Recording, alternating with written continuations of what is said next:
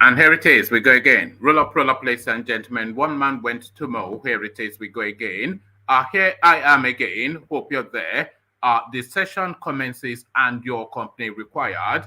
That thing that happens twice a day. Second, that thing that happens twice a day happening for the second time today. So I'm fulfilling all righteousness. Are you? One man went to mow. The eagle has landed. Another Savior, holy, holy, holy, holy, Adimebujuku. Another Savior, holy, holy, holy, holy, Adimebujuku. Well, this is Mobien. This is dedicated to the gallant heroes of the Nigerian Biafra War and IPO families all over the world. I remember the Nigerian Biafran War, in the thickness of the Biafra genocide. Hey, one man revived the vanishing hope to life. Let the great Biafran army to fight, and they were singing out, holy, holy, holy, holy, is another Savior. They were singing out, holy, holy, holy, holy.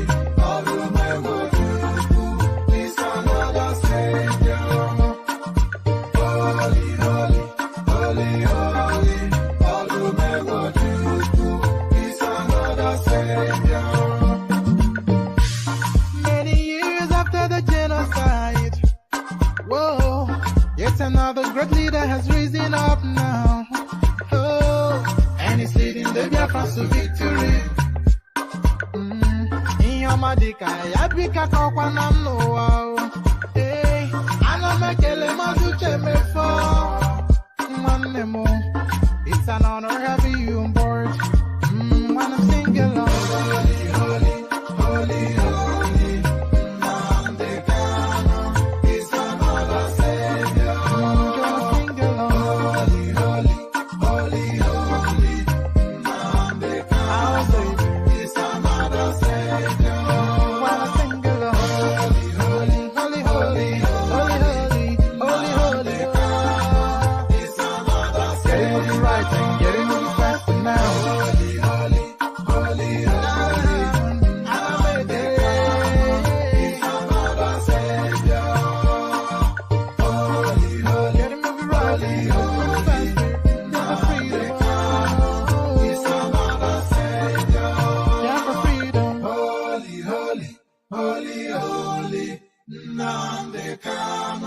Is another Savior.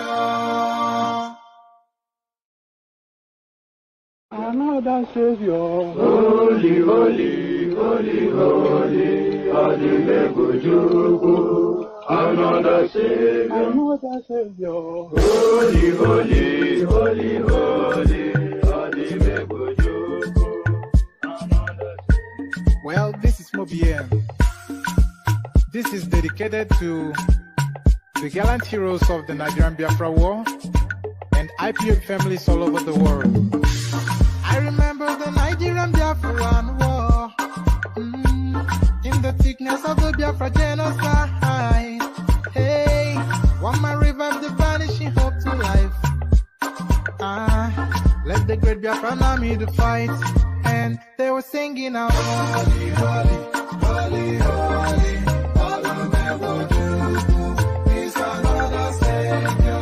They were singing out, holy, holy, holy, holy, is another Savior. Holy, holy, holy, holy, is another Savior. Many years after the genocide, whoa, yet another great leader has risen up now. Oh, and he's leading the Biafrans to victory. Inyamadika, Yabika Kokwanam Noao. Hey, Anamekele Mazuche Mefo. And there it is, the holy, holy song. So furrowed browed and looking on to see what's on offer. That's what I was doing. Holy, holy, as guys, I bring you this. Atiku's camp replies Obasanjo over running mate statement.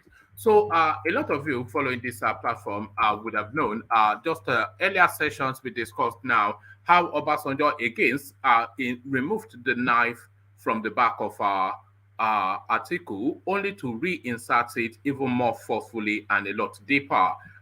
One of my biggest mistakes in life was in choosing my running mate as a civilian president, was what Obasanjo said. So Atiku, of course, could not let that go, especially he being in the throes of electioneering now. So he claps back. Atiku's camp replies Obasanjo over a running mate statement. So quite what Atiku has to say, we find out shortly. So this to be found out shortly as well. This is an ongoing saga that grips the entirety of the Nigerian space. Ekweremadu, of course, we've heard from all quarters. We've heard from the brother of the victim. We've heard from the Ekweremadu camp, even though not from the Ekweremadus themselves, for reasons of being locked up in one of our Majesty's establishments. So we've heard from so many people. Ebonyi State government has even taken a position trying to intercede, intimidate, I meant to say, the family of this boy that is in question. So we've heard from all manners of people. So now we hear from the victim himself. How I was lured to United Kingdom to harvest my kidney for ex-Deputy Senate President Ekweremadu's daughter. The victim is the attribution, so from the horse's mouth. So now we get a real feel towards the truth of what on that. Well, we get a real feel towards the truth of what actually underlies this whole saga. How I was lured to the United Kingdom to harvest my kidney for ex-Deputy Senate President Ekweremadu's daughter. A headline attributed to the victim, so we find out exactly from the horse's mouth. So from that to this, those who left Apga for Labour Party, labor in vain. So this is Soludo now, the now new driver of the vehicle once owned by Peter Obi, the Anambra State governorship I'm talking about. So Soludo being the current Anambra State governor, Obi being the past but one immediate Anambra State governor, Obi now having ambitions higher and more nationalistic, but Soludo stabs him in the back. Those who left Apga for Labour Party, labor in vain, Soludo speaks. So, so much for the solidarity amongst the tribes. So there it is. National Grid, Serap sues Buhari over missing 11 trillion naira electricity fund. So this is how much Buhari has stolen from the Nigerian coffers, and this is just one theft, by the way. Imagine what 11 trillion naira is. That is what about that should be about 6, 7, if not $8 billion. So this is what these people have said. These people are saying has just been disappeared from the Nigerian coffers. This is the price of darkness. National Grid, Serap sues Buhari over missing 11 trillion electricity fund. So quite what happened to the money, Aboki has packed it in Daura somewhere, or probably taking it to Saudi or Dubai, because they steal their monies to the Arab spaces, don't they? So from that to this, Igboho announces plan to return to Nigeria, laments damage to multi-million naira vehicles, others during secret police DSS 2021 raid on his house. So Showore, not Showore, but Igboho rather. So Igboho now fully somewhat recovered, but and recovered both in the physicality and mentally as well. It sounds like, because it sounds like he's back to his full potency and is ready to take on the fight again.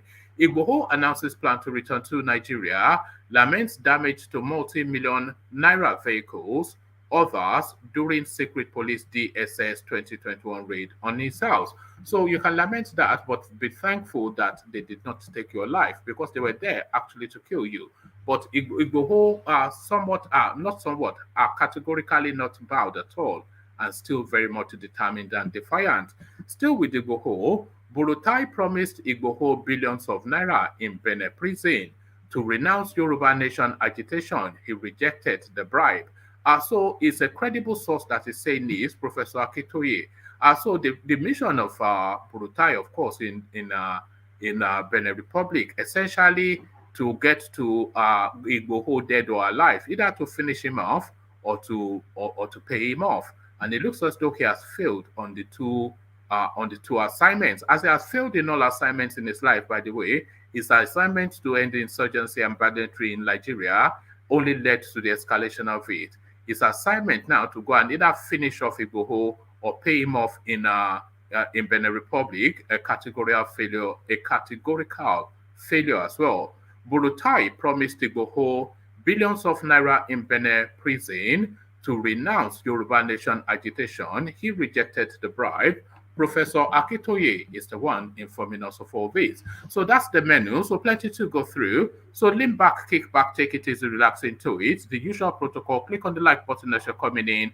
Click on subscribe if you haven't done that already. If you want to come join me on the screen, click on the hyperlink that says StreamYard.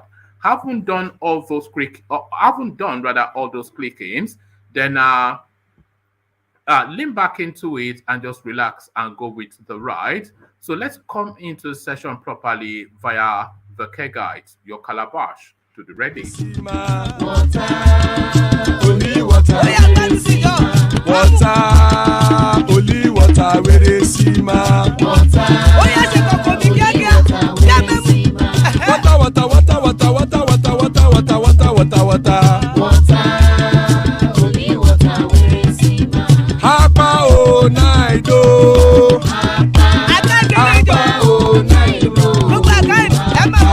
Hapa you don't come o.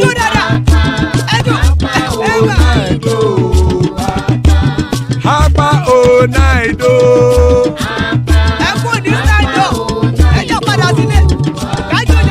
Oro kẹ̀kẹ́ ẹlẹ́mù yé o. Ibe sodi kẹ̀kẹ́ ẹlẹ́mù rẹ o. Bobby master kẹ̀kẹ́ ẹlẹ́mù rẹ o. Chief Waila ti kẹ̀kẹ́ ẹlẹ́mù rẹ o. Eruku lẹ̀lẹ̀ ẹlẹ́mù dé. Eruku lẹ̀lẹ̀ ẹgbẹ́ ẹlẹ́mù dòde ojàre o. Eruku lẹ̀lẹ̀ Ghana ti dé ẹgbẹ́ bọ́dì o. Ọmọ ẹlẹ́yẹ ẹyẹ o ó dilé o. Odúyẹ̀lá ẹyẹ o ó dilé o. Petrosonana ẹyẹ o ó dilé o. Petrosodunke ẹyẹ rẹ̀ ó dilé o.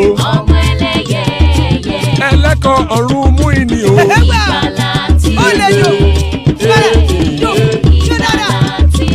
Àkùkọ ọ̀run mẹ́kọ̀.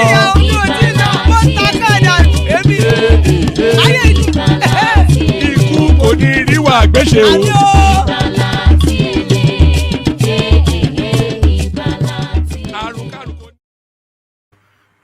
So there it is right there. Iku Koniru Agweshe, potent, powerful prayer by the care guides. Iku Koniru Agweshe. Iku Koniru Agweshe, as guys, I bring you this. Atiku's camp replies Obasanjo over running mate's statement. So you know the precursor to this. So now let's find out what the latest installment is. Abdul Rashid Shehu, founder of Atiku Kawai Media Group, has said that former President Olusegun Obasanjo is very bitter, that former Vice President Atiku Abubakar frustrated. Oh, right, this is where they're going with this. So, yes, it's the old story, I'm afraid. So let's take that from the top again. Bear with me one moment. Let me just come off the screen just for 1 minute second. One momento. 1 minute second.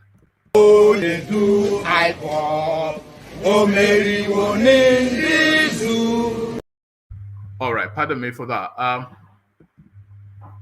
So Abdul Rashid Shehu, founder of the Atiku Kawai Media Group, has said that former President Olusegun Obasanjo is very bitter, that former Vice President Atiku Abubakar frustrated his tenure elongation agenda, otherwise known as the third term agenda, in 2007.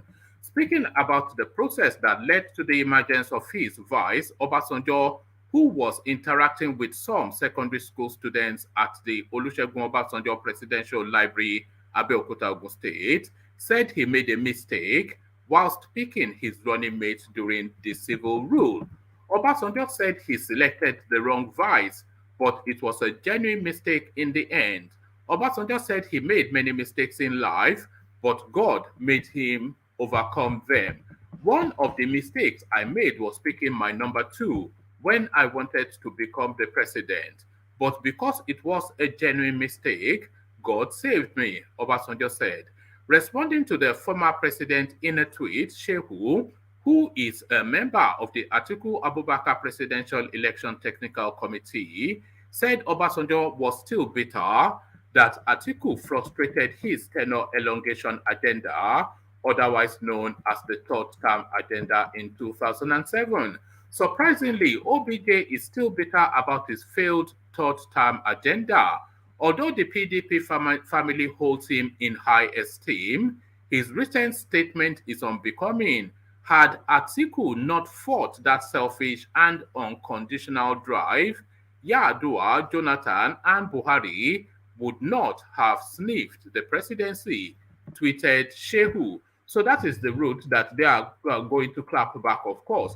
And any opportunity, of course, to stab this guy. I think there was been only one instance that Obasanjo has ever really showed a toying, T-A-W-I-N-G, a toying of feelings towards Atiku. And that was when he wanted to use him as a tool to chase Buhari out of government in 2019. But really, he's never had time for this element. But why has he not had time for this element? He's had 2 terms with Atiku, 8 years. So if he had come to the realization that Atiku was off no good, why did he run a second term with him to complete an 8-year term? So there's something somewhat unreviewed still in Obasanjo's feelings towards this guy. So I don't buy into the third term narrative because I don't especially think Obasanjo was in pursuit of a third term, but there is something in that mix that is yet to be revealed. Atiku claps back, of course, with the third term narrative. So from that to this, how I was lured to UK to harvest my kidney for ex-deputy Senate President Ekweremadu's daughter. So at last we hear from the horse's mouth. David Nwamini Uko, the young man involved in the organ harvesting allegation against the former Deputy Senate President Ike Ekweremadu and his wife Beatrice, has broken his silence. Uko, whose kidney was to be harvested for Sonia, daughter of the Ekweremadus, said he was lured to the UK and the move was without his consent. The Nigerian couple have been arrested and charged in the United Kingdom for attempting to harvest the kidney of Uko.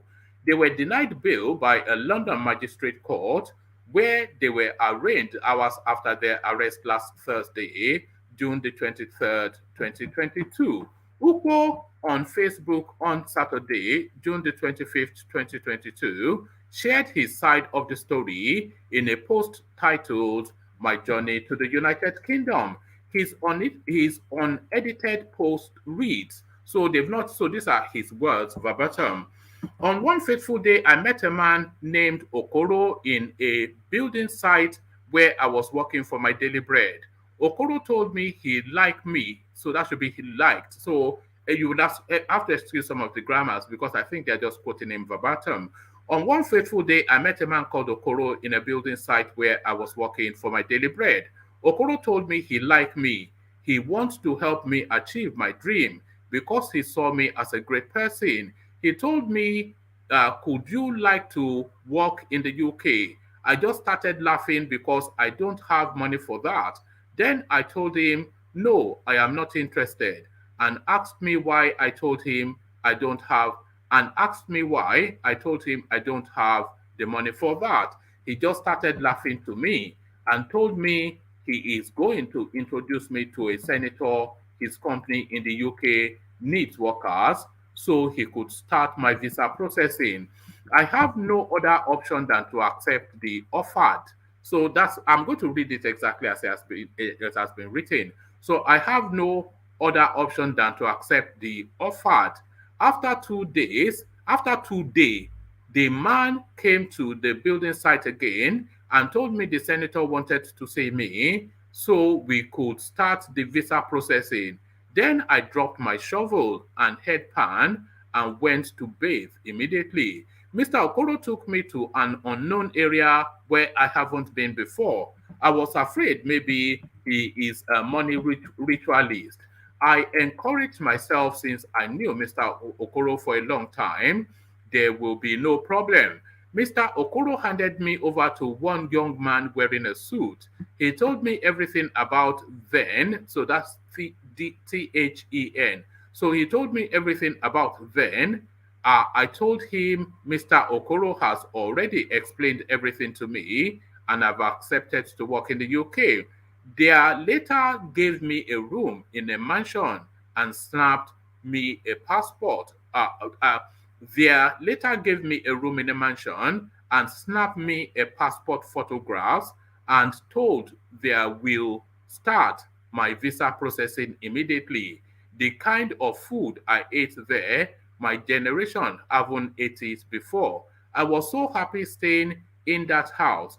After a week, they told me my visa and passport are ready. They told me we are going to leave tomorrow. I was taken to airport from there. We land in UK. I was taken to hospital in UK. When we landed in hospital in UK, I was told I went for a medical test to check my health status. If I was fit for the work, I accepted without question. I thank God for Dr. Harry, who told me everything, and I told him why I am here, and he later called police for my rescue. So this is what this guy has said. So these are his words verbatim. So Lord, under false pretenses, and with the promise of work, and to the point then that he ended up in hospital with his kidney about to be harvested. So that is his story. But does that story rhyme with reason? That is the question. But that is his story. So from that to this, those who left Apga for Labour Party labor in vain. So this is Charles Soludo now, sticking the knife into Peter Obi's ambition. Governor Chukwuma Soludo of Anambra says the former members of the All Progressives Grand Alliance who defected to other parties made the wrong decisions. Mr. Soludo, who stated this whilst addressing party faithfuls at the Governor's Lodge, Bia, Aqua South local government area, said Apga remains the most formidable party.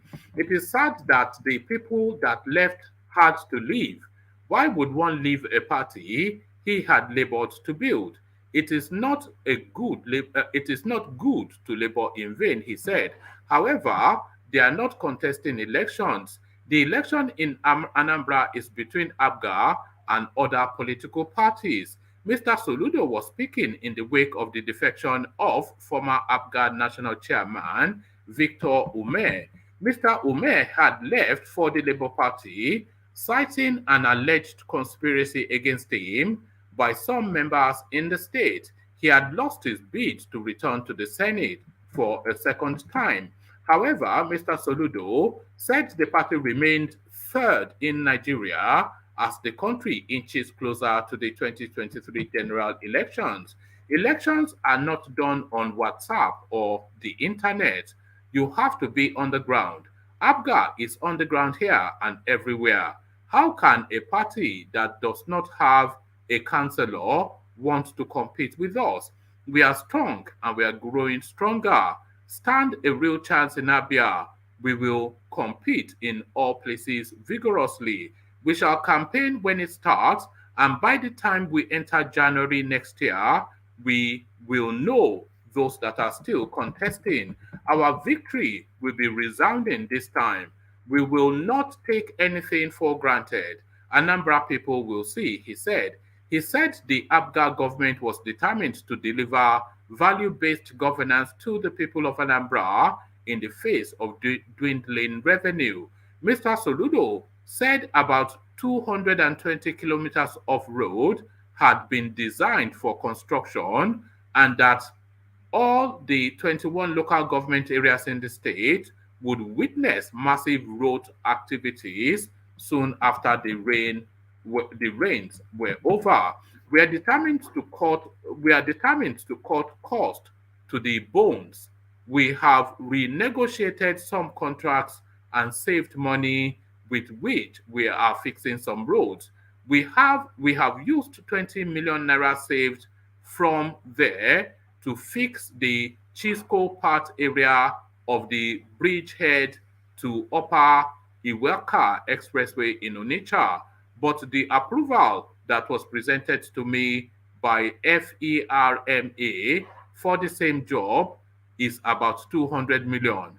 But by this week, it will be done, he said. So there it is right there. Soludo then sticking the knife into the Peter Obi ambition. So there it is. Welcome to Real Politics. National Grid, Syrup sues Buhari over missing 11 trillion naira electricity fund. President Mohamed Buhari has been dragged to court by the Social, Economic Rights and Accountability Project for allegedly failing to probe allegations that over 11 trillion naira meant to provide regular electricity supply since 1999 may have been stolen, mismanaged, or diverted into private pockets. Channels Television reported that in the suit numbered blah blah blah filed last week at the Federal High Court, Lagos, Syrup sought for an order of mandamus to direct and compel President Buhari to investigate how 11 trillion naira meant to provide regular electricity supply has been allegedly squandered by government since 1999. This is coming after it was reported that Nigeria's electricity grid has collapsed at least 3 times within 5 months and 130 times in 7 years, plunging many households across the country into darkness. So there it is right there. The looting continues. Igboho announces plans to return to Nigeria, laments damaged. Sorry, let me take a sip of water. Igboho announces plans to return to Nigeria, laments damage to multi-million naira vehicles, others during secret police DSS 2021 raid on his house. Yoruba Nation agitator Sunday Adeyemo, popularly known as Sunday Igboho, says he will return to Nigeria after his long sojourn in Benin Republic. Igboho was last year arrested alongside his wife in Cotonou, Benin Republic, by security operatives in the West African country on July the 19th after fleeing Nigeria to evade arrest by Nigeria's Secret Police DSS, Department of State Services. The DSS declared Igboho wanted after its operatives carried out a bloody raid on his residence in the Soka area of Ibadan, Oyo State, killing 2 people and arresting 12 aides, but Igboho escaped. Whilst Igboho's wife was released from police custody, Igboho was kept in detention before his eventual release. In an interview with our correspondent, Igboho noted that he is not scared of being arrested by operatives of the DSS upon his return to Nigeria, as he believes in the judiciary. I am going back to Nigeria soon, he said in the interview. In September 2021, an Oyo State High Court granted a relief sought by Igboho and ordered the Nigerian government to pay him 20 million compensation. I am going back to Nigeria soon, he added. I believe in the judiciary.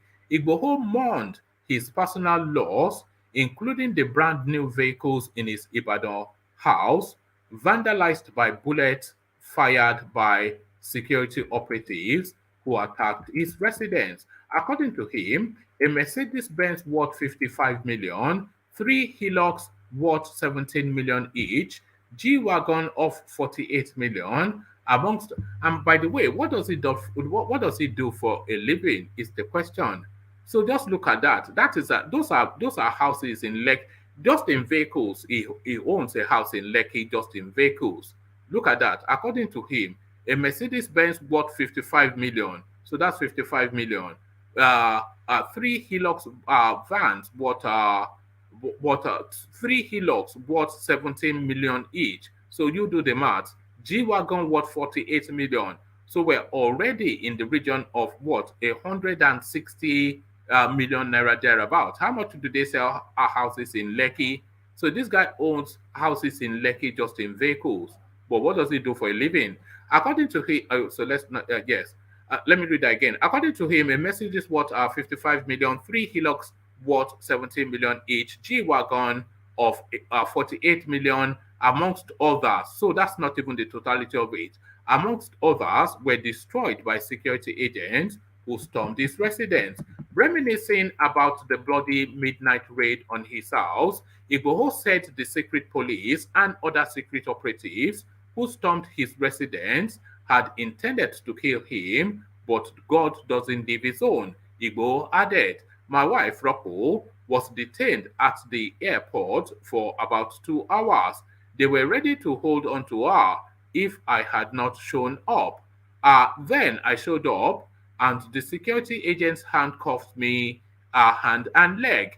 If I knew that could happen, I wouldn't allow her to follow me to the airport. She had already obtained my travel documents from the German government, and I would have asked her to go separately, but God knew how everything went that way. Asked how he made it out alive during the DSS raid, Igboho instantaneously declined further comments. It is not yet time to speak.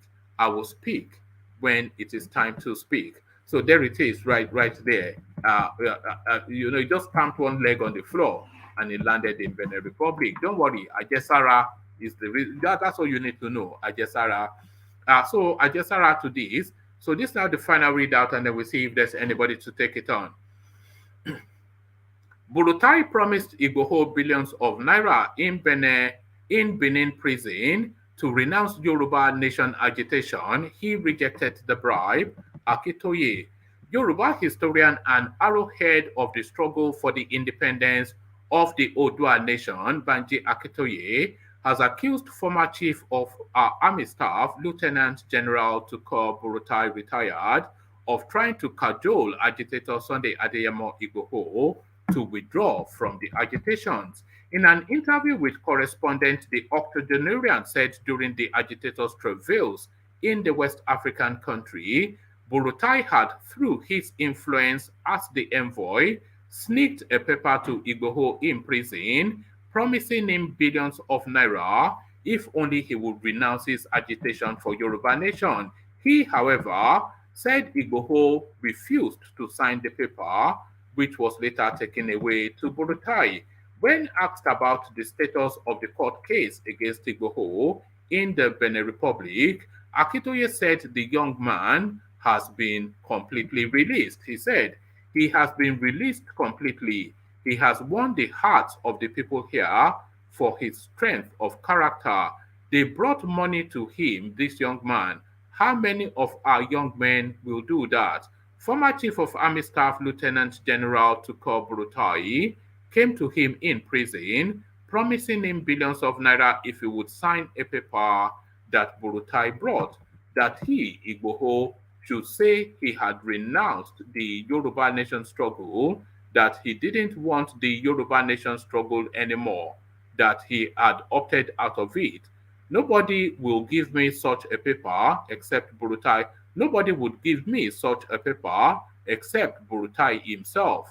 But Sunday saw the paper. Buratai took it away. So there it is right there. So that is from Professor Akitoye, of course. So who deems it then brave enough to cast it as a lie. So that is what the professor is saying. I'm not quite sure, not independently verified, of course, but nevertheless, the wordings from Professor Akitoye. So let me give you this headline. I might not give you the readout. We have registered over 2 million members in Borno. That is the NNPP chairman. So that is the Kwakwanso party informing us of this. All right. So that's that. So now let's see now who's there to take it on. So Tony, I see you.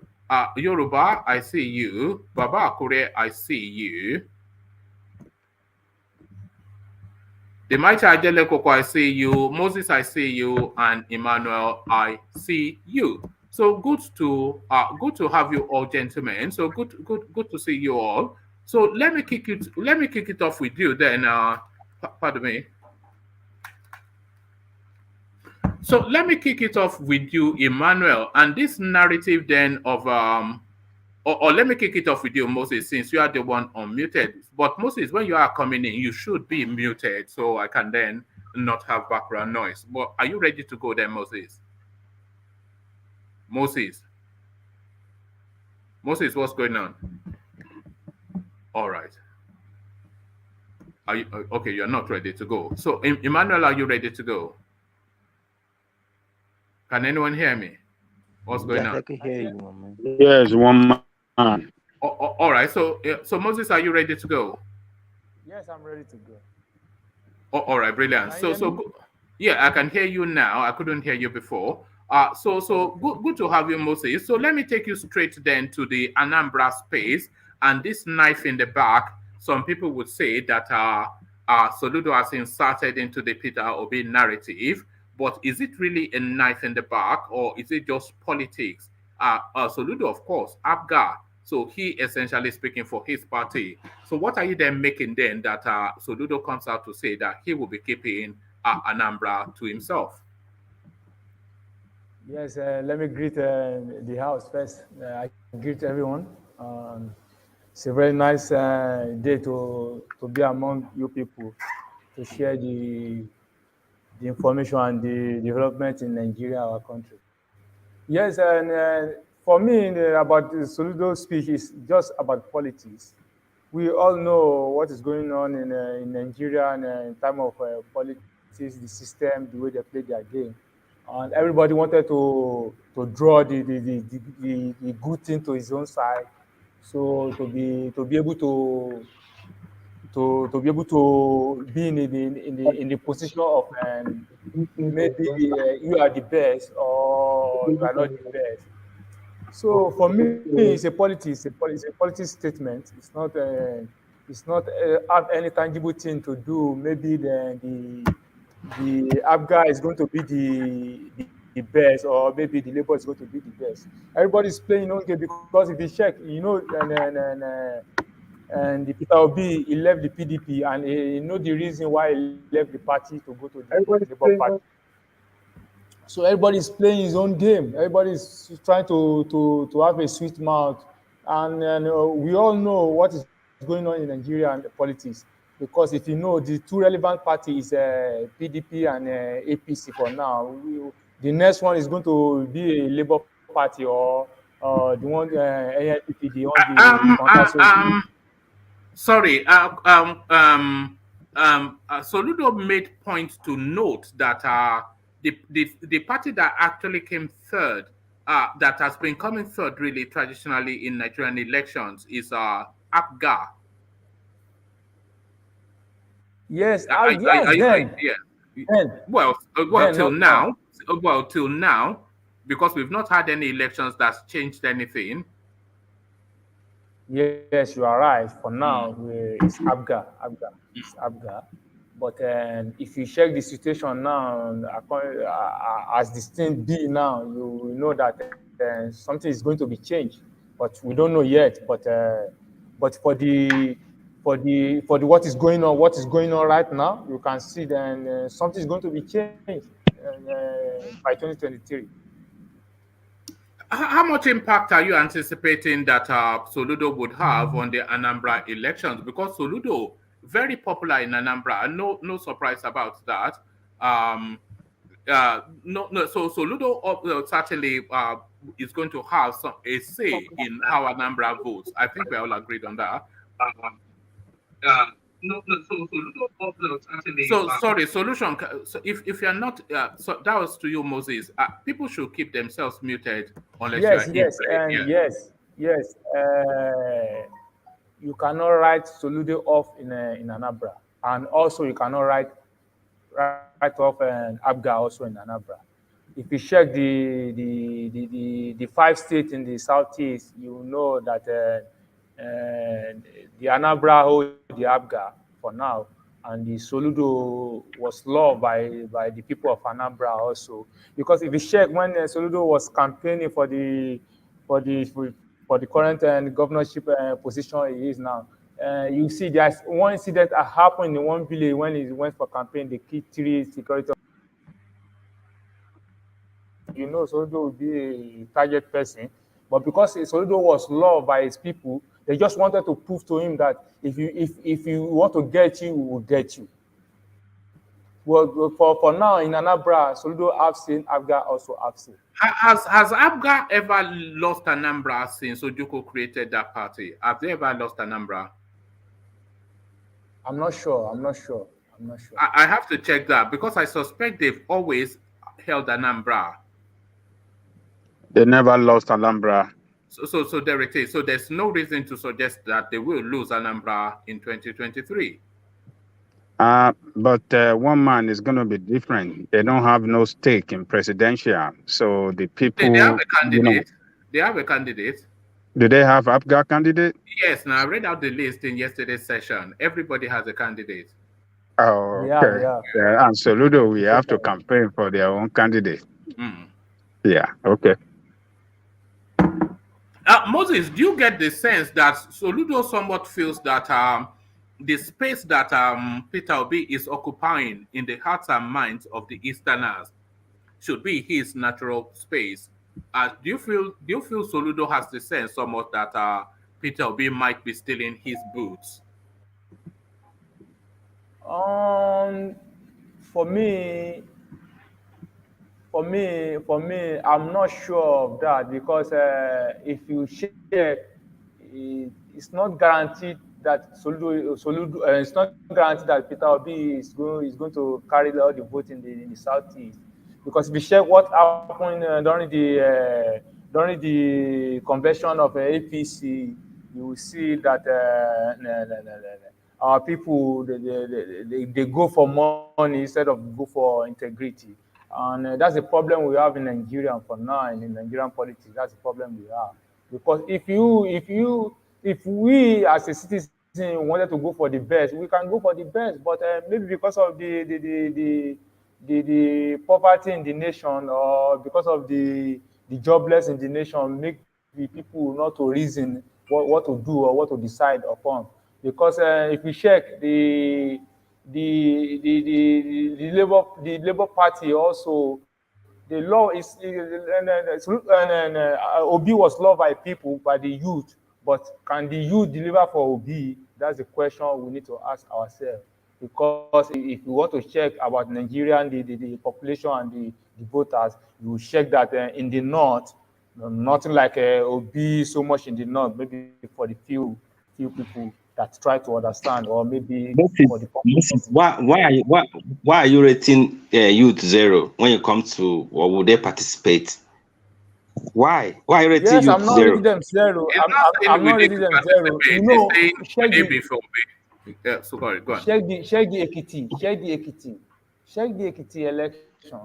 Ekiti election will show you what is going to happen. Leave that one. Leave Ekiti aside.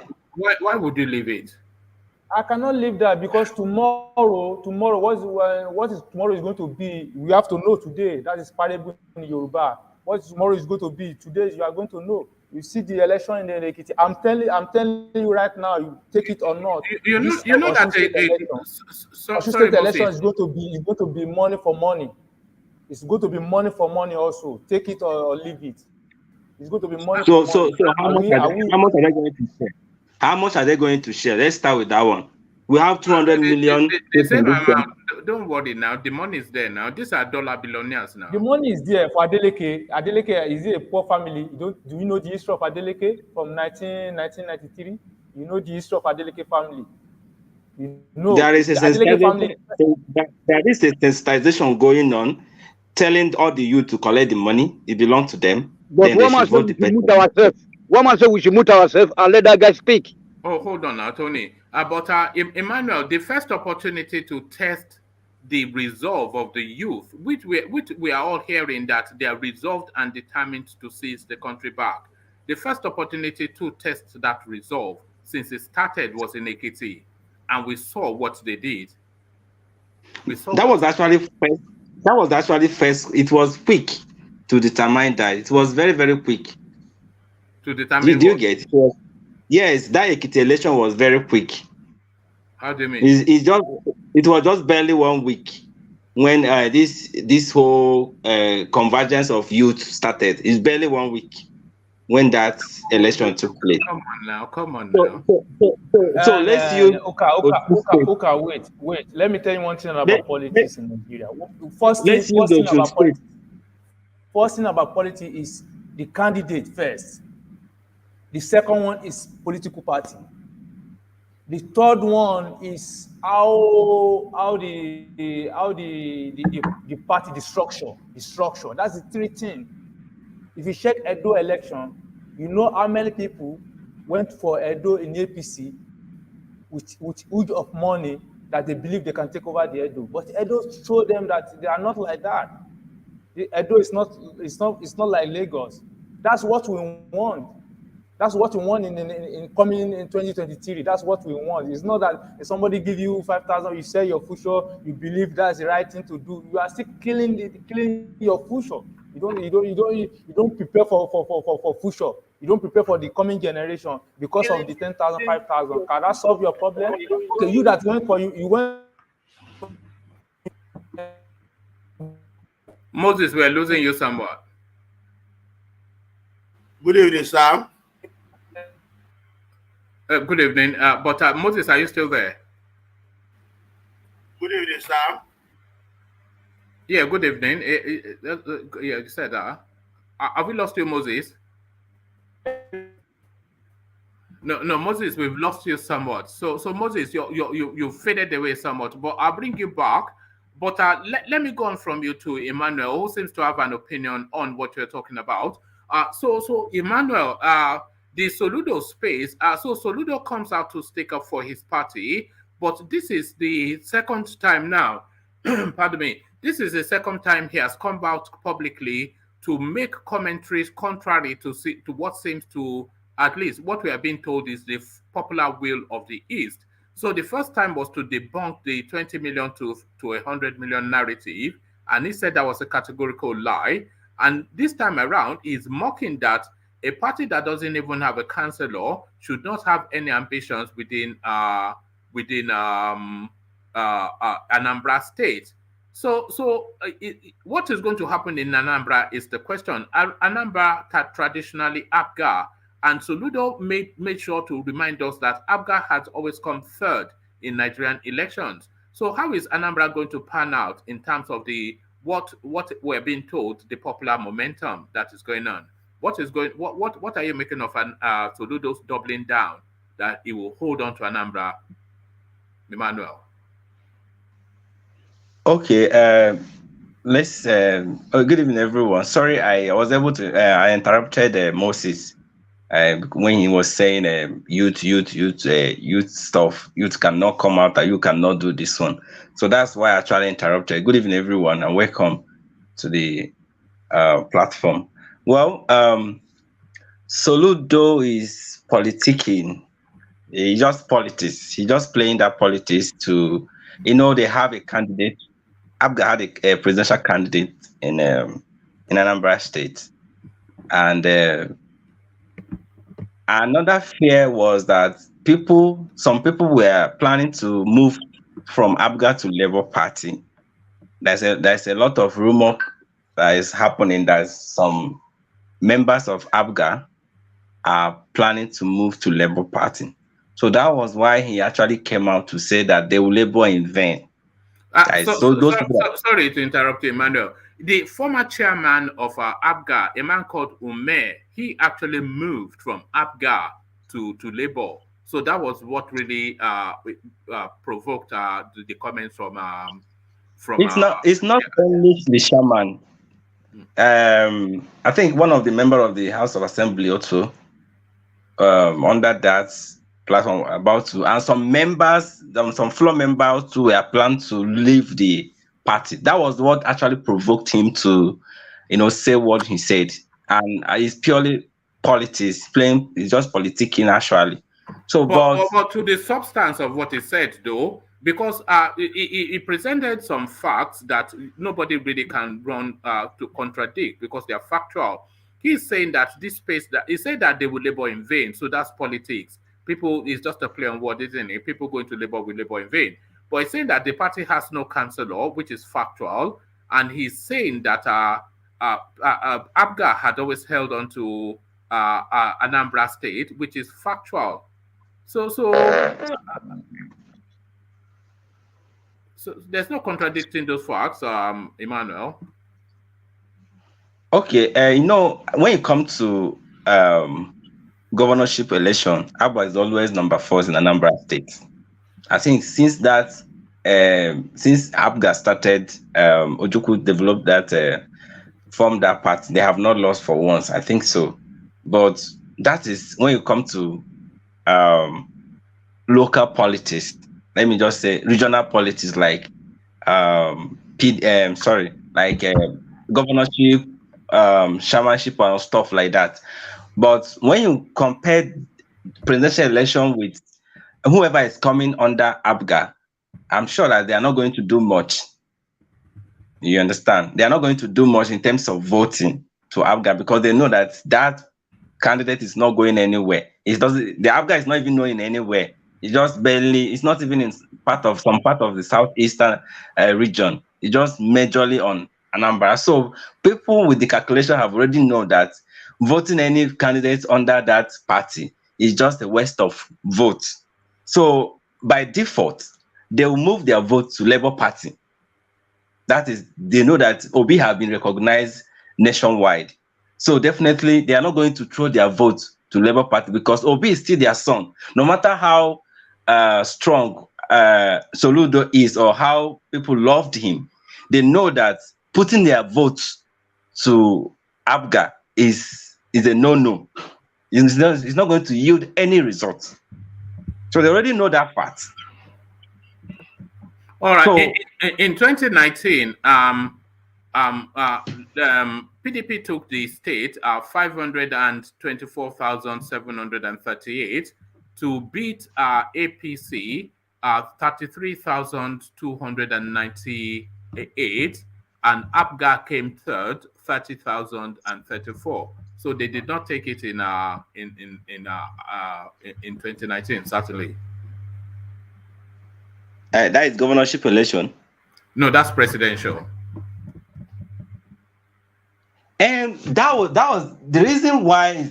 In fact, this one is different because their son, and the son they loved, is coming, and this son has been recognized nationwide.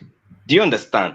So that number they enjoyed last 10 or 2019, they will not get up to that this time around because they know that that party, that candidate, is not even crossing Benue State. So they already know that. Ask any of them that's one of the members of Apga, they will tell you that they are not even voting Apga when it comes to presidential election. They will vote Apga in governorship and other election. But when it comes to presidency, they are not voting Apga. They might still have some people that will drop their votes there, but no. That number that Apga draw last 2019 election, they will not be able to get it up to a quarter of that. No, all right. It'll be interesting because it looks as though Soludo has taken it upon himself to see it as a personal battle of popularity between himself and Peter Obi in Anambra State. So we'll see who that. When you come to popularity, Obi is more popular than Soludo. So that one is. You think yes. so? Yes, of course. Very, very popular more than him. In Anambra. In Anambra State? I said not only in Anambra State, I said across the region. All right. We see how that pans out. Hello. So whatever he's planning or whatever he's claiming that Obi have taken his space is not even like let him finish the governorship election first. So let's know what he can deliver. That's the only thing we are using to judge all this stuff. Let him finish. Let's judge him from his antecedents. All right, it'd be interesting though, because that's somewhat of a chipping away at Peter Obi, because with the momentum so fervent, you'd have thought that Soludo would at the very barest minimum keep quiet and let the will of the people carry through. But he seems to be somewhat countering Peter Obi from within. Does that surprise you? Yeah, of course, it's not a surprise. Soludo is a leader in a party leader in Apga. So of course he just where that's how APC and PDP are scared of what is happening within the Labour Party. That's how he should be scared of. He's just scared of how Obi is enjoying a number of youths across Nigeria. You understand? And these youths are using their money to do things that Labour Party have not even mapped out any amount of any money to any of them. They are using their money to do all this stuff they are doing. So that's why all of them are scared, and they are coming up with all kind of lies, all kind of propaganda, all kind of stuff, just to tarnish his image. So, but it's a no-no to youth. We know that one. We have already sealed our mind and sealed our soul, sealed our everything for Obi. So whatever they are coming up with is not going to work, because we are determined to take this country back from them. So it's a no-no. All right. I mean, good luck with that, but I would encourage that you also try and have some presence in the north as well, because you need Sokoto State, Katsina State, Kebbi State, Borno State. You need all of these places to win the presidency. You will. Yeah. Currently now we are. In fact, there's this news I just finished reading now. The chieftain of NNPP say that Kwankwaso can never be vice president to Obi. Yeah. And that has been okay. You saw the news too. Yeah, so it was one of the news I wanted to bring, but just decided let me just leave that one. Yeah. So that has been established that he cannot be, though they are still begging Obi to come and be their vice, which it can never happen, even though the moon is falling. So he should look for maybe he should go to Wike if Wike can accept him and all stuff like that. But what we have to Wike, and according to them, they say they are going to Wike if Wike can be their vice. Okay, the Kwakwanso movement are going to Wike, Yemson Wike. According to them, yes. According to yes. So Obi has already known, according to the insider, we already know the person that's coming out as a vice president. Like I was telling you people, it's not mainly Kwankwaso is not 100% candidate that we are rooting to be a vice. That we already have other options, and one of these options is mainly a younger person to come and be the vice president. Even this man, if the current VP place holder, say that we're even looking for a younger person. So let's leave that one for North. As I'm speaking to you now, we already have a lot of. Do you think the North can be penetrated with a younger name? Yes, we're already penetrating. We're already penetrating North as I speak to you now. You understand? What do you mean you're already penetrating North? Of course, we already have northern leaders taking up this whole thing back to their regions, and they are not doing it in the town. They are going to do it in the local government. I'm one of the people inside. I'm just telling you what is happening, and because we are not really showcasing all the stuff like that, we're already going all those. You see, my concern is that the way the northern system works, and we know the way the northern system works. They vote in blocks, as we know, and they vote to instruction, as we know, and they vote to the direction of a patriarch, as we know. So that's always been the tradition in the North. One man, we are not actually looking. We are not actually rooting to win in North. Do you understand? We are not going to North. How do you want to win presidency when you are not rooting to win in the North? No, I mean, like, we are just trying to take, because we already know the area we are going to win. We are going to win some part of South. Okay, give me your victory. Run us through your victory. Yes, the victory we are rooting is South-South, Southeast, Southwest, and North Central. Southwest? So, Southwest? Did you say Southwest? Yeah. Some part of Southwest, yes. Not all of Southwest. What part of Southwest? What part? What part? Yes. Okay, let us Osun State. You will win Osun State? Yes, Osun State. What's led you to that thought that you will win Osun State? One man, I'm telling you, I'm already an insider of what is happening. I'm telling you already what's going to happen. Don't worry about that. What's led you to the thought? Not thoughts. Do you know who is the governor of Osun State? The governor of Osun State? Yes. Boyega Oyetola is his name. Oyetola? Yeah. Do you know who he is? I've not met him one-on-one now. No, he's Tinubu's cousin. Tinubu's cousin. What are you talking about? One man. I keep telling you that the narrative you're painting now, that is not how this thing is working. Right. You people are categorizing on this politician that are going to influence the electorate. I keep telling you that is not going to work this time around. You will win Osun State. Are you sure about that? Osun State. How is that possible? How would that be possible? How will that be possible? That one man is not only Osun State. Peter will be from Anambra State. One man is not only Osun State. Really? See, Lagos State. Lagos State. We are going to win. Lagos State in his hands that is held since 1999.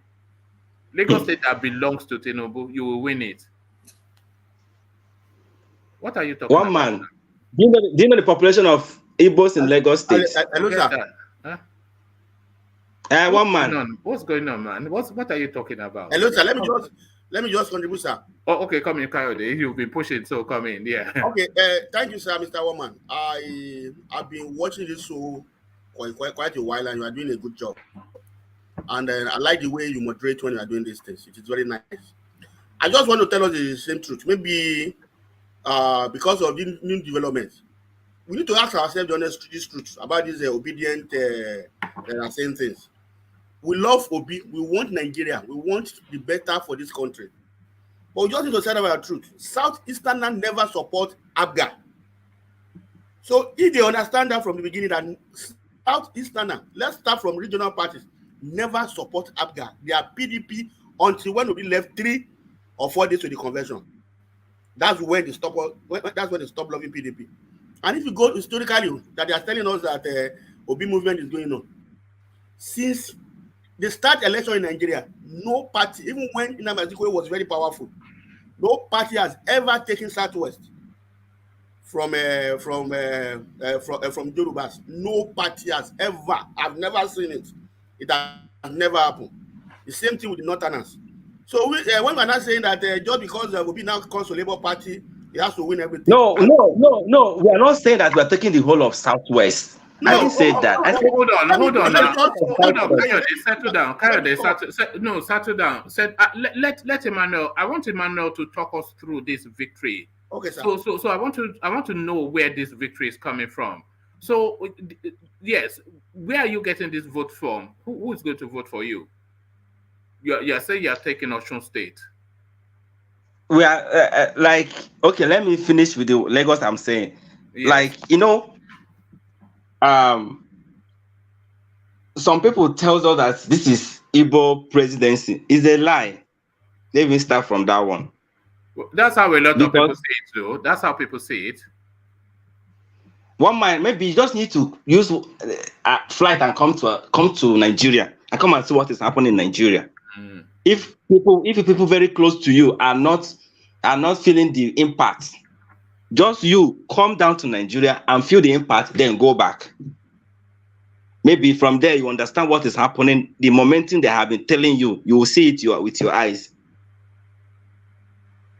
Because the major thing, in fact, I have inside that, that's why I mentioned that Osun State. Look at what Kolata is saying to you. It says, Emmanuel, pass me what you are drinking and smoking as well. He wants you to pass him what you are smoking. He says Amsterdam blend. This is but carry on. He says Kolata is accusing you of Amsterdam blend. But carry on. I'm not smoking anything. I'm not smoking anything. All right, carry on. So can I come in? I'm not saying that Labour Party is just the whole of Southwest. Yeah. So Lagos State,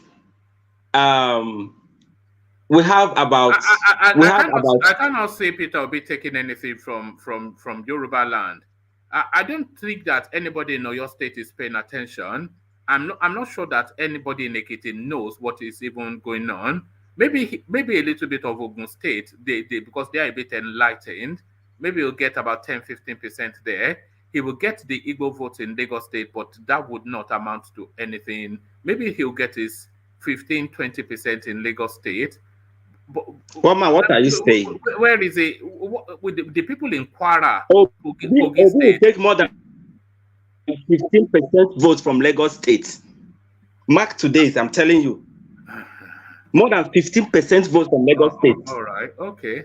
All right. Emmanuel. One man, please, come to Nigeria. One man, please. Maybe next month or just find a way, come to Nigeria. If I go to that Lagos State. Emmanuel, let me chip in.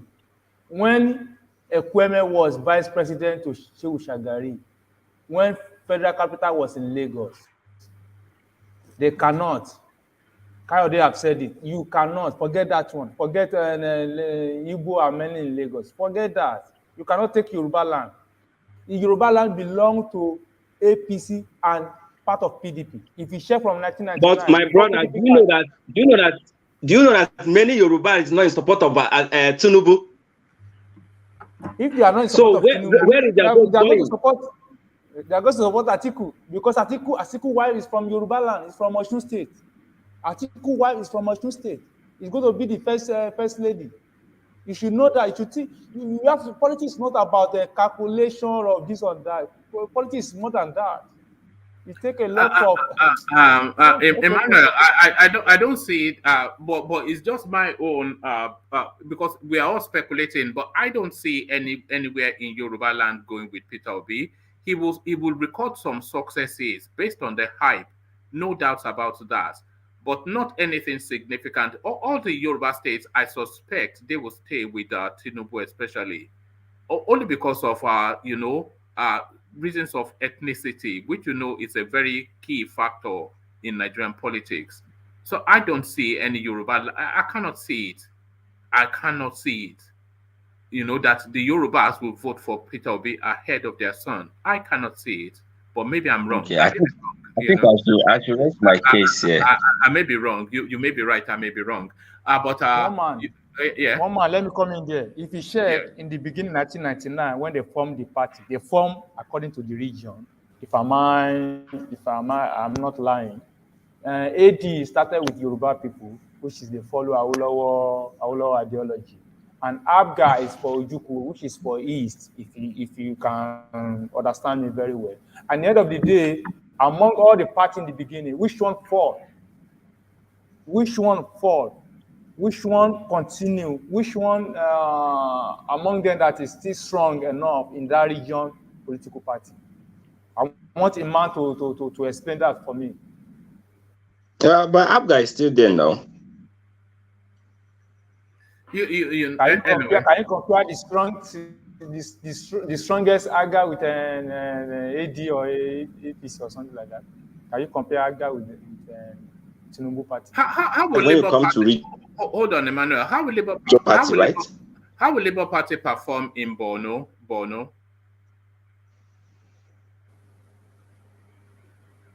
Emmanuel. That is That is you talking about Apga, right? No, Labour Party. How will Labour Party perform in Borno? In Borno State? Yes. Well, one man, I'm telling you that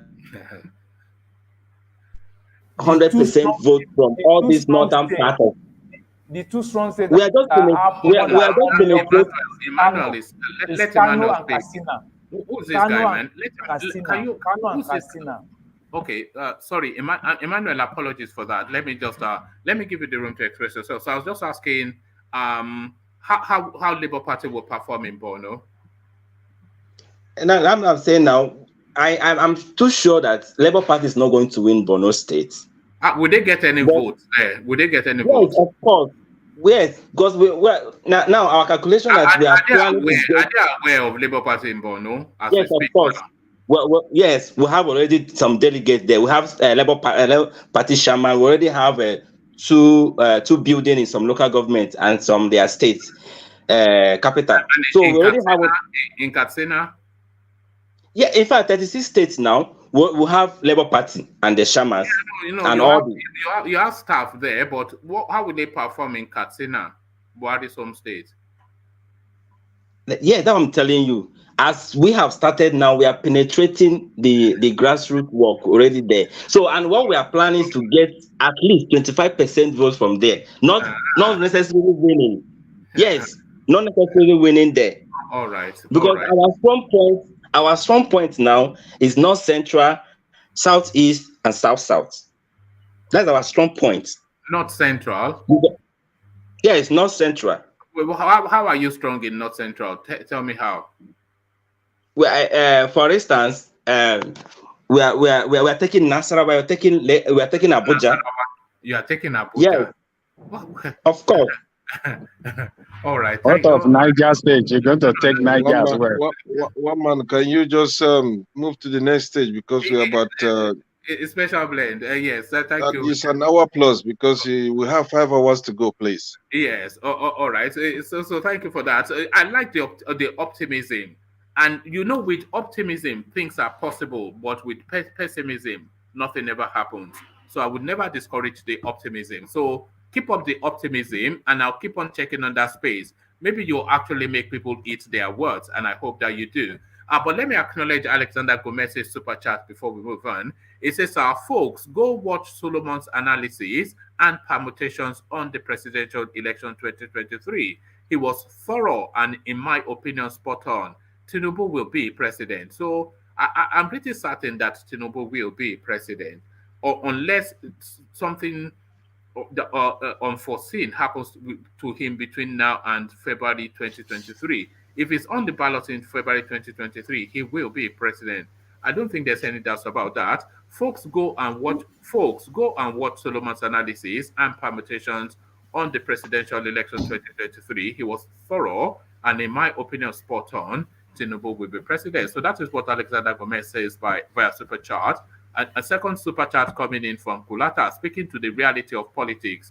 A few Fuji concerts and Yoruba Ronu should seal the southeast. Yoruba Ronu. So Yoruba Ronu, if you are a Yoruba man, then you know what that means. Then Yoruba Ronu, that means the Yoruba think deep. That is usually the clarion call for Yoruba space. Yoruba Ronu, which is Yoruba think deep. So it's the ethnicization of the politics that Kulata is talking about. A few Fuji concerts and Yoruba Ronu will seal the southeast. So that is Kulata, and he rounds it off with a second super chat. He says, Obi needs majority votes and 25% in 24 states. So that's it. The permutations don't do, but the optimism, we must never try to dampen the optimism. So keep up the optimism, and hopefully it does work out. So let's go on from you, Emmanuel, but stay in the conversation. I'll still do the rounds, but let's go to Baba Akure, who hopefully is still with us. Baba Akure, are you there? All right, let's go to Ajanle Koko. Ajanle Koko, are you there? Yeah, I'm here, one man. Yes, are you driving? Do you want me to go to someone else and come to you, or are you ready to go? I'm ready to go. I'm good.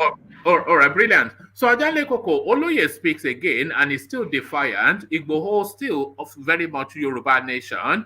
some of the things that have been happening in Benin Republic now coming into the surface.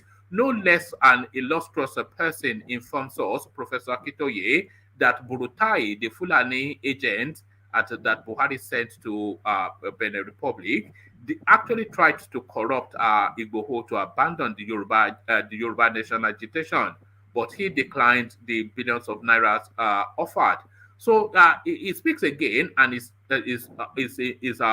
maybe threatening or informing, however you choose to look at it, to come back to Nigeria fairly soon. So how do you see the coming back of Igboho? Where do you think it will fit into the current goings on within Nigeria? And do you think the court order barring the authorities from harassing him will subsist? Or will it be picked up at the border to be seen no more? Igboho, the return of. What are you making of that, Ajani Koko? Thank you, Woman. Let me urge everybody listening to us around the world to please click on the like button, share, and subscribe if you have not done so. I don't see Igboho coming to Nigeria soon. As long as this administration remains in power, Igboho will not make an attempt to come to Nigeria because they have placed him under a wanted list. So if he should make any attempt and return to Nigeria now, he will land in jail. He will land in prison. They're still looking for him. So I don't think he'll be coming to now. They know, he knows too, and people around him knows that. They will never advise him to go to Nigeria. But it's a man that is full of hope. He's very hopeful that Yoruba nation will come. And he has demonstrated that he's not backing down. He believes strongly in Yoruba nation. And his recent statement shows his defiance against the administration. So I don't see him coming to Nigeria. Do you not think he should tone down his language for reasons of self-preservation?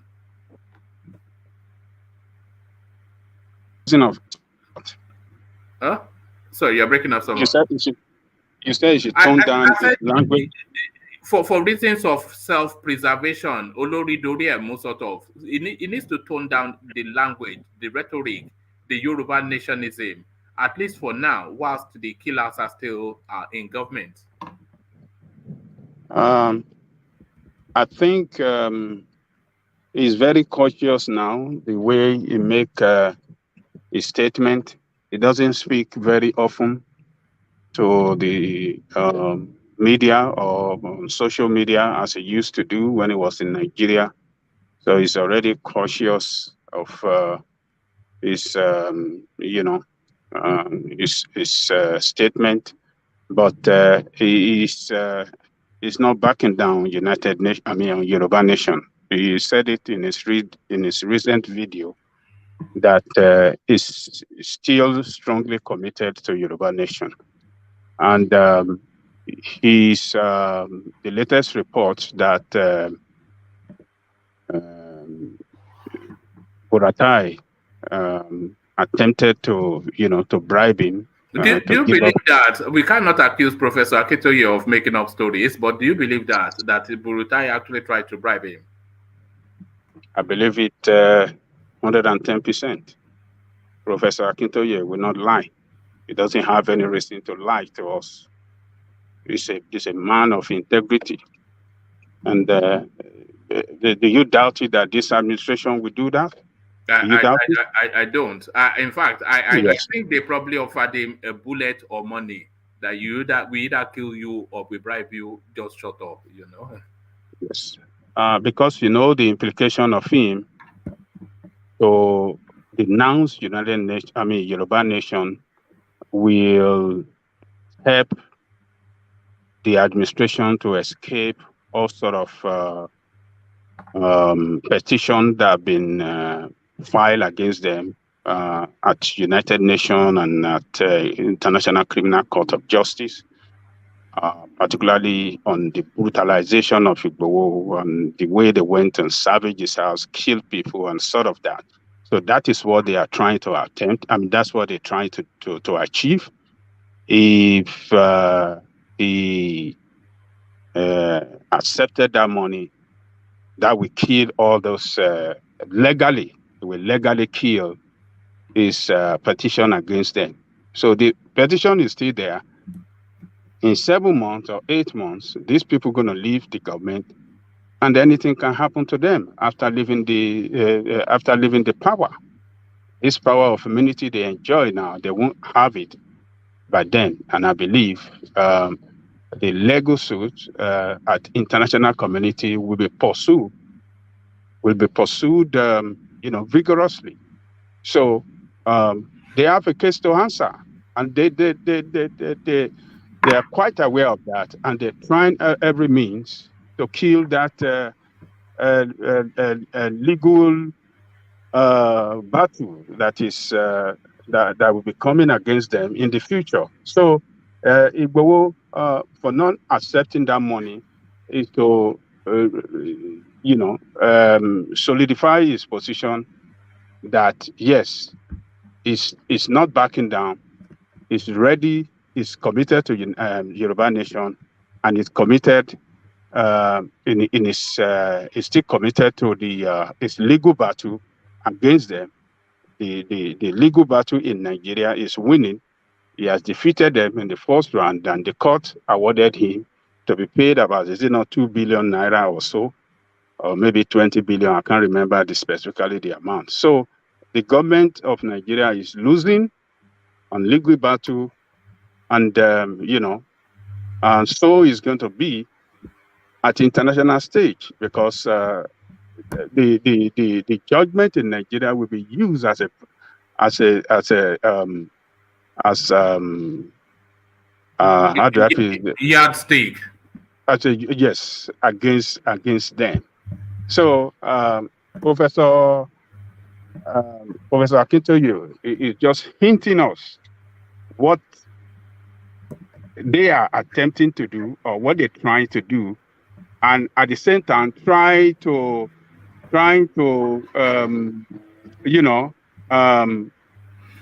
Do you think there'll be sorry, Ajale Yeah. Koko, do you think there'll be room for any of these secessionist agitations under the new incoming administration, especially if we end up either with a Peter Obi administration or a Tinubu administration? Do you imagine there'll still be push for the Yoruba nation under Peter Obi? Oh yes, yes, there'll be Or push for Biafra it. nation? No, anybody under Atiku, under Tinubu, the push will continue. And the only option that will be left for that government is to negotiate with them, is to call them to a meeting, negotiate and see, and listen to them and hear from them. What do they actually want? And what led to this agitation is very clear. It's injustice, fairness, and no equity in Nigeria. You don't think the Southeast would abandon Biafra under Peter Obi administration? You think they would not abandon the Biafra agitation? I don't think so as well, because Really? EPA and the rest of them are still agitating for Biafra nation, and they still call on people in the East to observe the Monday sit-at-home, and I believe they're still observing it in the East.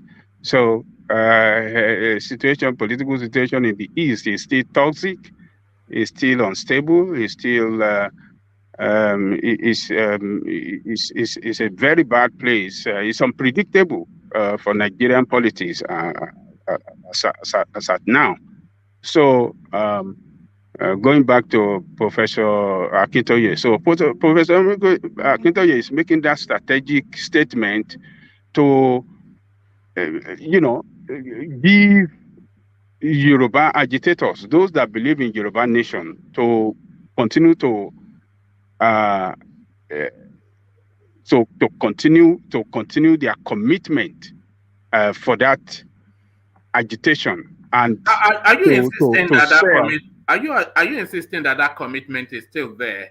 Because it's not in the headlines anymore. It's not in the space anymore. The Yoruba Nation narrative. I cannot remember the last time I heard it, and a few months ago I heard nothing else but.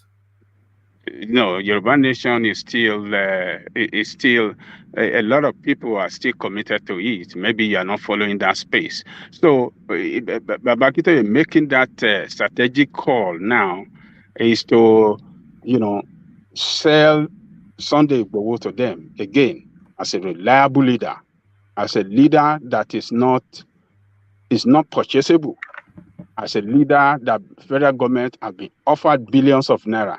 But because of his strong commitment to Yoruba nation, he refused. So, and that will tell them that, yes, they have a leader that have not abandoned them, a leader that is committed to the same cause, thereby urging those at home to stand strong, to remain strong and continue the agitation and remain committed to that cause. So that is what the call is. The reasoning for that call. That is what it meant for.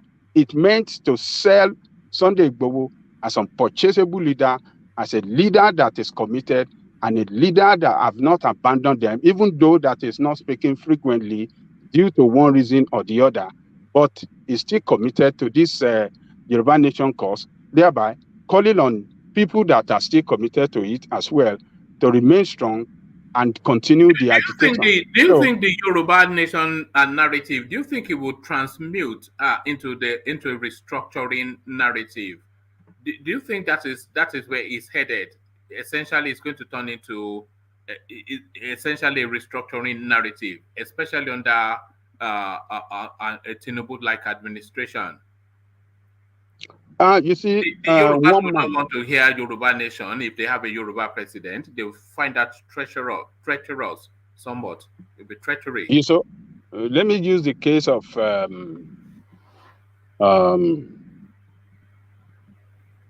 Professor Akitoye as an example here. He was for restructuring before he abandoned restructuring for Yoruba Nation. It was because of the failure of this administration to listen to people, to dialogue with people. This administration doesn't want to listen, doesn't want to dialogue, and we are seeing all this Fulanization effort, every strategic position are manned by Fulani in this country under this administration. So this is why a lot of people shifted from restructuring to Yoruba Nation. So if we have a new administration that comes in that shows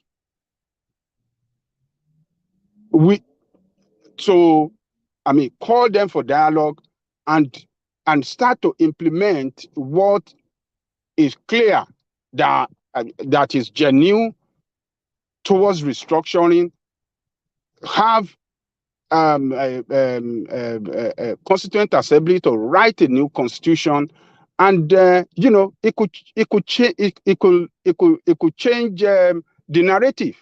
But as of today, with what we have in Nigeria today, with all position that matters, all the strategic position manned by Fulani, no, it's not. They will not shift ground. They will remain on Yoruba Nation. But if another administration comes in, invite them for dialogue, put forward a move that shows I don't see a Yoruba Nation agitation under a Tinubu administration. The Yorubas will not tolerate it. It will be an act of treachery. the Yoruba would not. Nobody will want to hear Yoruba nation under a Tinubu presidency. Who would tolerate it? Why? Who is not going to? If it's not doing the right thing, you think Yoruba?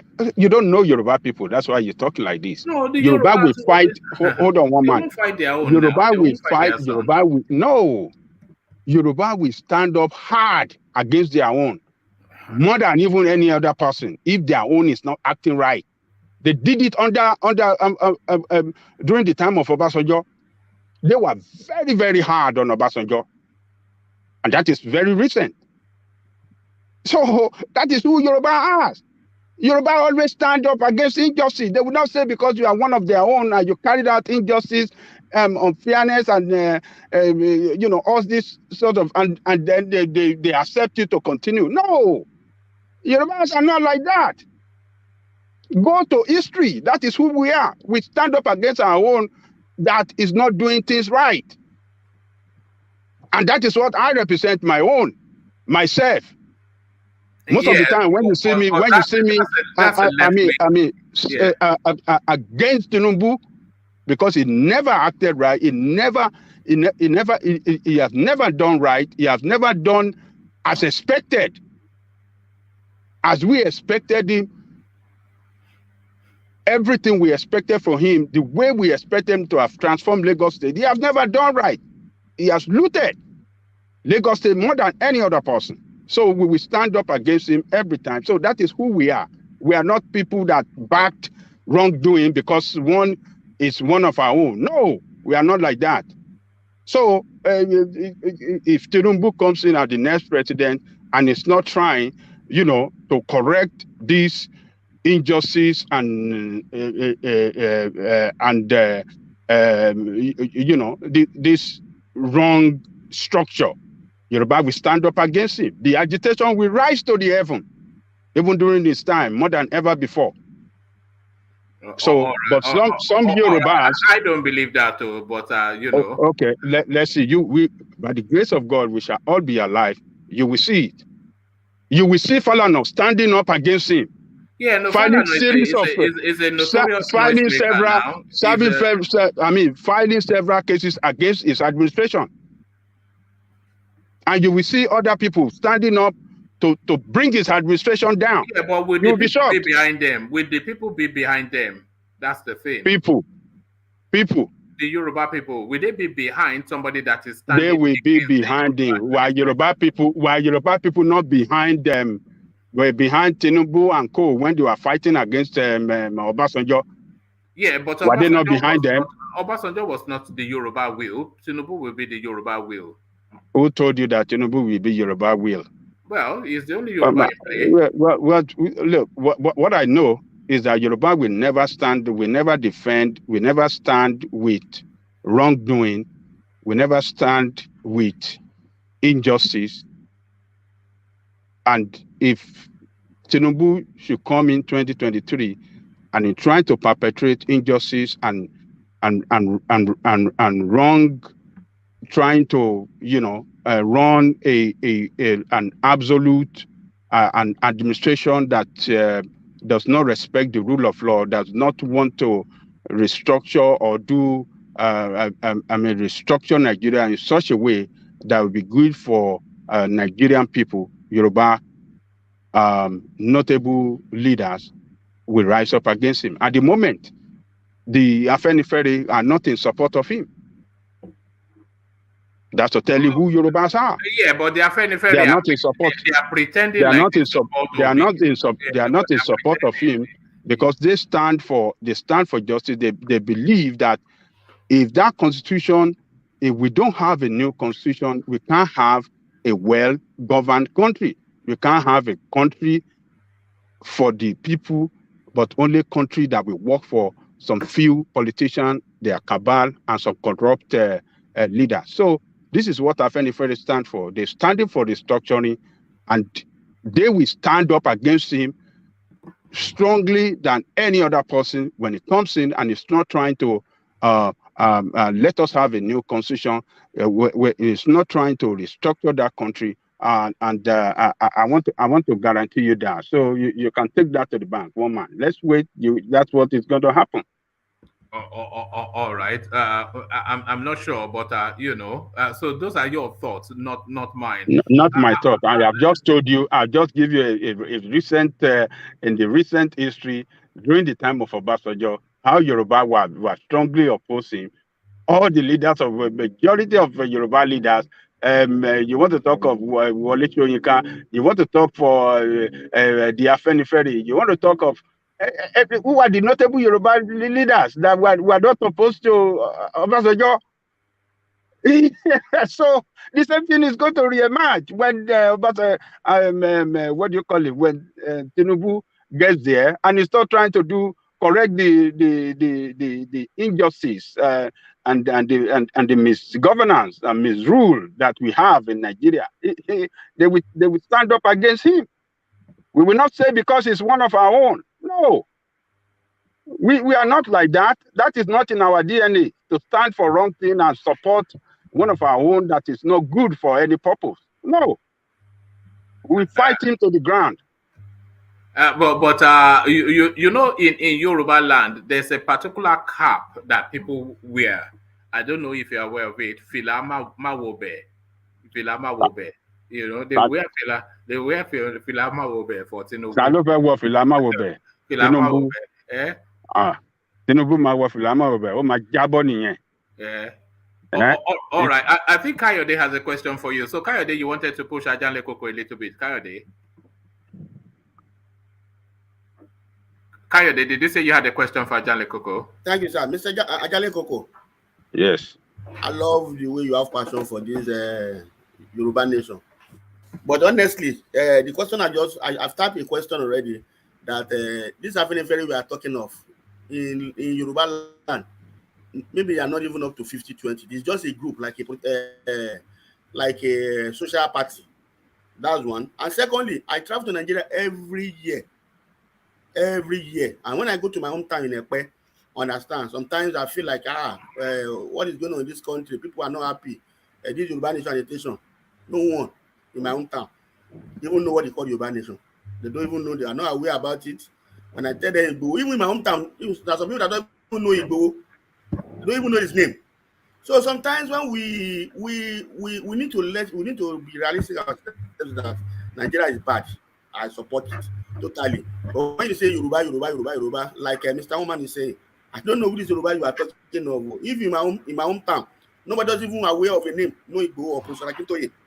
Understand? It's only some people on social media, maybe they are friends with somebody share it. You sure they don't know Igboho in Ekwe? I don't know. In my hometown. Where is your town? You say you are from Ekwe? Yeah, even though I can even give my personal number. When are you talking about to take a boat to get to your? Maybe it's one of those. Are you talking of which side of Ekwe? They don't know Igboho. Ekwe Township. Ekwe Township. Àbí àwọn ẹ̀yin odò. Oriomi sort of. You've not been to Ekwe before. And when you are talking about Afenifere, they cannot even wrestle power from if you are really register yourself, they can't even take power from this PDP or APC. But the judge said whatever I wanted to say about Tinubu. Yes, it doesn't materialize to anything. So I just want to chip in that Yoruba will wrestle down, Yoruba will not wrestle down. We love to fight ourselves. That's who we are. Even from the Second Republic, that's what we do. From the First Republic, that's one thing we Yoruba does. We fight ourselves. When we are doing wrong, we let our people know that we are wrong. We are not so united. We do it in the First Republic. We do it in the Second Republic. We always do that. So that's what I just want to understand. But Yoruba will never be on a page. We are so enlightened to be on a page, to be on the same page. We are so educated that we always against anything. We are not slaves to anybody. That's some people will say, you are slave. No, we are not slaves to anybody. So that's why I just want to chip in, sir. You can continue. All right, brilliant. So let's hear from Babakure as well before you carry on, Ajanle Koko. Babakure, you wanted to say?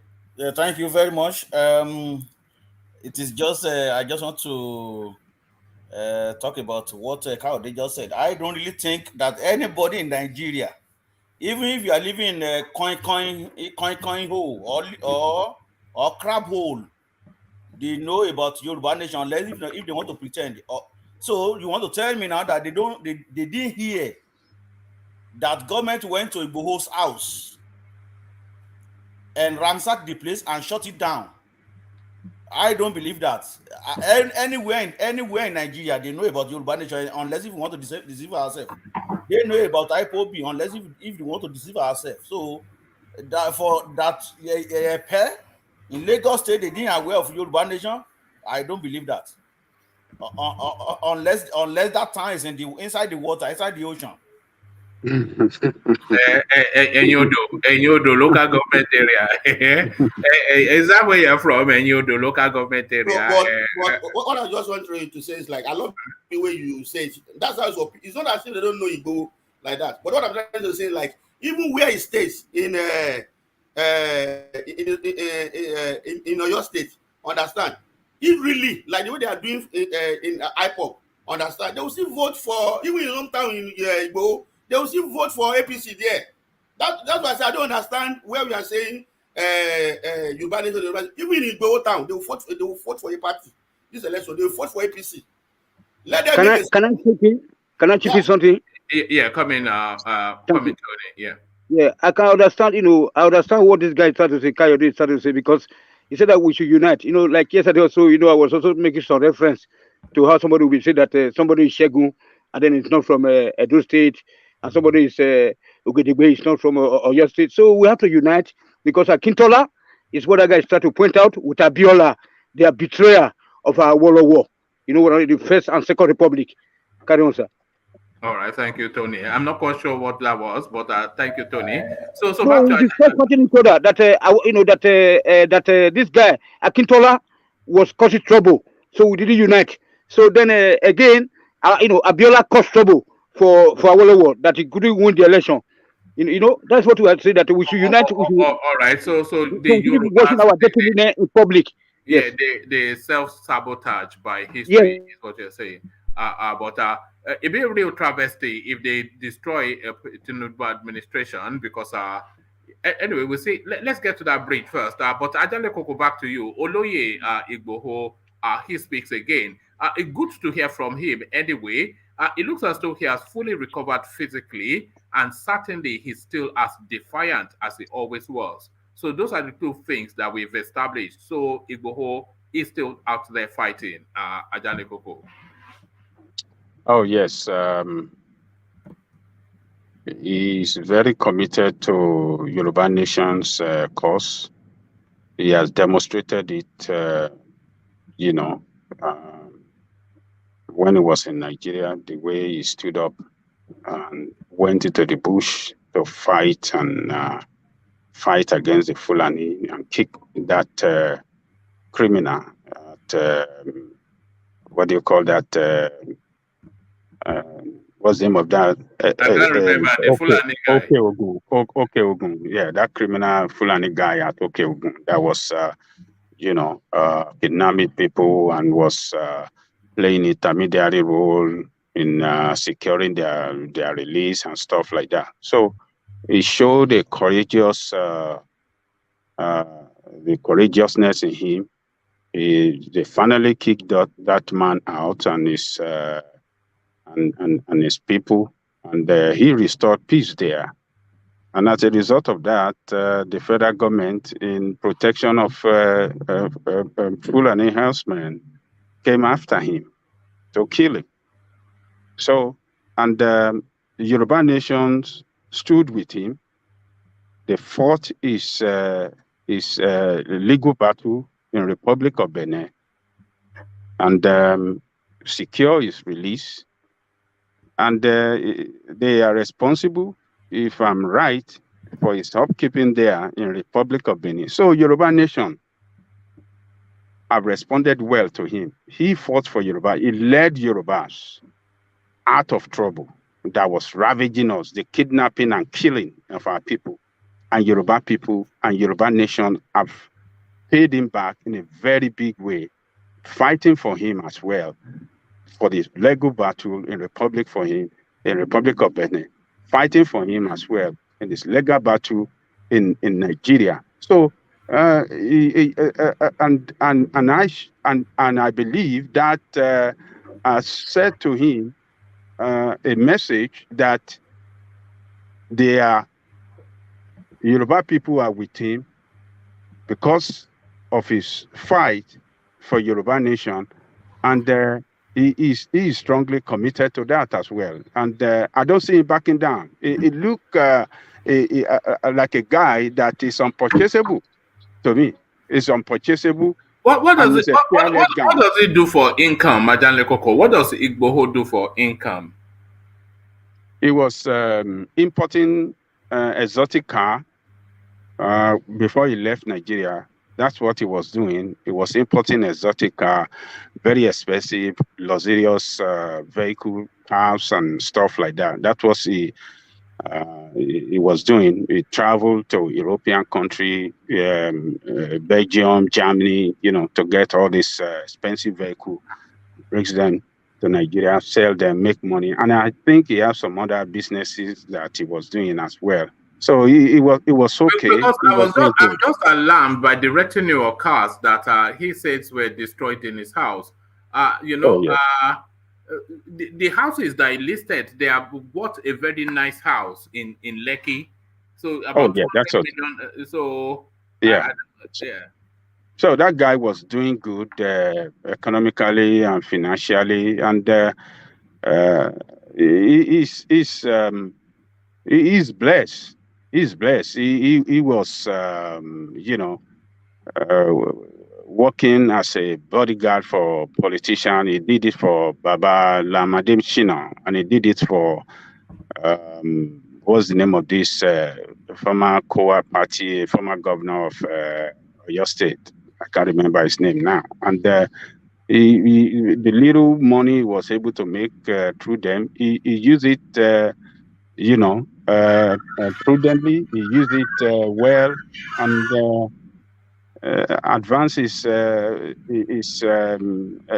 economic well-being. So it's an upright guy. He was doing very good before he left Nigeria. So, but he has shown a very strong love for Yoruba nation's cause, and the people in Yoruba nation as well have, responded to him that they will not disappoint him. And I think that is why he never took that money from Buratai.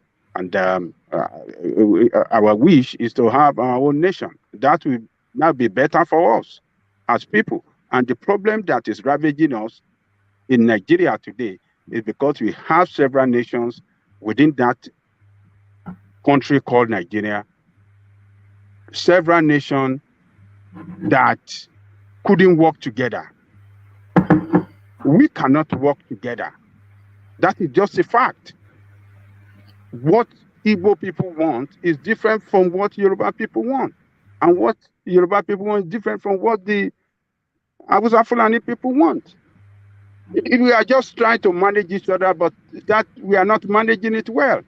So we are different people with different mindset, with different, way of thinking, and different mission, different vision. It's impossible.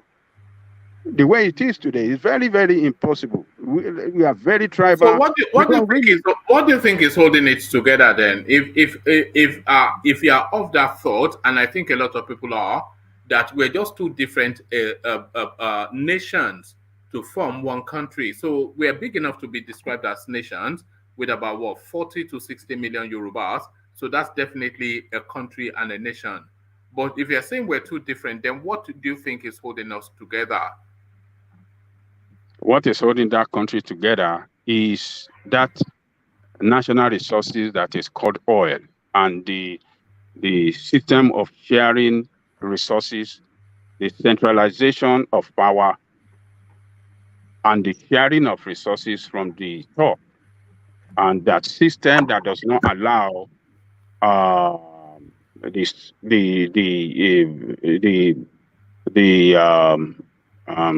do I say, the upper power does not allow the lower powers, to It doesn't.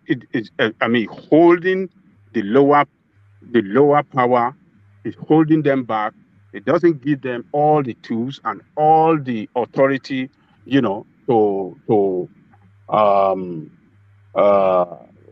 sustain themselves economically. Somebody is suggesting here, Ajanle Koko, in the comment section, that it is force that is holding Nigeria together. And a lot of people have said that in the past, but it's not a narrative that I would subscribe to, because I feel that if sufficient enough of the ethnic nations, if sufficient enough of the component parts, the constituent parts of the ethnic nations want to divide that country, it will divide. So I don't think anything can stop it. If sufficient enough of Igbo people want to break away, it will break away. If sufficient enough of Yoruba people want to break away, it will break away. Full Hausas, if they want to go, so if enough of them, if 70% of any of the ethnic nations want to leave that country, they will. So I don't think that that country is being held by force, as it's been suggested by some people. I think that country is an uneasy alliance. People are comfortable with being Nigerian, and they don't really want to make the leap into the unknown. I want to agree with those people saying it is force, because the centralization of all the powers that drive the nation is at the top. It's in the it's in the office of the president. He is in control of the army. He is in control of the police. He is in control of the custom. He is in control of the port. He is in control of all the resources, all the natural resources, the oil, the gold, whatsoever. Is in control of it. Even the electricity is in control of electricity. So all the powers that drive the nation is centralized. It's under the control of one office, and that is what is, holding that country back. And the fear is that if they decentralize that power, some people could graduate into becoming, some section of the country could graduate into becoming a very powerful force to challenge that central power. So that is why. So those people, people say holding it by force. I think I agree with them to some extent, to a high degree of percentage. I agree with them. It's a force. They're holding that country by force, and they're holding that country by the jugular, all the resources in the hand of the federal mind, and that is why it's very, very look at what happened. This is what happened. So Igboho, anytime you see anybody that is calling for better life for Nigeria, that is fighting against injustice, is fighting against unfairness, they will go after that person. It's either they jail that person or they kill that person. They did it against Igboho, almost kill him. They did it against Anambra State, almost kill him. They did it against what do you call Saruwiwa. They kill him. That one was not even fighting. He was just fighting against environmental fight. Environmental degradation of his own area. They rope him up with something, they kill him, and they kill him in such a way that you can never imagine. So a human being could be killed like that. They kill him, and they burn him up with acid. Delegiwa also.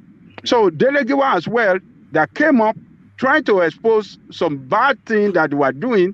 They kill him, and those are lone voices, though. Those are lone voices. If there was sufficient enough of a mass behind these people, you cannot kill an idea. Or you could try it. What did they do for him? They waged war against Biafra. So what did they do? They succeeded in conquering Biafra. So those people that are saying that they were holding it by force, they are right. That's what they will do. Anytime you are standing up to fight as an individual or group of people, they want to come after you to kill you. All right. All right. Sorry. Thank you, Adale Koko. Let me move the conversation on to Chris George. But before I do that, thank you, Adale Koko. Stay with us. I'll still come back to you. But before I go on to Chris George, let me acknowledge the super chats that have been coming in. Kulata has joined Alexander Gomez in that habit of talking via super chat, and this is what he contributes. He says Afenifere equals credible. Tinubu will be held accountable. So he's somewhat agreeing with your stance that the Yoruba, the first, what they cannot abide is injustice or unfairness. So Kulata agrees with you via super chat. He says Afenifere credible. Tinubu will be held accountable. So that's Kulata's opinion on that space. And then from Kulata, we have Play Summer. Play Summer says, Ajanle Koko, but Showore don't believe in Yoruba nation and is still your candidate. How come you are? So here, so Ajanle Koko has independence of thought and not everything Showore. It's only Showore's politics that he agrees with. Play Summer. He says, but Showore does not believe in Yoruba nation and is still your candidate. How come you are? So how come you are Yoruba nation essentially? But thank you for that, Play Summer. So let me go on from Ajanle Koko to Chris George, and let me take you, Chris George, back to that space of let me actually take you to the. Do you want to speak on? Okay, let me take you to the Soludo space. I'll take you to the Soludo space and sample your opinion, and then from there we take it on from there. So Soludo now countering somewhat the Peter Obi narrative because it's inserting this little snippet that is somewhat mild poisonous into the Peter Obi narrative. His latest incursion now: those who left Apga for Labour Party will labor in vain. So a clever play on words there, and somewhat a dig at the Peter Obi space, hinting that you have to bring on your boxing gloves if you are intending to take Anambra State. So Soludo signals his intention to hold Anambra State for Apga. So that's another state that we're deleting then from the already sparse Peter Obi sphere of influence. Chris George. Okay, good evening, and the host and my honorable colleague. I greet all of you all. P2B movement is a liberation movement, which everyone knows, and revolution to Nigerians. I hope you are hearing me right. Carry on. Okay, it's a liberation movement. So in Anambra, what I'm seeing over there and what Governor Soludo lamenting that those who are defecting to Labour Party, Governor Soludo is just opposing the movement because a person that is defeating in a war must have something to say. So that's what I see in the Soludo. That's what I see whatever Soludo saying. Because those who are moving to Labour Party, I can remember what I was in Anambra, because Anambra is my state. I'm an indigenous of Anambra. So I can remember when Goodluck Jonathan, I can remember Stella Odua, and that is between Stella Odua campaigning for Senate. In the state, we vote Apga, but in the federal, we vote PDP. So, those who are defecting to Labour Party know what they're doing, because Apga is just only in Anambra. There's no any state in Apga has in Southeast again or South-South. So they're just opposing the movement to have something to say. That's why I'm drawing Soludo cutting. All right. Again. Go on. Okay. Again. Issue of Sunday Igboho. Sometimes we Nigerians are supposed to ask ourselves question as a Nigerian citizen. What read Yoruba nation? That's the first question you ask yourself. And what causes the agitation in Yoruba land? Again, what causes Nnamdi Kanu creation of ESL security? That's sorry. true question. What are you talking about? You lost me somewhat. Okay, I'm asking what started what causes agitation in Yoruba nation? Right. Is it not because of injustice in the government? Right. And two, Sunday Igboho go after the Fulani herdsmen that killing his people, that invading his people, Right. taking over his people. Now, when Sunday Igboho go there and restore peace and liberate his people from the herders, federal troops, federal government send federal troops against him, and DSS go against him. I want Nigerians to ask ourselves question. This government, is he a bondage government? Because is he a Pharaoh government? Because a Pharaoh government is a type of government that hold children of Israel in captivity in Israel. I begin to ask many people question. So this president, is he happy that Fulani herdsmen are killing people in Yoruba land? And young man goes up to liberate his people and he send federal troop against him. So, again, and I want to ask my fellow Yoruba questions, let us do something that we will benefit in future, not something that we're not going to benefit. All right. Issue of agitation, in unity we stand, but in division we all fall. Brilliant. Well, because, all right. Round it off in a couple of sentences. Okay. What I'm asking now, if either Obi Zoom power or Tinubu Zoom power, where the injustice in the land corrected, because if there's no injustice, agitation will not rise up. All right, brilliant. Well, cool. Thank you, Chris. So thank you, Chris. So we move on from you, Chris, and we go to engineer. So engineer, let me take you to a completely different space. And engineer, I want to take you back to a story that we've been monitoring quite over the last few days. You know the story, of course, is the Ekweremadu story. So the young man in question, he has now opened up into space, and he's speaking a different narrative. He said he used to be a labor hand at a building site, and he was approached by a man called Mr. Okoro, who told him that there are opportunities opening up for him to be able to go to the United Kingdom. And he said to Mr. Okoro that he doesn't have the funds to go to the United Kingdom. Mr. Okoro laughed and he said he knows a senator that would help him. Mr. Okoro then took him in hand and took him to the senator. They kept him in a mansion for about a week, whilst they processed his visa to the United Kingdom. The next thing that this young man knew, he ended up in the UK, and they were taking him to hospital. So he asked why they were taking him to hospital. They told him that they had to check him medically to make sure that he was fit and able for the work. When he got to the hospital, Dr. Harry, who attended to him, explained to him what he was there for. This is what the guy was saying. Dr. Harry explained to him what he was there for, and he then said to Dr. Harry that he was not a willing participant in having his organs harvested.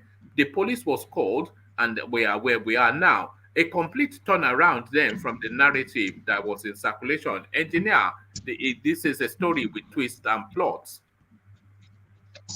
Well, one man, good evening to you, and good evening to brothers on the platform, and good evening to viewers and everyone in the world. One man, you don't make agreement then. You get as a BRB. They don't make agreement from day one. So what do you expect? The young chap is in United Kingdom, and you have seen they have not been taking light. You have seen steady light. And the guy man made up his mind and changed his mind. But something that we are making mistake here is, has everything been done? Is the boy aware that this is what is coming United Kingdom to do? So those are the problems. He's claiming that he is not. He's claiming that he came to the United Kingdom under the offer of work, and then he found himself in hospital, where his organs were about to be harvested. But that story, you have to look at it. Because he said he was a liberal in a site. So what skill set does he think he has, especially that will lead to somebody headhunting him from a labor site to bring him where he was carrying shovels, by the way? That's what he said. What skill set did he think he had that the United Kingdom especially needed? So what are you making? Does it hang together, this guy's story? Yes, technically is a bit right. See, right now, what is currently going on in most especially in Nigeria, if you want to come to United Kingdom without no student visa, you can apply through what they call care homes. That's an agency that they do take £7,000 from people, and if they will do every paperwork for you to come to United Kingdom and come and work. So that's just the agreement, and this is what is trending currently right now in Nigeria. You pay £7,000 and you come UK, and you have to work for them. I think they apply for your 3 years first. Then after 3 years, if you're still working with them, then they renew your work permit and they give you 2 years again. But you have to work for them. That's the agreement there. And for the young chap, he is eager and he has been suffering. This is why I keep saying that there is sufferness in that country called Nigeria. There's hunger in the land. So if anybody see that kind of opportunity, they will believe that they're coming to United Kingdom for them to come and make their earning or make good future. But it's a story tidy, though. It's a story tidy because in the letter that Ekweremadu sent to the British High Commission, he stated quite clearly that the guy was coming to donate here. Well, man, he stated it quite clearly, but is the boy aware? That's the question.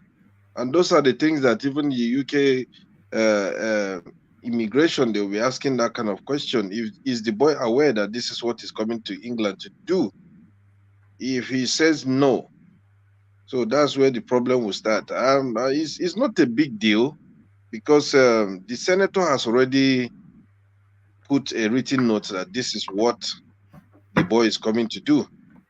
But in the other side, the other way around again, is the boy or his agent or his family member, are they aware that this is what he's coming to do? Instead of maybe they're giving him false hope that he's coming to United Kingdom to come and work or to come and do one or two things, you know? So those are the things that I think the boy is a bit kind of scared. You know, if this guy is lying, it could cost this man and his wife their liberty for quite a few, at least 2 years. And they're destroyed politically, of course, if this boy is lying, and there's a real chance that he is. The thing is, Wama, what you need to understand here, the senator has already put everything in paper, which is, those are the things that will back him up straight away, and those are the things that will take the senator out of this case. He already put everything in paperwork when he applied to the British High Commission. So those are the things that this guy would definitely, the senator will still stand his ground to say, okay, this is what I applied for. So I'm 100% sure the senator hasn't seen the boy first one-on-one, or he hasn't contacted the boy, or him and the boy, they haven't spoken. He got the boy through an agent. Yeah, coming, Babakure. All right. I think I'm a little bit differ from engineer in the sense that we all know that when they, in most cases, when they are procuring your visa, let's say if you don't have money, you don't have anything, when they are procuring your visa, they will have to set all these things for you. And this person is a very poor person who doesn't even know how the visa is being procured. So anybody can write letter, present to the embassy. Remember, the guy doesn't know what is in the letter. He doesn't know how the visa is being procured. The only thing that we have to do is to go to Lagos or Abuja to take fingerprint and photograph, right? So the senator cannot really exonerate himself with that letter, because if the guy still say, well, I do not know how they procure my visa, all what I know is that they send me to some place to go and take picture and take fingerprint. So he is still very much in deep trouble because there is no agreement between him and the boy. Let's say the boy is because I'm just reading a news about the boy on Vanguard right now. His brother said, truly, he is 25 years, it's not 15, because he himself is 22. So my brother is 25. So even though if it is 50 years, if there is no consent that, okay, well, I agree to undertake this thing, there is a big problem. And remember, these people that are taking people abroad, they may tell you, okay, well, we are going to, we will find you labor work there, or alternatively, they might even tell the guy that, oh, you are going to stay home with my daughter, and you will be cleaning the house and do all the houseboy. It could be that. So technically, there is no way Ekweremadu can exonerate himself right now. Sorry, Baba Kure, rather. You know what? Where I struggle with that storyline is bringing him to the United Kingdom. Do you understand? He's bringing him to the United Kingdom, and at some point, that guy will have to be taken to a hospital to have his organs harvested, and at some point, that guy will have to have an interaction with a doctor. So it's either they would have coached him to say that this is what you say, and you'll have an operation. Surely they know that he will be in front of a doctor at some point. So, and at that point, the whole story will fall apart.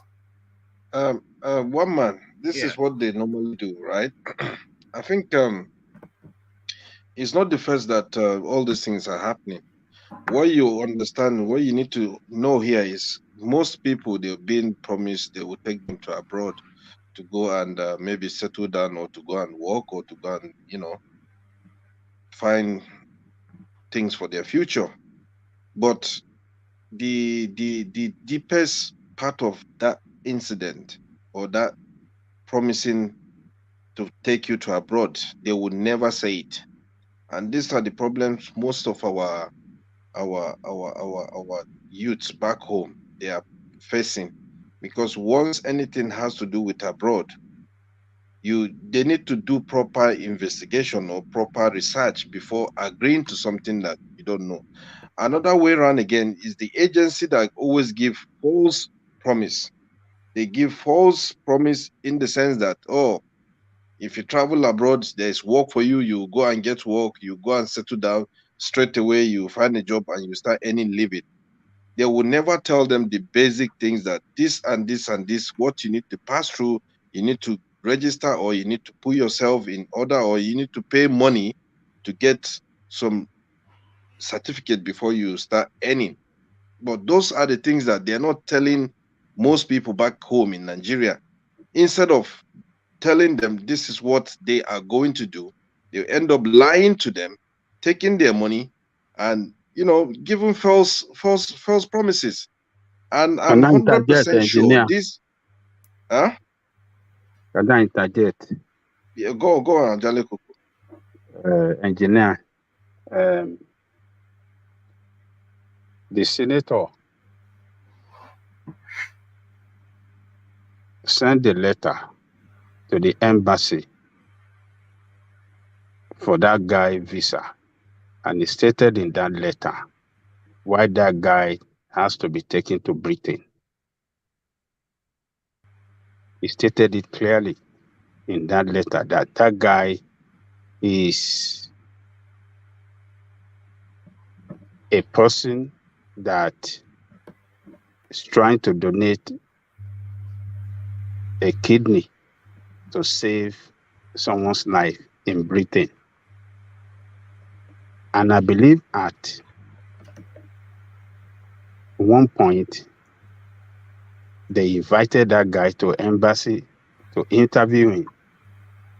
British embassy, I believe, interviewed that guy. They called him for interview and they've interviewed him. They interrogated him, asked him why, and they would have asked him, and I believe would have told them, yes, I am going there to do this. I'm doing it willingly. So for him now to get to Britain and turn around, it tells me that that guy is playing game. And the investigation is ongoing. They will discover that he's playing game. He might end up in jail in Britain. Okay. If the guy was a willing participant, then why are we in this space that we are now? One man, please, sir. Let me just chip in something. Engineer, good evening, sir. Engineer have already said it. You know that there are a lot of trafficking going on in Europe, in Italy, most in Germany. Most of the guests will be brought here. They said they are going to be doing nannies, and then they will throw them to Ashawo, Atosami. So that's what engineer is saying. That they will not disclose it. No, but that's not in the United Kingdom, though. So that's not in the United. Yeah, but Kingdom. Wama, you know that your platform is number one right now. In terms of this discussion. So don't let anybody try to support this senator who are making life so unbearable for our people. Whether the guy is 20 years old, whether he's 25 years old, because you go to only your TV, only your platform is good. Only you. Only you is good. Only you is good now. Because if you need to arrest TV, they're just condemning this guy. If you need to everybody just like one man, let it be number one. Hold on, Tony, hold on. Do we have to be fair? Do we have to be fair in everything we do? Yes, sir. We have to be fair, but the senators. Hold on, Tony. If you say we have to be fair, there is nobody that hates Ekweremadu on this earth more than me. For all of the reasons you said. Is a nasty looter. God knows how many lives he has done away with. But in this particular story, it doesn't look as though that boy is telling the truth. And it looks as though Ekweremadu did everything. He did everything by the book. And that's what it looks like. So we have to be fair. Even though we don't like Ekweremadu, we have to get you. I get you, sir. I know that you are a very nice guy. You know, you don't like trouble. But what I say is that just imagine a poor person. Look at the condition of Nigeria. You remember that back in the days we used to have this. It's not all the other. Okay, we will get it as as student. We have you yourself. If you come to Nigeria, you remember your parents, they will buy you Locho voucher. You can go to Mr. Biggs and use that voucher LV to buy it. You go to Ibadan, you use it. You go to many, you use it. But today there's nothing for the youth. No, there's no vacation job opportunities. No nothing. And then you see a senator coming to use someone's organ. Whether the boy was a form or not, these people, they are wrong. It's trafficking, it's human trafficking. This guy should be jailed for life. If the boy is a willing participant, how can he be trafficking? No, he's just trying to escape. It's like Ajina said, because the condition at home is so unbearable, sir. Please, sir. So let your platform be number one. Pusher. Forget all that. I'm not going to go against somebody just for the reasons of beating them down if they have done the right thing. Defend defend the youth, defend our people that are. No, but I'm not going to go against somebody. Okay, let's look at Ekweremadu. He sent a letter to the British High Commission. Do you want me to bring the letter up again? He detailed every single thing that guy was coming to the United Kingdom to do, including the hospital, royal free, that operation is going to take place. So he said the boy was in his 20s, and it has been established. The boy's younger brother is 22. He has come out. They've released the guy's passport. The Nigerian Immigration Service has set the boy's age. So that guy is of age. The reason why he was coming to the United Kingdom is not secret. It's an open written letter on Ekweremadu's letterhead. So we can't say because we hate Ekweremadu, therefore we just throw him under the bus. No, that's not how things should be done. Yes, sir. I get you, sir. You know that the first day I was listening to your guy, one of your guests, Joel. He was saying that if my child is having that kind of something or whatever. But at the end of the day, please, sir, let us fight for the children. No, please, don't do that. Can I get out of here, man. Tony, yes. Please. We are not doing nonsense here, please. What you need to understand here, right, Tony? Yeah. The senator has went through every paperwork, every documentation, every requirement. He wrote it down. This is what this guy is coming to United Kingdom to do. And Ajale Koko raised a vital point here, which he said, if the boy has been interviewed before leaving Nigeria, and that's another point. Him coming to United Kingdom and decide to change his mind and to speak to his doctor, I think maybe the boy is thinking the doctor won't call the police, or the doctor will say, okay, you know what, I'm not going to do you. I'll release you to go. So those are the things that you need to understand. Now, the boy, like I said, it all depends on if he lies or if he agrees that this is what he is coming to do. That's fine. But if he did not agree to it, honestly, then something was, you know, that is where the issue is, engineer. Yeah. If the guy had no real concept of what is, because if he got to that hospital and then he was then made it, because like you said, they can arrange your passport, your visa, your everything without even you really, you know, you just go up, they say this, that, and the other, and just the thing of being able to escape Nigeria, you will do everything and anything. So he may not fully understand, and it doesn't look as though the guy is fully just totally educated. So he may not fully understand until he got to that hospital and the doctor sat him down to then tell him what the procedure would be. Exactly.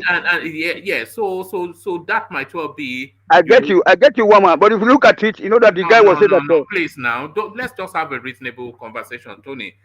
Sorry, engineer. Can I come in, please? Yeah, come in, Baba. I think, one man, you are right with what you just said. And somebody just mentioned here, like I said earlier, that guy doesn't even know how the visa is being procured. Ekweremadu only wrote a letter to support the application so that they like pretending as if, anyway, I'm not going to say pretending, because he also might be the victim, because the person who introduced the guy to him might have already told him that, okay, I told the guy that, okay, this is what he's going to do in UK.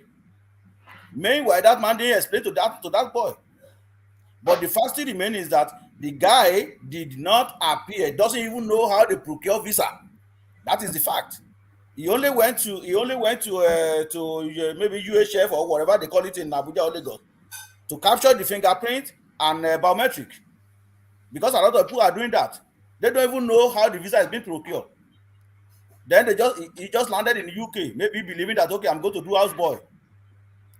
But the fact is that the doctor in UK followed the procedure, because even you, if you are 50 years old, they will still tell you, do you know what you are going to do can be life or death? So you have to agree. Yeah. Baba, from the account of the guy's brother, the guy was under the impression that he was coming to UK to undergo an education. That was what he was talking about. That is what I found on Vanguard. But it is different story. But the only thing we can derive from this is that the guy didn't know how the visa is being procured. Ekweremadu wrote a letter to the embassy that, okay, this guy is going to donate a kidney in the guy might not even be aware of that letter. He might not. There's no reason why he will be aware of the letter. That is exactly what I'm saying. The guy didn't know how the visa is being procured. The only thing that he did, based on my own experience, is that he went to the biometric center, took the... He's just sign here, sign there. He's just sign here, sign there. Submit the fingerprint, and then capture the face. That was all. And landed in UK. That is my own perspective, and that I think that is exactly what is going on here. Can I interject 1 minute? Yeah, come in, Ajale Koko. Look, Ekweremadu, by profession, is a lawyer. He knows how the law operates in Britain when it comes to, bringing somebody here and doing this kind of operation. He knows what the law says. He knows the procedure. He knows that, what do you call it? At one point, the social workers will ask questions from the donor, whether he's willing, is doing it willingly or being coerced. He knows all these things. There is no way that he will, just use his position of authority, got visa from Nigeria, grab that guy, take him there, and do it without telling him, without asking, without soliciting for his support. I mean, his soliciting for his agreement. Consent. So consent. I mean, consent. Thank you, my friend. Without soliciting for his consent. No, he can't do that. That guy is the person lying. And we will still know. They will get him. And he will land in jail. But then why is he lying, Ajane Koko? He doesn't want to do it. He's scared for his life. He doesn't want to do it. But and then he thought that, okay, I haven't got to Britain and refuse to do that thing, to donate that thing. Yeah, the authority can let him stay in Britain and just continue his life from there. On what basis? He knows he will be deported if he doesn't cooperate. No, you know how Nigerians. He's a young boy. He can feel, when I get to Britain, I will just die everything, and I will not do it, and I will just japa. It's a young guy, somebody at 22. They don't think well. They will just conclude one thing. They won't know the repercussion. They won't think about the implication of their action. They will just act just like that. And that is what he did. And he will land in jail. I'll go and mark it down. It's just unfortunate that Ekweremadu, the British authorities are doing everything to get the fact. That's why they retain Ekweremadu there in jail for now. So let's walk through it then. If that guy was informed, he would have been told what was required of him. And if you are saying this Ekweremadu is a senior person of learning, then he would have known that boy, he has no grasp in education too. So he would have explained it to him in a language that he would have understood. And then he would have also gotten a doctor to explain to this guy. So somebody is giving you the thumbs up, Celibis. But so Celibis, you are in trouble, by the way. You have some explaining to do, but I'll come to you in a moment. So the doctor would have explained to him what is. So he would have been fully prepped to give as clear an understanding as his. So he wouldn't have needed to have landed in the hospital in London before he knew what was required of him. So why then would he then at the last moment then say that no, I did not know, other than he did not know. So he did not. He was not fully briefed. He was going to be exploited, and the British doctor, of course, by virtue of carrying out his duty, exposed that exploitation, that his organ was to be harvested like yam from the fields. One man. One man. Say something you understand here, one man. This guy, before any doctor will carry on any operation. You hear me?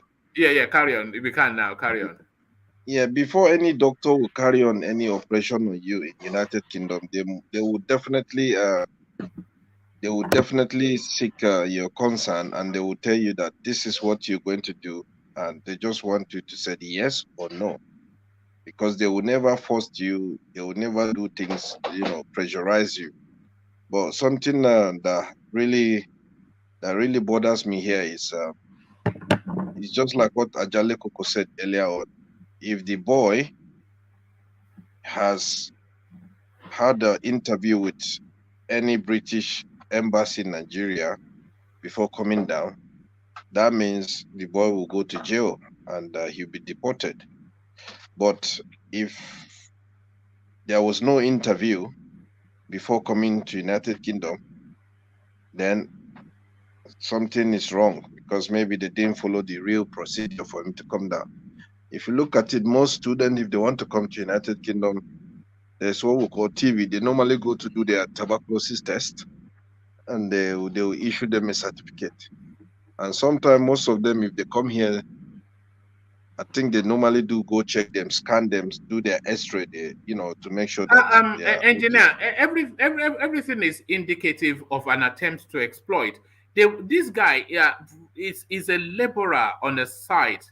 So that tells you that they went to pick somebody that they knew was totally naive and too desperate.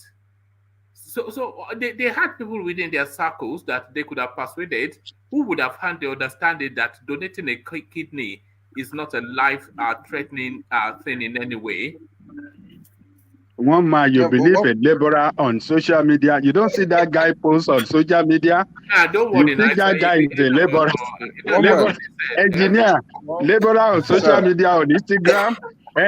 Everybody is on social media now. That guy is a guy, man. You say he's a laborer. He plays One man. He plays man. I think engineer. I think something you didn't get something right in your I'm sorry if you could be offended about that. I'm sorry about that. No, go on. The point is that they are not going to do tuberculosis for that guy because he is coming on a visit. It's a short stay, maybe for 6 months. So if they are giving him 6 month visa, so he doesn't need tuberculosis and stuff like that. If you are a student, you are coming to UK, then you have to do that because you are staying there for a long time. Actually, can I interject one man, please? We appear. We do capturing. We do capture. They will ask him 1 or 2 questions. They cannot just give him visa to come to UK just like that. Can I interject one man? Go on. Yes, yeah. Good evening, everyone. But one man, we are forgetting something here. Before they can said the guy will be harvested by the kidney, they should have do the matching. Maybe his kidney is matched with the lady. They should have done that in Nigeria, or they should do it in the UK. Because I think we are missing that a little bit. Because if the guy is saying is not aware of what is going on, but how will they know? Maybe the kidney is even matched with the daughter of Ekweremadu. So no, they would have done yes, they would have done the testing, of course. But let me just give you this bit because we need to understand who this guy is, and this is what they claim he wrote. So this is on his Facebook page and it's unedited. So it says, I'll speed through it. It says, by the way, apologies for the grammar, but this is how the guy wrote it, so I'll read it verbatim. It says, on one fateful day, I met a man named Okoro in a building site where I was working for my daily bread. Okoro told me he liked me. He wants to help me achieve my dream because he saw me as a great person. He told me, could you like to work in the UK? I just started laughing because I don't have money for that. Then I told him I'm not interested and asked me why I told him I don't have money for that. He just started laughing to me and told me he's going to introduce me to Senator. His company in UK need workers, so he could start my visa processing. I have no other option than to accept the offer. After 2 days, the man came to the building site again and told me the senator wanted to see me so we could start the visa processing. Then I dropped my shovel and headpan and went to bath immediately. Mr. Okoro took me to an unknown area where I have never been before. I was afraid maybe he is a money ritualist. I encouraged myself, since I knew Mr. Okoro for a long time, there would be no problem. Mr. Okoro handed me over to one young man wearing a suit.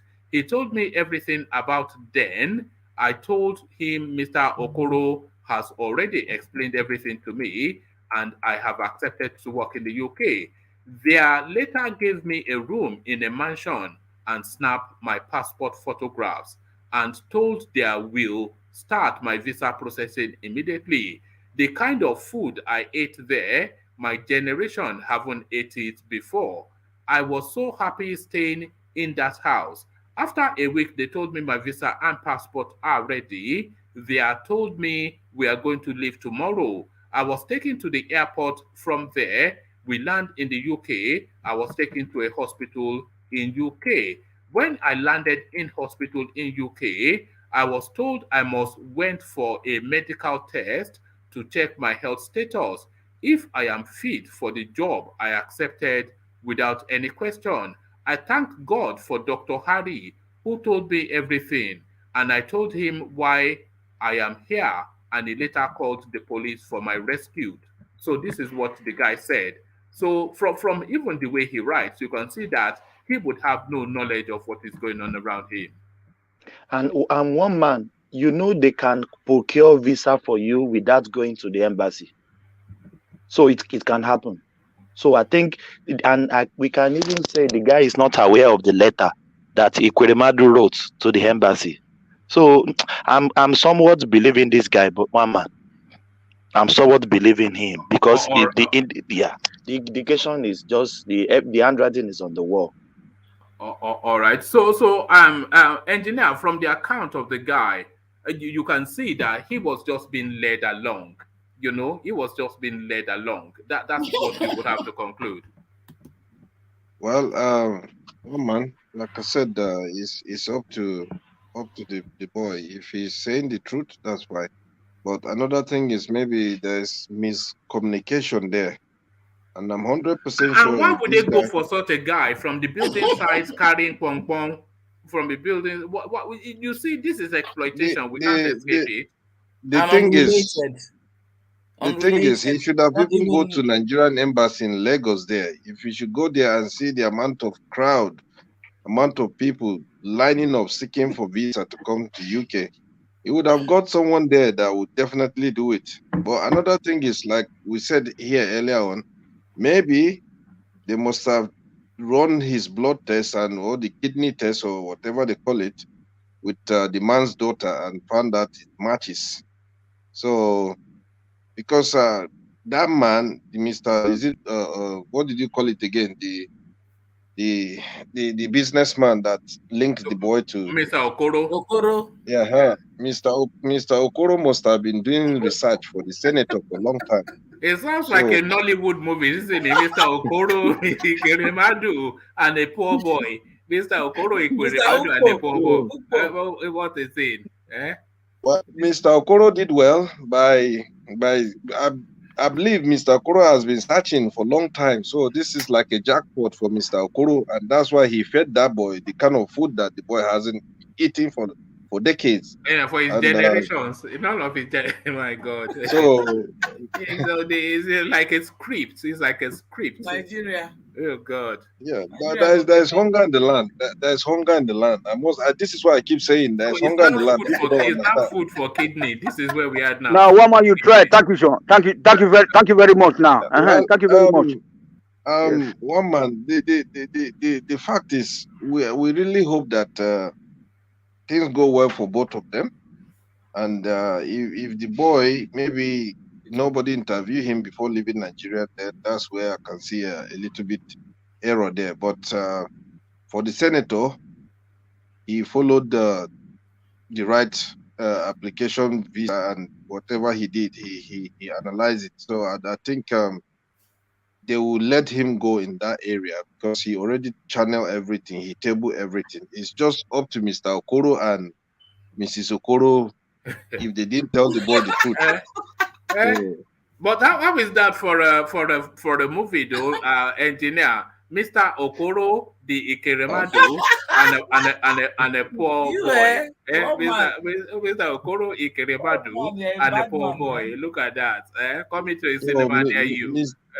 Mr. Okoro should get ready in Nigeria. He will face his own lashing.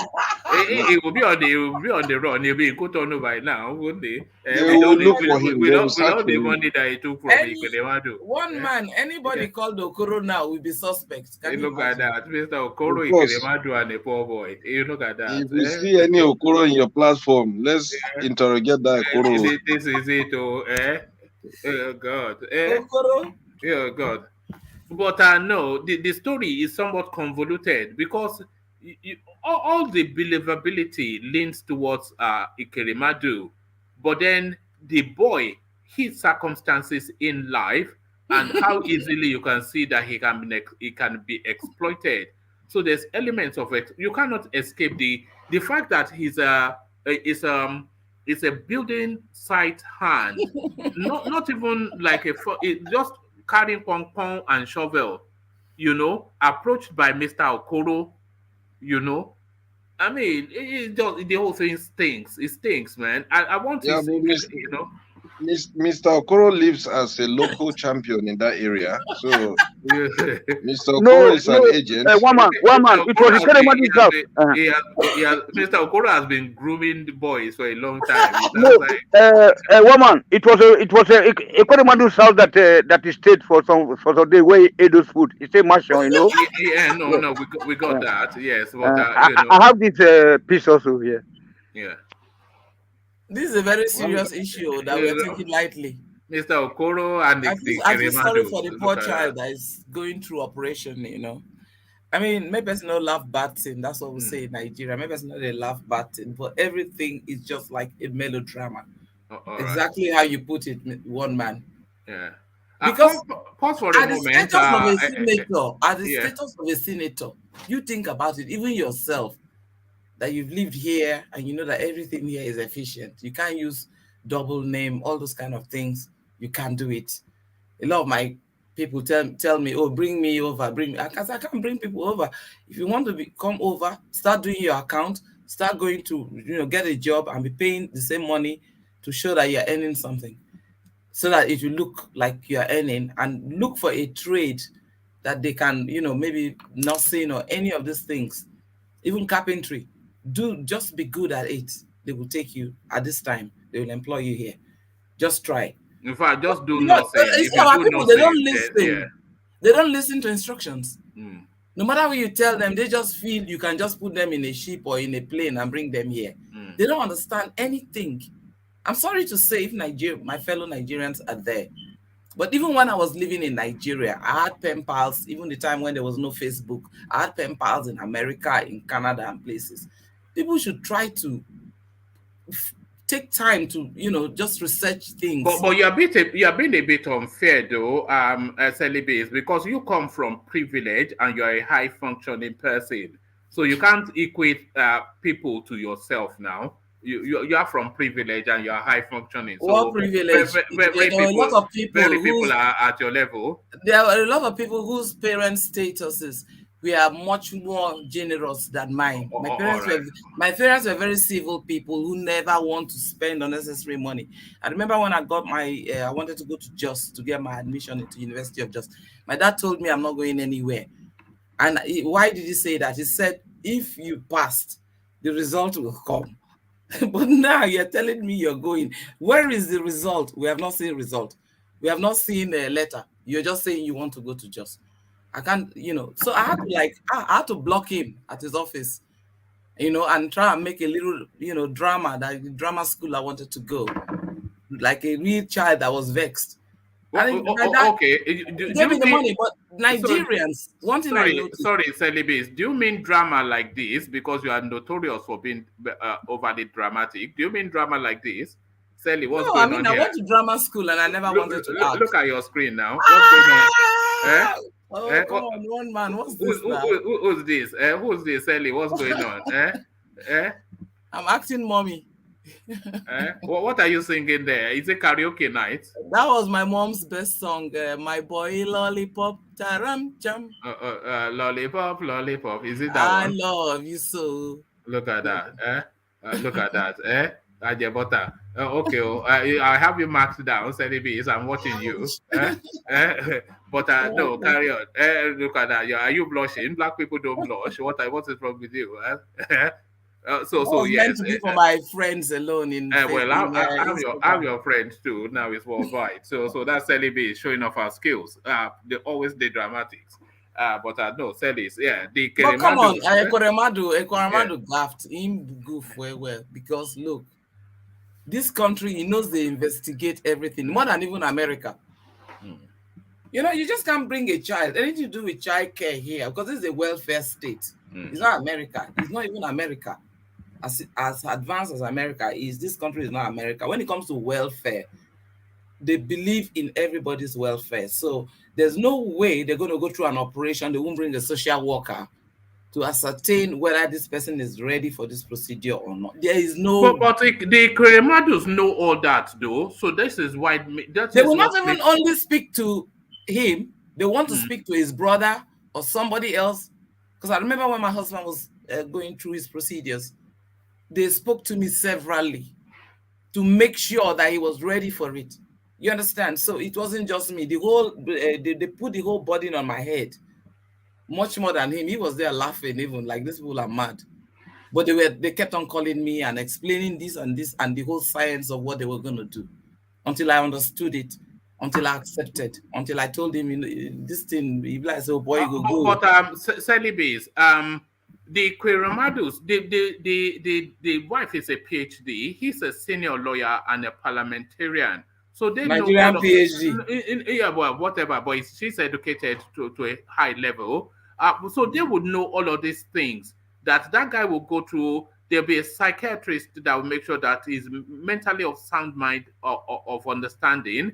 There'll be all sorts of auxiliary sort of packaging that will go before the operation. So they know all these things. Let me tell you something, right? One thing I'd noticed, even this last time I went to Nigeria, Nigerians are even worse than the time before.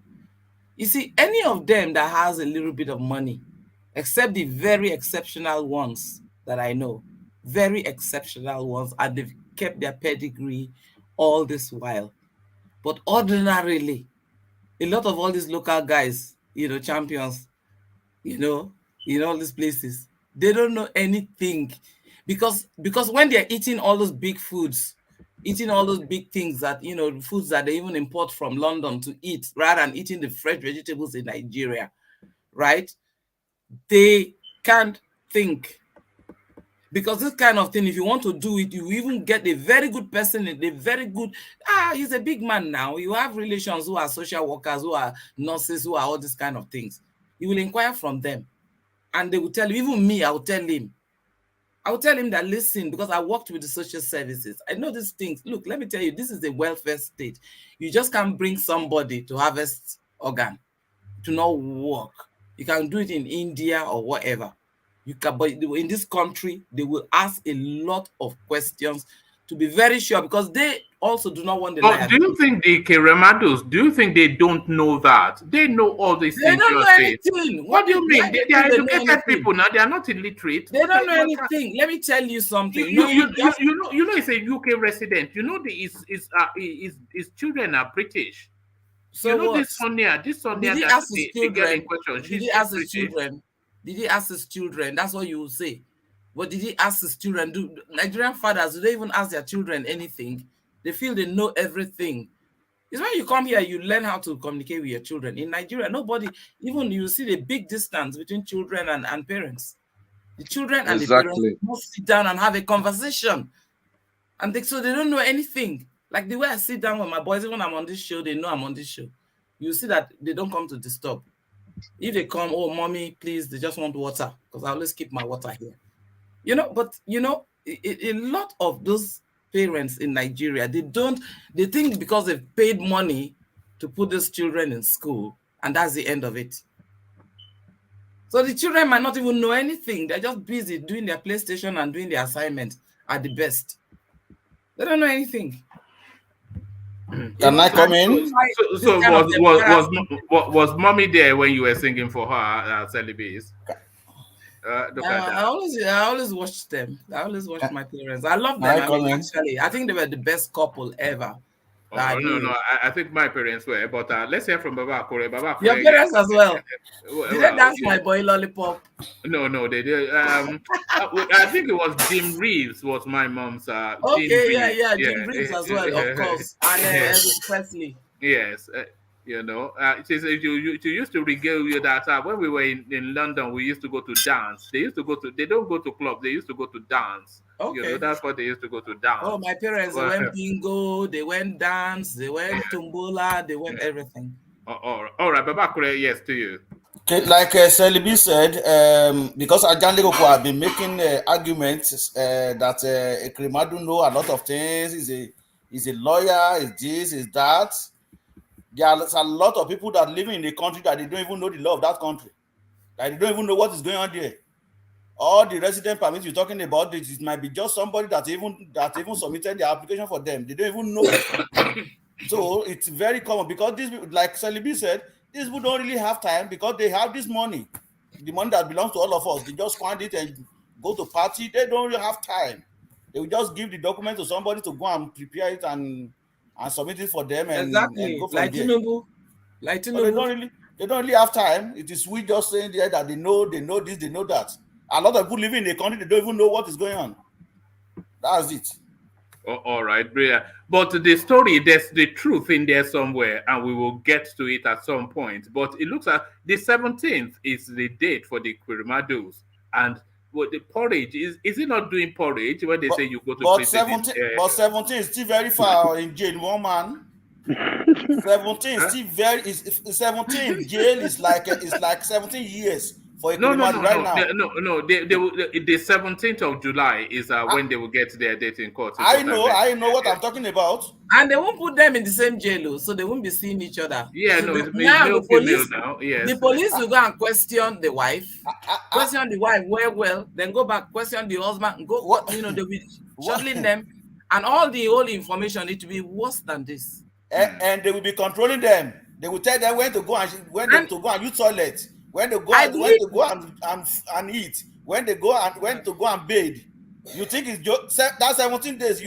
How many days now? We still have like 20 days now. They will bring out more evidence all the way to Nigeria. By now, they've sent an agent to Nigeria. Yes, definitely. Because they will see that these people, and maybe their attitude, they would have been feeling too big. When they go to the hospital, they won't be humble to the nurses and to the consultant, all those people. They will just be feeling they're paying money, and all these things will be adding up, against them. They won't know.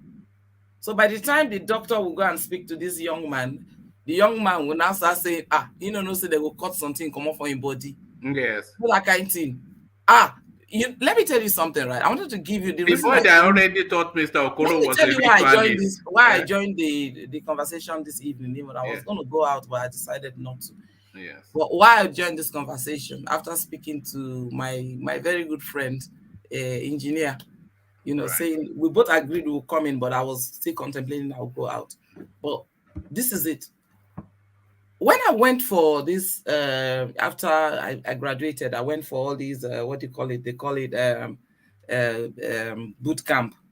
So I went for that boot camp. We did all the boxing, all the other physical things. And then finally we came to what we call the Go Ape. And in this Go Ape, you'll be climbing from tree to tree like a monkey. You just be going through, some kind of channels, very fearful when you look down. So you have level 1, level 2, and level 3. So I did the level 1, okay. Level 2, I went again. So, okay, let me just, it's a bit sweet. Let me try it. Level 2, I was very scared. All the other people, including the person who is coaching me and my mentors, they all withdrew. They won't go to level 3. And I said, no, come on, this thing doesn't make sense. Now, let me go to the level 3. I went to the level 3. Where are you taking us to, Celis? No, I'm trying to tell you why people can change their mind. Now, we came to level 3. Even the other ladies who were like strong like me, we went up to that level 3.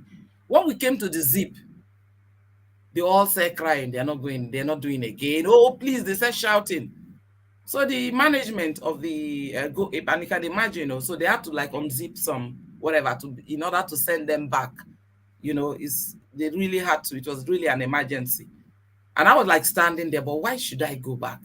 But all my friends have gone back, so I should go. I said, just follow them, go back. Look, when I look down, I don't think I can zip this thing. No. I'm just going to start tumble and, I don't know.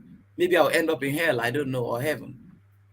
Then it was only when one of the guys that me and him have been working, one small Oyibo boy, So I used to call him Henry the Great. I just found him as my friend in that group. He just came and said, Asel, go on, I'm videoing you. Come on, Asel. But meanwhile, he dropped out. But you think about it, right?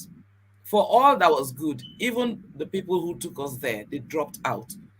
When they tell you that they're going to harvest your kidney out, if you've not really been psychologically, worked on, for you to now understand what it entails and everything and accept it, you can turn back at any time. There are times when you even have exam, you say you're not going again, nervousness, panic attack. So before you take somebody there, you have to be really sure. You just can't go and take somebody from a site, and then you think because maybe that person is a laborer and all that. Once it comes to London, he comes to London, he can even miss home and decide he wants to go back. Not to talk of having to harvest an organ. After all the things you've been giving him to eat, he will now say, "Oh, all these things, so I won't be eating again. When they take out my organ now, I'll be dying. I will not even be able to eat these things." And from the mindset that he's coming from, his mindset is very basic. All he has ever achieved is a basic piece of meal. That's all he achieves for himself. He has never built a house. He had never driven a car. He had never been to the big places, been with the big girls, big boys. Nothing. You just bring him to London, and then now next thing you're telling him organ has to go. It's better for him to go back to his poor life and enjoy the little things he can achieve than for him to harvest his organ and die. Because everybody has that fear. So you can't take fear away. It's like looking down. So you reckon he panicked at the last minute? Of course. He has to panic. They also know, they should know, anybody that is coaching somebody to come and do that should know that at the last point, the person is going to panic. Especially if he's not a very disciplined or, that kind of person who likes his enjoyment. To go and cut one part of your organ like that away.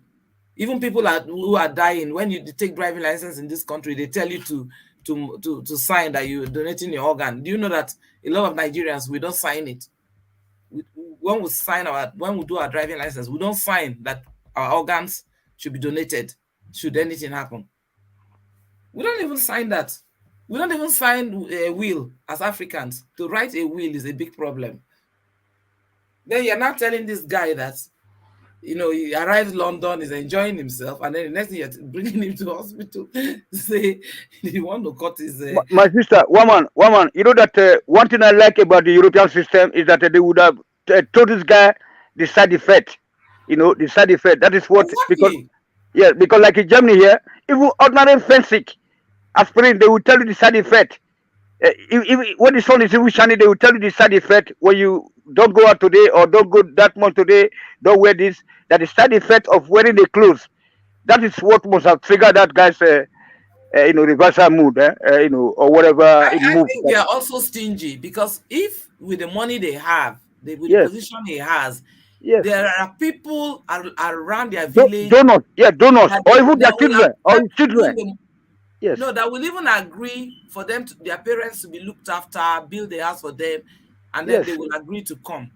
Yes. But for them to go and take somebody from a side that is doing... but it's not up to that level now. A kidney donation is not to the cost of what you're saying now. It's just fairly basic stuff. But it's just too complicated because this guy is simply wicked. It's routine.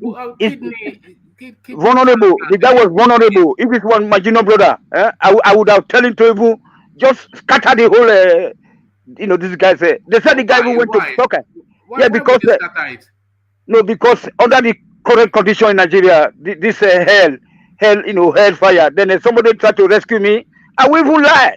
If I get to England, for example, I would say, no, I didn't want to do this. I didn't agree to the people before because because these senators, they're the one that made us to be. We know that now. You've said that three times now. So. Yes, I want to put all of them in container and dump them in the Atlantic Ocean. All the senators and all the governors, they are not good. Sorry, sir. All right. No. You know, Tony, we know that there's suffering in Nigeria. I don't think anybody here doesn't know that. We know there's hunger in the land. We know, so we know all that. So, but thank you for reminding us always. But we do know. Let me acknowledge this super chat, and then I want to sample other people's opinions on that space. And I'll go next to Tunaija, who has been quite quiet, which is quite unlike him. This is Sonny Utar. Speaking to the Ekweremadu space, he has already reached his conclusion. Just throw him in jail is what he's saying. Ekweremadu is going to jail, period. Evil senator. So there it is right there. That's the Nigerian element. We just hate these people just instinctually for reasons that Tony often says. They've exploited us so much. They've brutalized us so much. Now they are harvesting our organs whilst we are alive. This is where we are now in Nigeria. They are harvesting our organs whilst we are alive. It's unbelievable. Which body part are they are now harvesting our organs. You know, where do we go next in Nigeria? So thank you for the super chat, Sonny Uta. As I invite Tunaija into the conversation. So Tunaija, we're still with the Ekweremadu narrative, and we're no more clearer as to what is going on. The boy now speaks, or the man, we should say. We were calling him a boy when we thought he was 15, but certainly now it looks as though he's 21 to 25. It looks as though this is just a business deal gone awry. And as Aseli B now explains that at the moment of decision, he just panicked for reasons of poor literacy and not a clear understanding. He thought they wanted to use him for ritual money. Are you the clearer to Niger what is going on? To Niger, all right. So to Niger, if it's quiet, then you know it's not there. So to Niger. Just listen. Can you hear me? Yes, we can now. So have you been following the conversation, and what are your thoughts? Yeah. Sorry about that.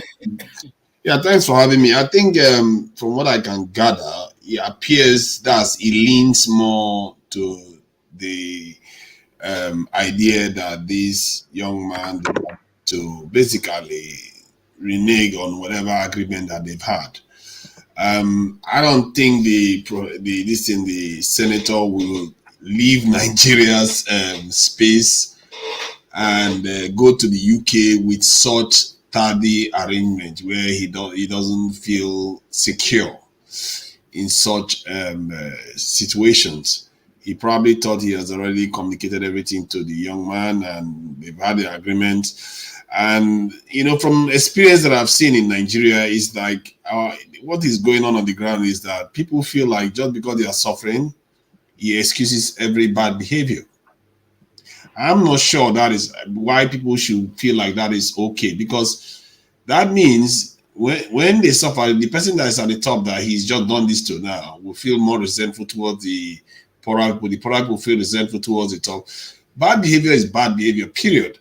And we shouldn't necessarily take that as a good thing, because what happens is that I've seen it happen in Nigeria where people are ambitious and they don't care who they knock on, live on this roadside and just get on to get their own thing. I think what the young man probably did, maybe I'm being a little bit unfair, was that he saw that, okay, you know what, I'm in the UK now, I can do whatever I like, I can get my way.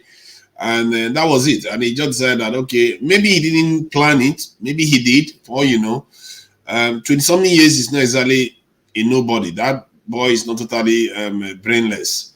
And if he But it was a laborer on a site, though. Does that come into it? It was a laborer, actual laborer carrying cement from, Cement. Yeah. How much education did he have? Did he not have ability to read and write? Well, Does he not have, the guy wrote. Yeah, but can he comprehend to the level of kidney transplants? Can he comprehend to that level? Is the question. I think he can. He's flying overseas. He knows why he's going overseas. I really don't buy the idea that our Nigerian people don't have any idea where they are going to. You heard him talk about how he was careful about going to the middleman, and he was worried about that they were going to use him for medicine. Yeah, so he's not totally ignorant of what was happening. He traveled overseas. He went through airports, you know, check-ins and stuff like that.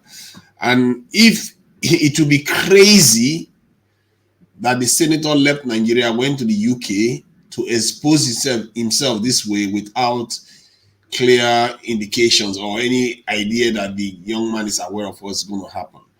And that would be, and it's not impossible, but it would be crazy because maybe they were desperate. Their child was, they have another child at the other end of the line that they want to exchange kidney for. So but these are. Let me ask you one question, right? If you don't mind. Go ahead, what if they did not tell him all these preparations and they were just luring him with riches, right? Giving him a loads of food and enjoyment and everything. And maybe they just told him, oh, they will just do a blood test and this and this and that. And the guy agreed that he will come with them. What if that was the case? And they said, okay, you will just be sitting down there, maybe be looking after my daughter and all that kind of thing. And he just felt, well, this is an opportunity for me. Who knows how much money they've already given the guy? And the guy just flowed with the whole enjoyment that was going on. He's a young person. Even if he's 25, he's still a young person. Anything 25 and under is still a young person. I would like to think that the UK government, if they want to have people fly overseas for organ transplants from Nigeria, of all countries, they will insist on speaking to the young man first. That letter might be fake because except it is fake. They showed the letter that they wrote, but they did not show the reply.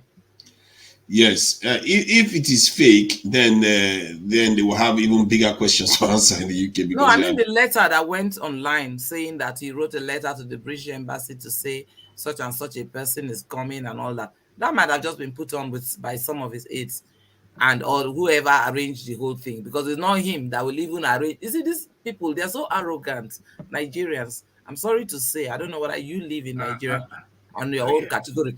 But they will not take their time to deal with people one-on-one when the people are small timers.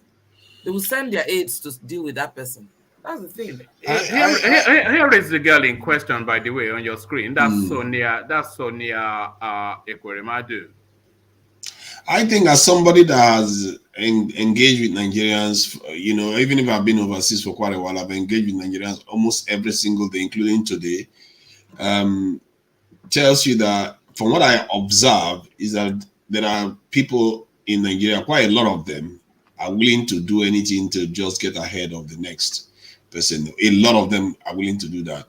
And they seem to internalize this idea that because they are suffering is justified, especially when it's over somebody they perceive as being from overseas and has access to wealth. So that is something we have to recognize. And it's not outside the realm of possibility, given that this man is supposed to be a man of law. He's going to the UK. There is so many rooms for things to go wrong if he didn't do all his due diligence. There's so many room for things to go wrong because he knows the UK, they ask questions, serious questions. They can't just stick the guy on top of this in a kind of stretcher and say, you know what, let's just take your organs and that will be the end of it. Exactly. That's what so. That they know full well that they are going to ask serious questions. I'm not even sure their child will want that kind of organ anyway, given that the child is in the UK and you know how they behave here. What I'm trying to suggest is that maybe they lured him here first. When you don't come enter, they now start telling him, look, we'll give you everything. Just go and do this. And momentarily, the guy might have just accepted that he will go and do it. The fact that they went to a building site, they went to raid a building site for a bricklayer, that in itself is suspicious. It's suspicious. I think it's not out of the realms of possibility. If you are going to go and raid a graduate that values their organ and they are not hard up. Generally, when you go and it's just like scouting for footballers, you go to places where they don't have a lot of such people, and then they don't have a lot of resources. Then you go and pick them from there. But that's because they will be cheaper. No, I understand. That is an opportunity. This one, I understand. Some kind of loss. Some part of that in itself is an element of exploitation. Just in the fact that he went to the site to go and bring up, not even the senior person, the lowest person in the workforce, carrying, bricks on his head. This is who he went to for his Adebota daughter. I mean, look at that now. That's exploitation. The world is full of all kinds of crazy things that keeps happening, like trafficking. Like situations where you have people. Sometimes they will pay for like surrogate moms or adoption. You know, people give their children up because they feel like the child will be better off with a richer person. So people do all kinds of things, and the important thing is whether it was done legally. That's important thing. And I see, I'm one of those people that a little bit, I think a lot of people in Nigeria, maybe about 60% are on this feeling like the boy was kind of hoodwinked. But I'm thinking it may not be that way, because if the senator if he's clever by half in any way on this one, he knows a lot of things can go wrong and it's going to blow up in his face. And that's exactly what has happened right now. And we have to, as a nation, there's another aspect that I feel our people keep missing. So let me just finish this point, because a senator, a senior member of our legislative body, is held in prison in another country, and our people are just jubilating like it's like a good thing. Our police officers are held overseas. We are jubilating. Right now, I believe that Nigerians, if Western people come here and say they want to recolonize us, there are a lot of people that welcome them. Yes, sir. Without knowing that the people that inflicted these things on them are those same people.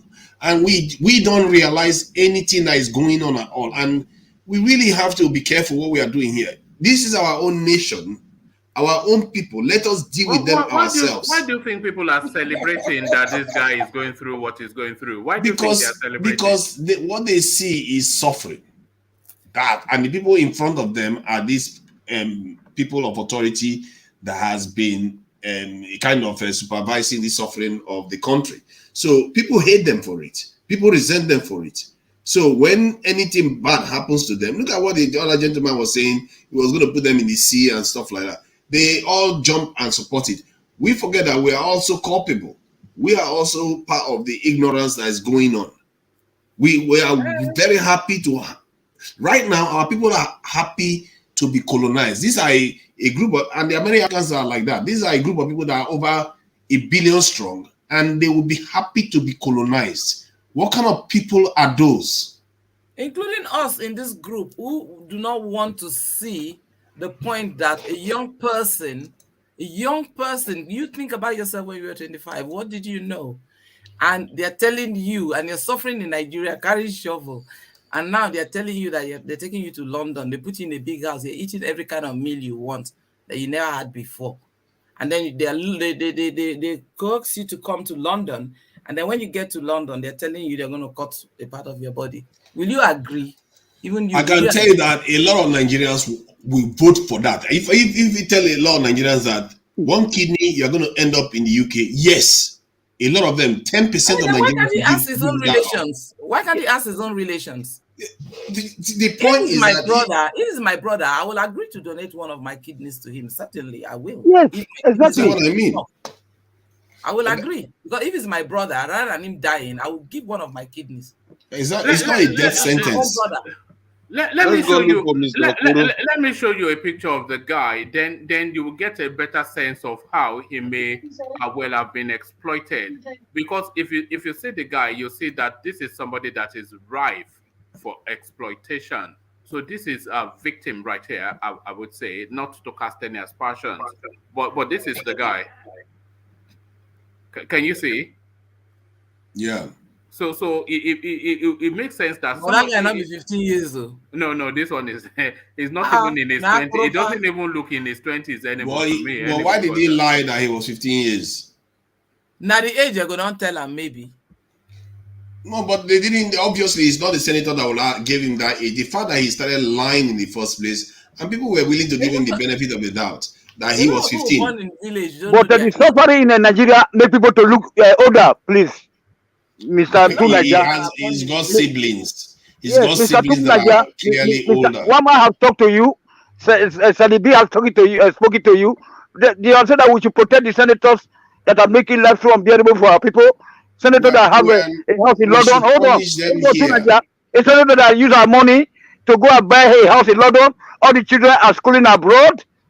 And then you are saying we should protect that kind of senator that your lawmaker, you are proud of them. Punish them here. If you put them in the hands of other people, they will compromise your nation further. Do you know what those people are taking from him right Are you not now? ashamed that we can't do that in Nigeria? Of course, I'm ashamed of it. But two wrongs do not make a right. If you give him to foreigners, do you know the information they are extracting from him right now? Now, life jail sentence is what is good for this guy. Life jail. Because you said that I was too harsh. You don't have any sense of threat assessment. You give your people away for nothing. What about the Nigerians? What about the Nigerians that are suffering in Nigeria that are having the same kidney? I know how many of my village people that died of kidney problem. I know how many of my people that I know that died of cancer and all sorts of things, and they had no treatment. What about all of, even my own mother, as educated as she was and as whatever she could have done, had that money to come to London if possible. Common, oxygen. They did not have no oxygen in the whole general hospital. What are you talking about? Because Nigerians are not paying for health care. When they come here, if they follow the law, let me tell you, when Alamesia had problem here, all of us were rallied. If it happen again, Alamesia or no Alamesia, I will not do it again. I will not do what we did, rallying. Do you know how many Nigerians were saved here? How many times we fought for Nigerians here? But somebody who is supposed to be a senator, a former deputy senator, a president for that matter, you're supposed to know better. Before you bring somebody here, you must bring a psychologist, everything. You must relate with that person, belong with that kid. I know that you are desperate. You needed someone to help your daughter. But even then, you could actually put this out online in the social media, and you'll be surprised that somebody will volunteer to help out, and their blood test might be the same. But you didn't do that. Our politicians, they are too selfish. They are too selfish. You sent your agent to a site to get. Our politicians are too selfish. They only think of themselves. They don't think of ordinary citizens. That is why they enter this problem. If they create better health care for the people, for ordinary people, have good insurance, everybody will benefit from it. But now they are facing the circumstances. Let's say the truth. Yes. Are they passing the new law in the House of Assembly there? No. Are they passing the law that benefits people? Let's say the truth. They are getting new cars every 3 months. New cars. Keep saying these things. They are us. When our family member now becomes a senator, we will encourage them to do exactly the same thing. We keep acting as if we are all different from them. It is us. I've seen Nigerians, young men, deceive each other and take advantage of each other over and over again. I don't know why we always keep acting as if we are holier than that. But that is why we are here now. That's why we are here to make that change. The reason why we're here is not everybody that comes to this show. Yes. Let me tell you, for example, let me say something. They're scared and whatever. Those of us who have come here, we are brave. One at a time. Yeah. Let me say something. In the Kanu in DSS. Let the law judge. Let the law partake. But Buhari is saying is granting interviews to the people that Nnamdi Kanu do this, do that. It's not supposed to be like this. We have to have but Nnamdi Kanu is subject to the law. Now, what has Nnamdi Kanu? Is he not with the court? Is he not in the court? Is that the way they run? No. But for Buhari to be said that he abused him, that enough to jail. They abuse Boris Johnson. They abuse American president. They abuse everybody. What is he talking about? What is he talking about? Okay, let me ask everybody on this panel. How much has anyone paid into the Nigerian healthcare system? Are we not selling our oil and gas? Where is that going? Where are you going? Where that is going is that we act as if we are children and other people should sort the problem out. Because we have oil will pay for our healthcare system. Oil will not. But that is not the point. You're deviating from the point. You're talking about the healthcare system because they went to overseas. What do you want us to do? What do you want? Two Nigerians, your senator sell the oil and tell the money to go buy a house in London. What do you want us to do? And they want to defend them? To Nigeria. What do you want us to do?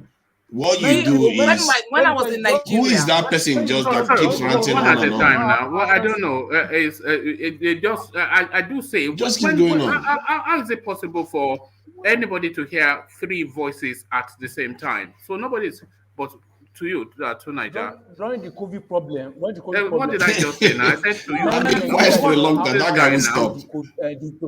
Sorry, Moses, do you mind? One man, he asked a question. Atiku have access. He threw a question at the panel. He said, how many of us? It's painful. What do we contribute to the healthcare in Nigeria? That was exactly. Yes, that's the question.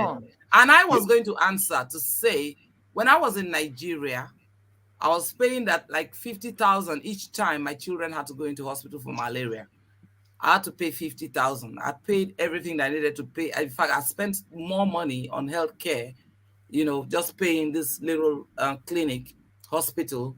Even I myself, one time I checked in too, and I had to pay. In fact, they locked me in. They said, if I don't pay, I'm not going. And I said, I can't give my cash point to my manager to draw from my account.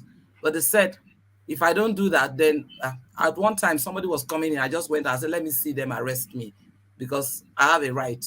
So I had to walk. And there was a hotel across the road, which I could just get the money and bring for them. But they wouldn't let me go out of the hospital to get my money to pay them. And I came there as an, what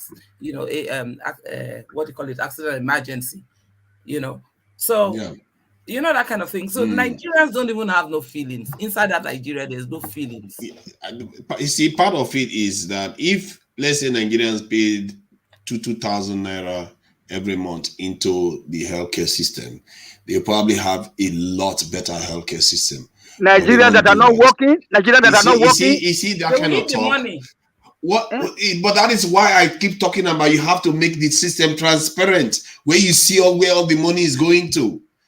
These problems can be solved. I deal with Nigeria every single day. In Nigeria? No, I don't live Sorry, there. can I say something? I don't live there, but I operate there every day. But go ahead. Can I just say something? Yeah, go on. I have to be sincere. Me, I'm in Nigeria. First of all, I'm under HMO. Yes, it's fine. I'm under a HMO plan. Yes, so I'm under a HMO plan.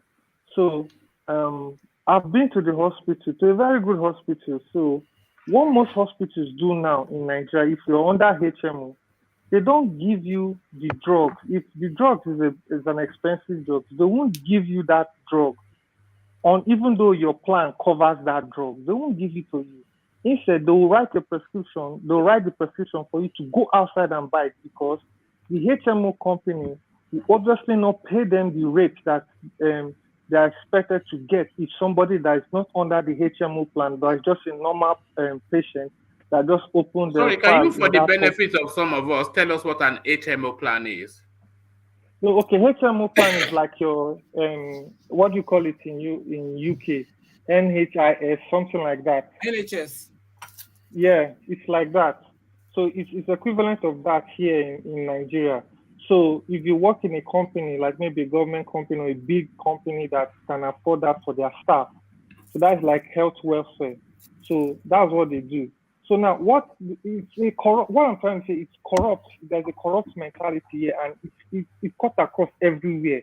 So what they do is they'll rather let you go buy that drug outside because the HMO company, which has a lot of hospitals registered under it, will not pay them, the hospital, the amount that they want for that drug. It will be lesser because it's like a negotiation. So they know that if somebody that's a normal patient pays for that drug, they will get the money, the amount that they want.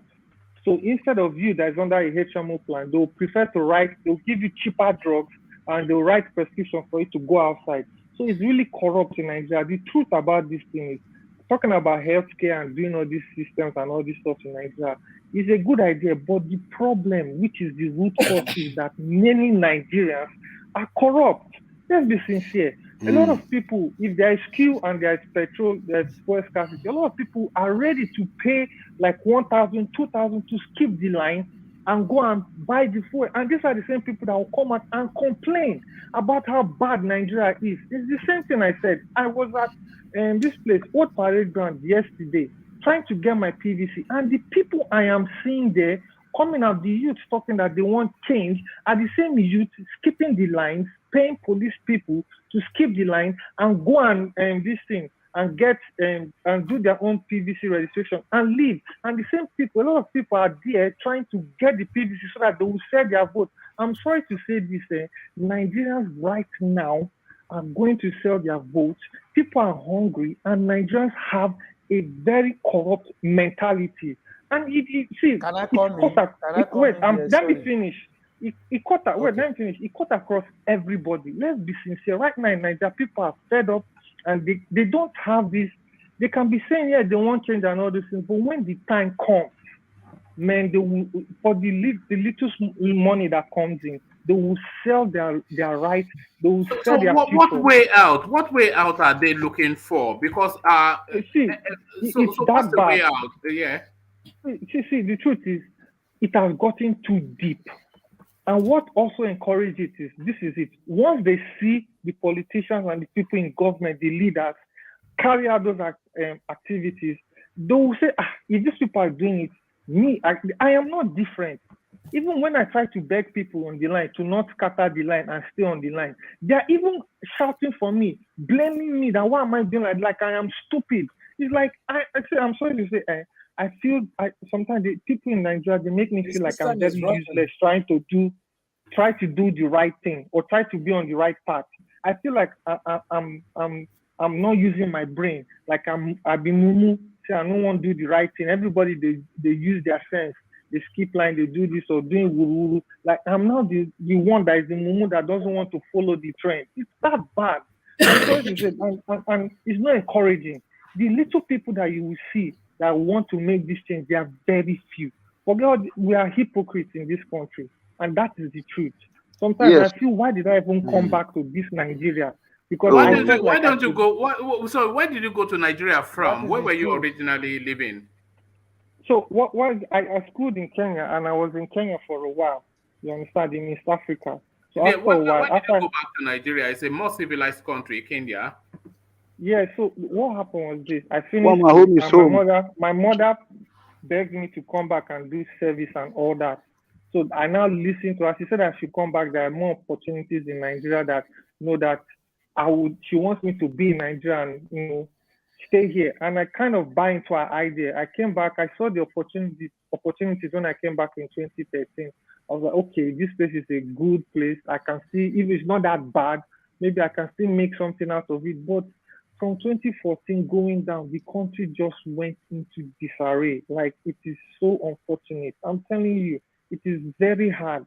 It will take a set of leaders who are upright, who can impact this change of mentality in Nigeria. And it has to go down to the police, law enforcement people. If everybody in the arms of government are upright, the masses will align to that level.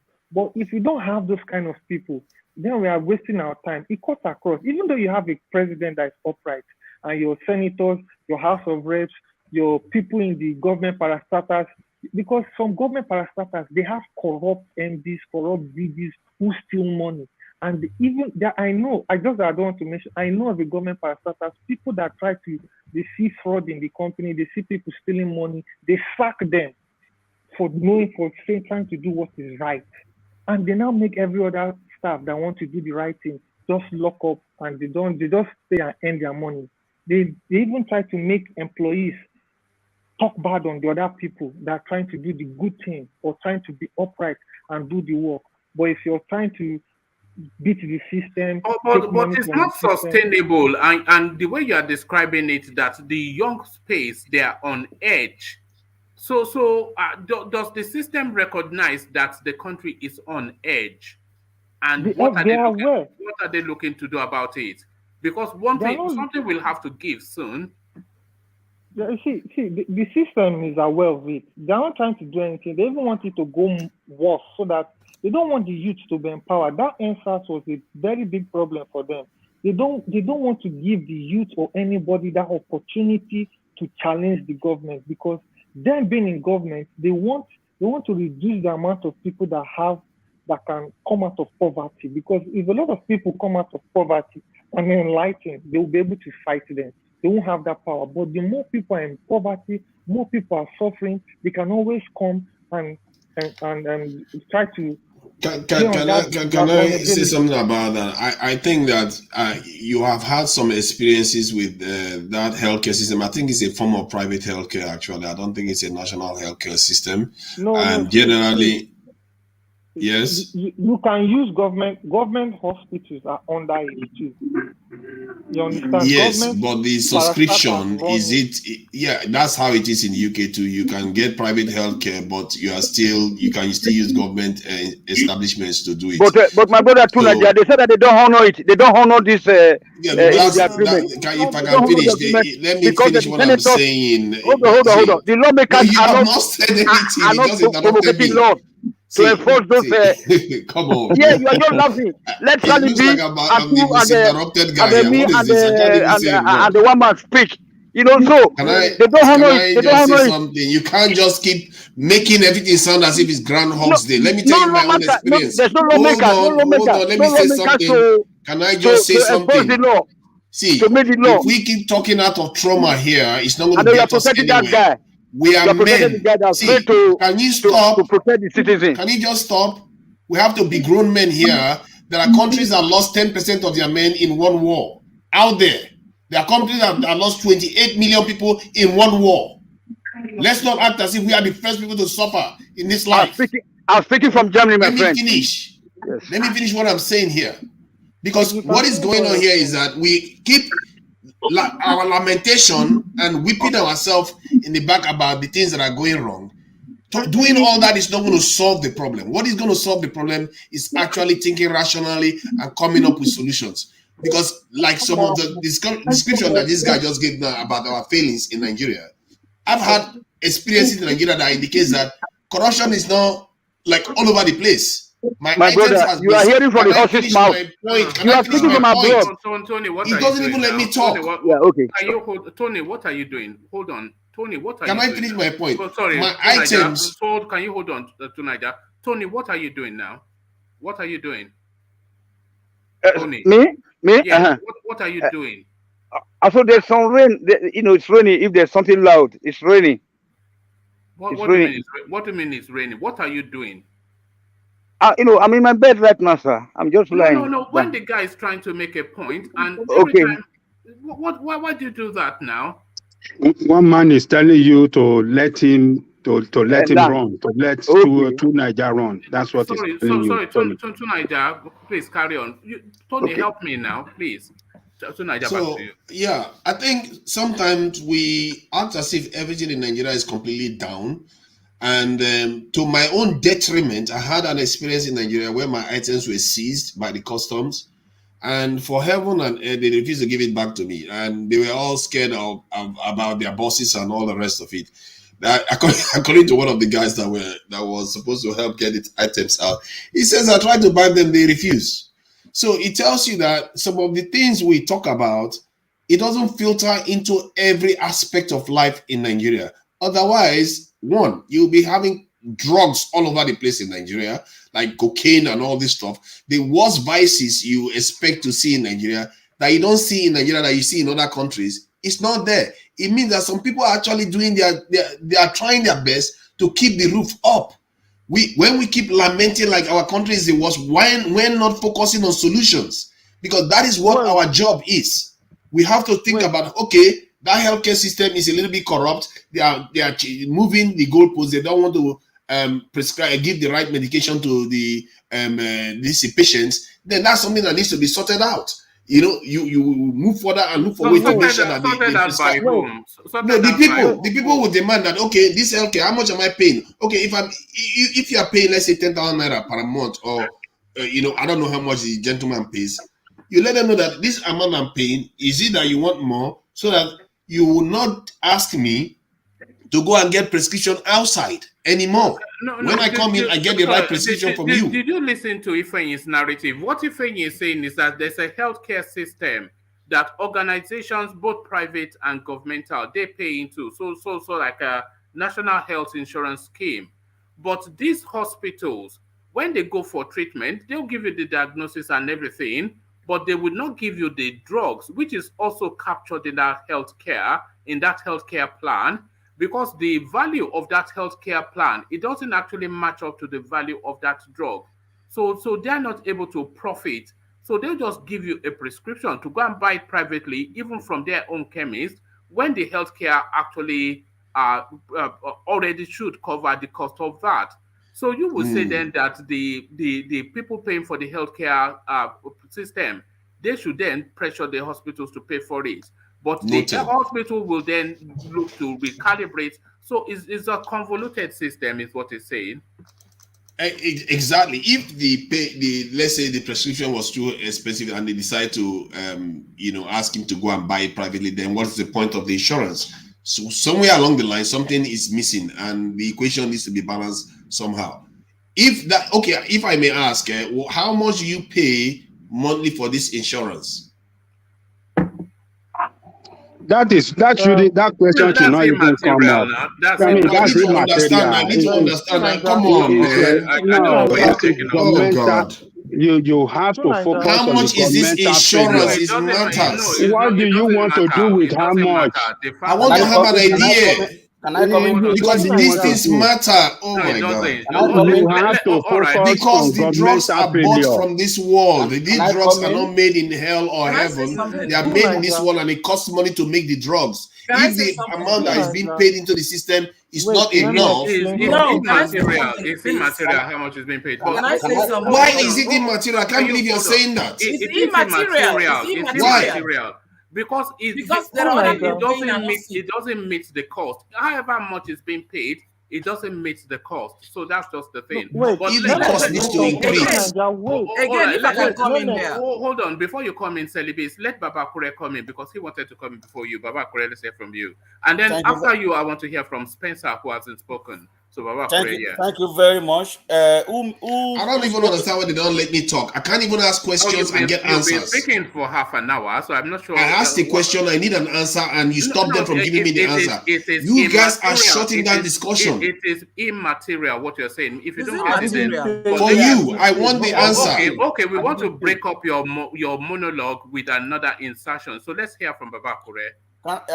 Can I know the name of the person who just spoke about HS whatever? Ifeanyi. Okay, Ifeanyi. I just want to, because I have a friend that just complained about the same thing last month. So it means that there is a big problem with this whatever they call it, HSC, or whatever they call the HMO. This particular lady, this particular lady also complained about the same thing, because she was going to the hospital. On getting there, they say, okay, well, this is the only thing we can do for you here.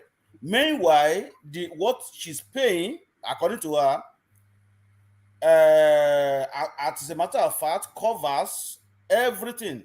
What they have to do is that they sent her to another hospital again to go and do that, to go and do the other scanning. Meanwhile, they have everything in their office. So then she said, when she got to that hospital that they sent her to, there is nothing to write to me about it, because it is a very cheap hospital.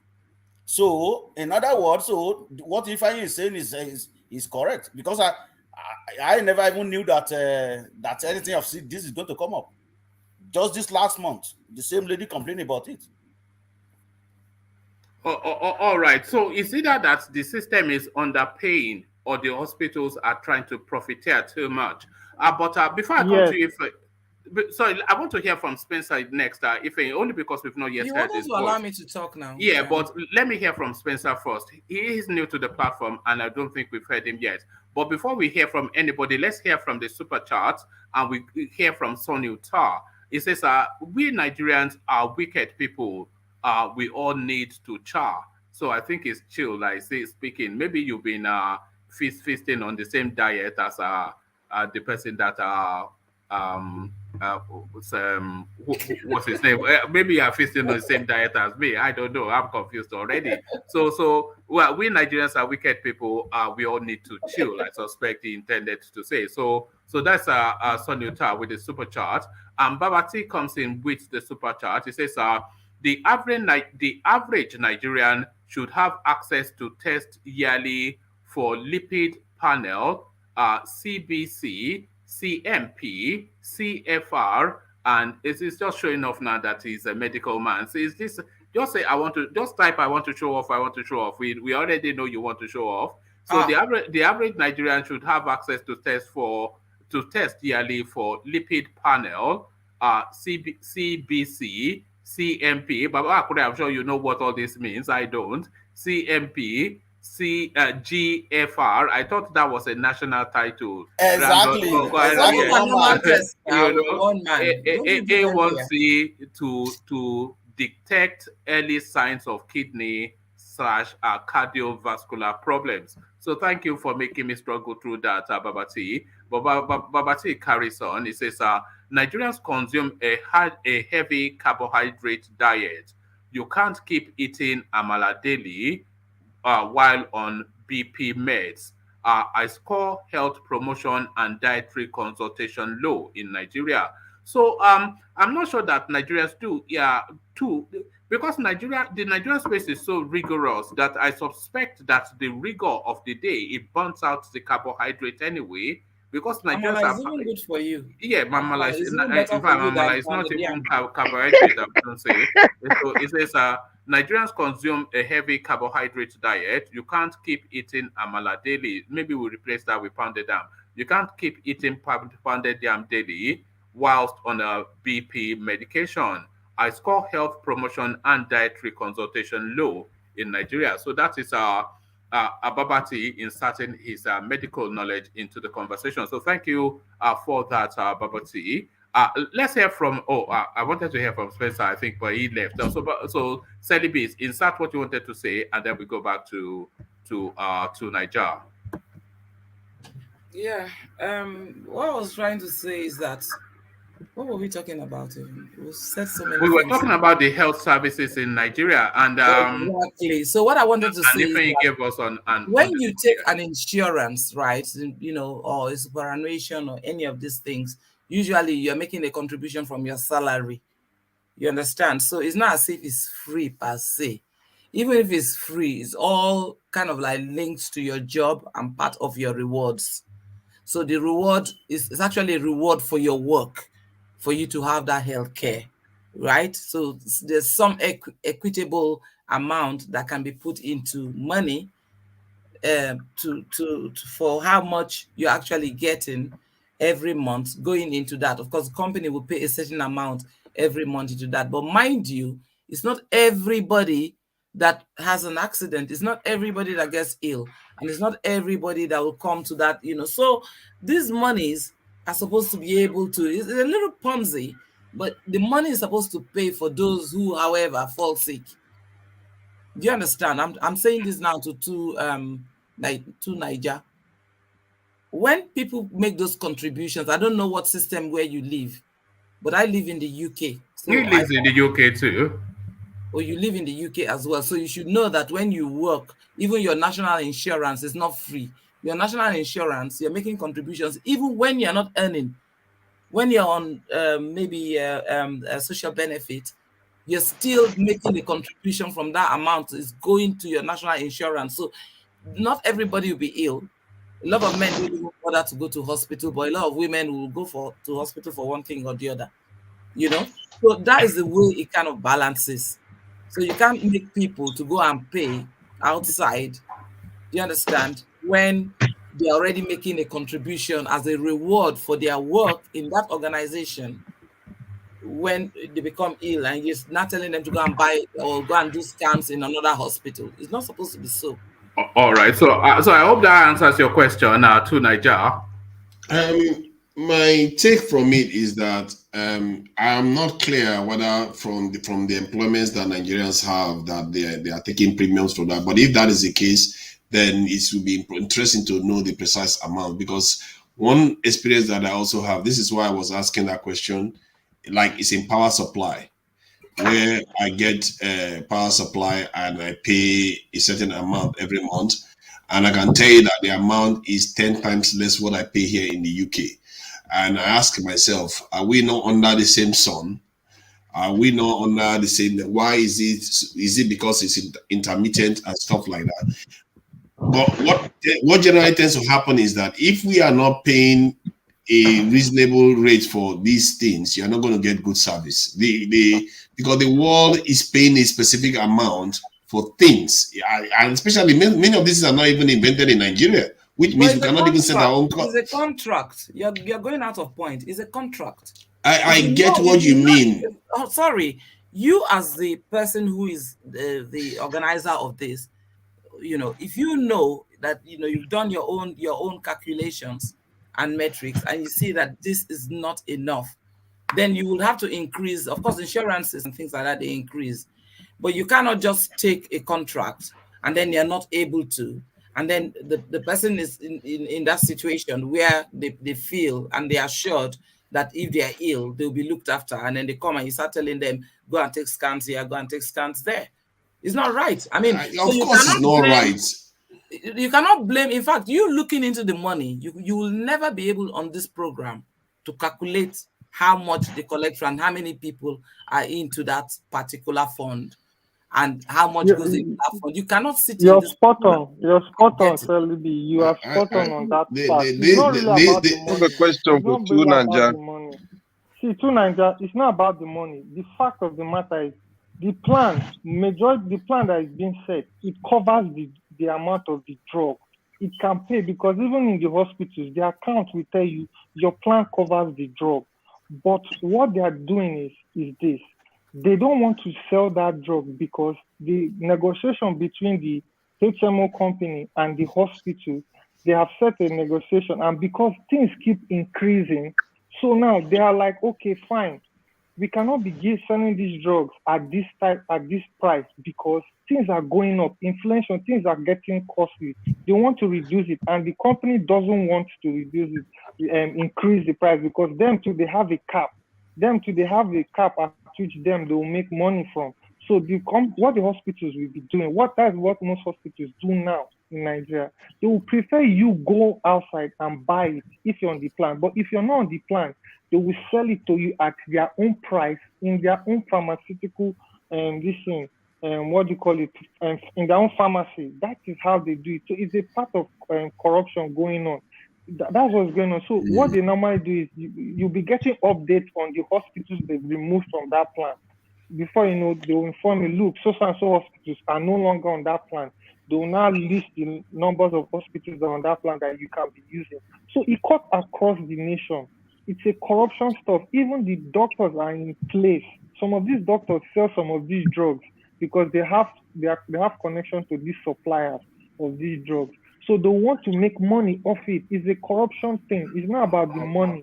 All right. I don't know quite how we deviated into Nigeria sales plan, but question for him, please. What's that? Question for Tunanja. Yes. Ask that question. You answer to Nigeria, and then I want to move on to Moses. So yeah, question and answer. Tunanja, can you hear me? Yes, I can. Yeah. Any free kidney? Pardon? Any free kidney? No, I don't have free kidneys to spare. I need both of my kidneys. Come on, man. See, the point I was trying to make regarding this thing is that I've seen the system being run. I get that there is corruption in the system, hence why my call for transparency in most of these systems.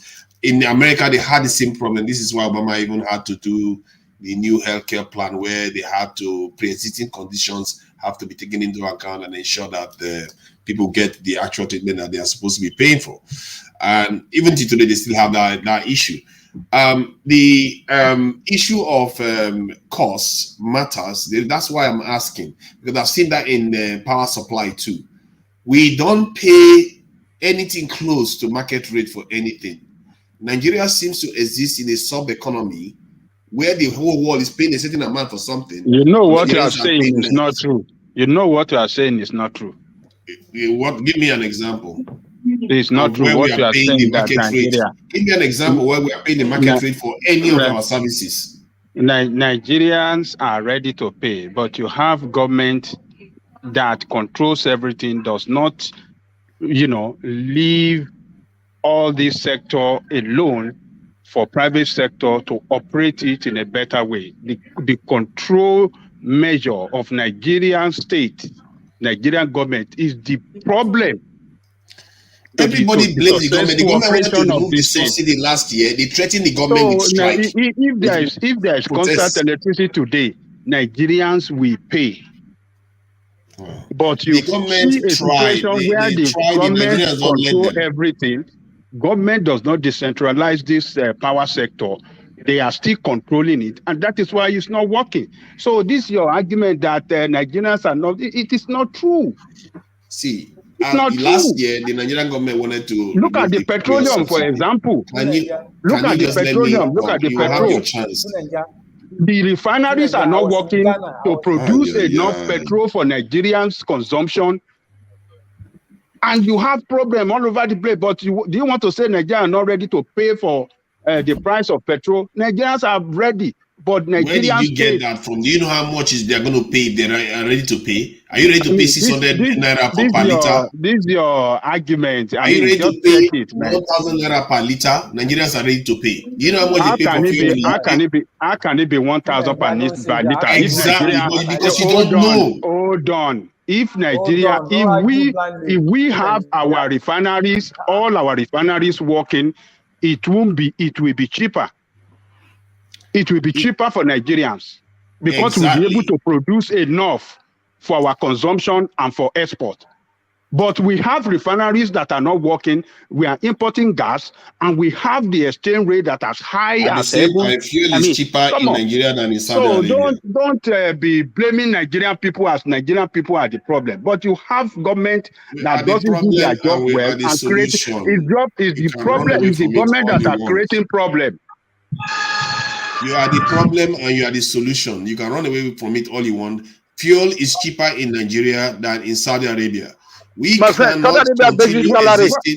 I'm going to have to remove this. Sorry, I'm going to have to remove this guy. Sorry. Carry on to Niger. Keep making excuses for these things as if other people don't suffer in this world.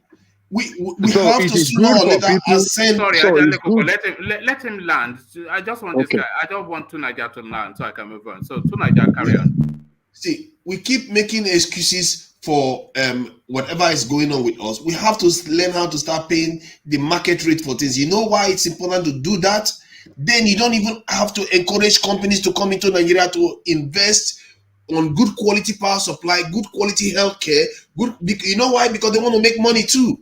But when they look at Nigeria now, they can't come in because there's no money to be made and there is no security. All these things is the reason why we have problems in Nigeria. That's why I say we live in a sub-economy. This is why everything we do seems to be small. Our national budget is 27 billion US dollars, while California's healthcare budget we are talking about here is over $200 billion. We are living on scraps. We can't, sooner or later, we have to get ourselves out of this. Nigerian government wanted to take away subsidies last year. They threatened street protests and riots, and they had to pull back because they are afraid of the people. I keep telling you guys in Nigeria, the Nigerian government are afraid of the people. Even when they know the right thing, they are supposed to do the right thing. They are supposed to increase the price of this electricity, but they are afraid. They are supposed to increase price of this healthcare. They are afraid because they think Nigerians are suffering and Nigerians cannot take it. They are going to explode. This is the thing. If we ourselves we have to be prepared for it. Are Nigerians not suffering, and can Nigerians bear the burden of increased fuel price at the pump, increased electricity bill, with wages stagnated as where it is? So we have to strategize. We have to strategize to survive it. Please, let the guy speak. So sorry, yeah, go on. We have to strategize to survive it. We have to strategize in such a way that, because in reality, what people truly need is food and accommodation. Once you take care of that, then the rest of the economy that suffers because of increase of all these things will have to be this kind of cushioned so that it doesn't affect the poorest the most. So how is it cushioned? By this is subsidizing the poorest people in terms of the how the government talked about. So there it is now. So the subsidy So it's removed in one place and put in another place. Is that not necessarily? It's lower. Right. If you are paying, let's say, 10 naira into subsidy, now you are paying 1 naira into it for a short period of time while the system stabilizes. Because the reason why I say this, because if you are removing subsidy, you can't just remove it because there are poorest people that will not be able to survive. What's the minimum wage in Nigeria? 40-something thousand naira. It's 30,000. No. I mean average. That was average. I just said average. Okay. Let's go with Nigeria. Where are you from? You're not in Nigeria. Which one is 30,000? I deal with Nigeria all the time. Have one person on the screen at a time. Let the guy land himself now. So okay, let's go with your 45,000 naira. And from that, the average person pays his rent, his travel, his food. That is a struggle already. So if you remove fuel subsidy, the prices of transportation goes up by 100%.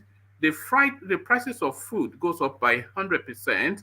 The prices of accommodation goes up significantly. The prices of everything goes up virtually by 100%.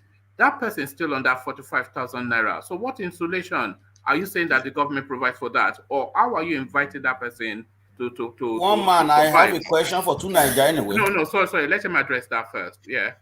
I think the way to address it is to go for the poorest. The middle class will get a hit for the lower middle class will get a hit for a bit, and the higher middle class will get a hit, but it wouldn't be very significant for them. What do you mean for a bit? What do you mean for a bit? For a bit, you have to do it. You have to phase it out. That's whatever support you're going to put in place. How do you phase it? How does the person on 45,000 naira, like you said, how does it phase that out?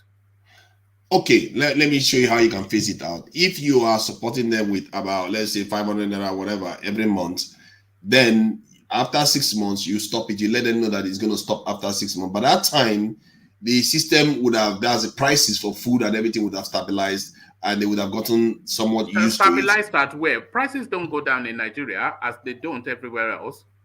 But the truth is, we are already suffering right now.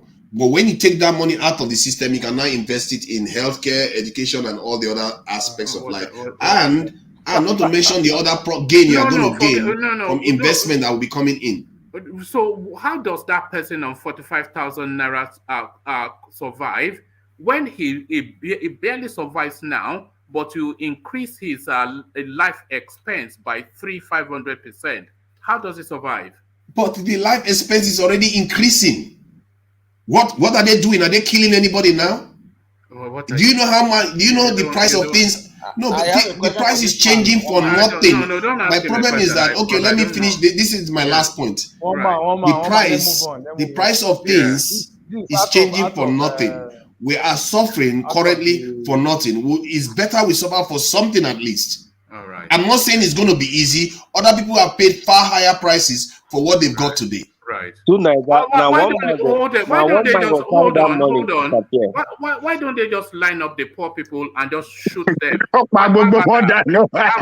just line them up and not shoot. You see, but because you refuse to do the hard thing, you have to do the harder thing.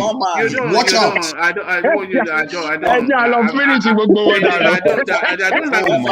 I can't believe this. It is actually you that is, oh my God, not the conversation. It is you that is, oh my God. Okay. I've never had anything more bizarre. Just bizarre. We should remain poor now. What is your solution? It's just words. It's just words. What is your solution, man? I just want to say Thank something. you, one man. Thank you very much, one man. I've never heard anything like that in my life. But there it is. I'm not going to ask a question. I want to say something. Right, and you're supposed to be, wow, that's scary. You've never had this before. Yes, I have never heard anything like you've just said ever before. You people are living. I thought, okay, shocker. That is unbelievable. These are grown men. Tonight, to be bad on people, please don't reason that angle you're reasoning. Let's hear from them. We are doomed. Make your peace with it. We are doomed. All right. If people don't want to do the hard thing, you're going to do the harder thing too. It's not the hard thing. Hold on. Can I tell you what? Hold on. Can I tell you what the better prospect is to Niger? The better prospect is to end the corruption, find a way to end the corruption. The better prospect is to have the Nigeria is the seventh largest oil exporting countries in the world, country in the world. We have about 3-4 refineries, which they have been regurgitating money around severally. Nigeria should not be paying even a quarter of what they are paying for electricity, for petroleum. So they No, they shouldn't. They shouldn't. So they for a learned man, that scares me. Okay, well, they shouldn't. You are a learned man and you are saying this. That scares me. Nigerians, we are in trouble. Well, no, that man is saying fuel should be cheaper than in Saudi Arabia. Saudi Arabia that has more fuel than us. What do you mean in Saudi Arabia? You scare me. You're supposed to be an educated man. No, forget who I am. If you want to get it personal, I'll get it personal with you. But I'm sorry. I'm very personal. Leave me out of it, but focus on the conversation. How much do they pay for fuel in Saudi Arabia? Because I know that Lai Mohammed said that once upon a time, so you seem to be latching onto that. It's a fact. Our fuel price, the amount we pay for fuel. I don't know the precise amount. If you want to check it, you can check it yourself. I don't have to check it. I didn't say why don't you? I'm making an assumption that it is cheaper than in Saudi Arabia. I know that because I'm paying the amount myself. I'm paying for electricity in Nigeria, and I know how cheap it is. And for me, if electricity is 10 times the price that I pay here in the UK, it's too low. What is the standard of living? Nigerian standard of living with that of Saudi Arabia? What is the minimum wage? Why will you be comparing Saudi Arabia with Nigeria? Tell us how much is oil in Saudi Arabia. This just out of reality, man. I don't know what. Let's move on because we've just been looking around in circles. Hold on. Come on, man. Hold on. Let's hear from Baba Kure and then we'll come to you, Moses. Anyway, I just want to briefly ship little thing in. Anyway, I'm not going to take much time. I'm not going to ask to Niger any question. But the only thing I point out with what he was saying is that he said we didn't pay. Nigeria didn't pay up to other countries, but each country determine how much they have to pay on certain things. If you are in US, okay, like internet, when you're talking about internet in US, I think they have internet, home internet for like $20-30, right? Meanwhile, in Canada, it is higher than that. So does that mean that they should not provide us 24 unlimited internet because US is paying lesser than us? Look at MTN. Even with the money that even what they are charging us in Nigeria, they didn't even charge them in South Africa. They're making that money from Nigeria, but yet they cannot even provide good services. So what are we talking about here? So the price of each country is different from one another.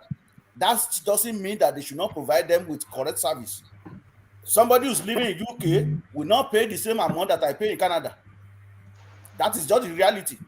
Some might be paying, okay, where internet, home phone, and cable. Somebody might be paying $60. Why somebody will be paying $100? Why in another place they will be paying $50? So does that mean that they are not going to provide them good services because there is a disparity in the payment or in what they pay? So Nigeria is, I'm very sorry, we have a lot of problem in Nigeria, and like one man said, we have to get rid of corruption. That is what is killing Nigeria. Simple as that. All right, thank you, Baba Kure. So thank you, Baba Kure. But let me go on from you, Baba Kure, to Moses. So Moses, let me take you to a completely different talking point and to this never-ending battle between Obasanjo and Atiku. So Obasanjo, of course, he says the biggest regret he has in life, well, not in life, but his biggest regret, one of his biggest mistakes was to choose the running mate he chose as the civilian person when he was running for civilian president. So of course the running mate was Atiku. So Atiku now claps back to say that Obasanjo is still somewhat bitter for him trying to preventing him from seeking a third term.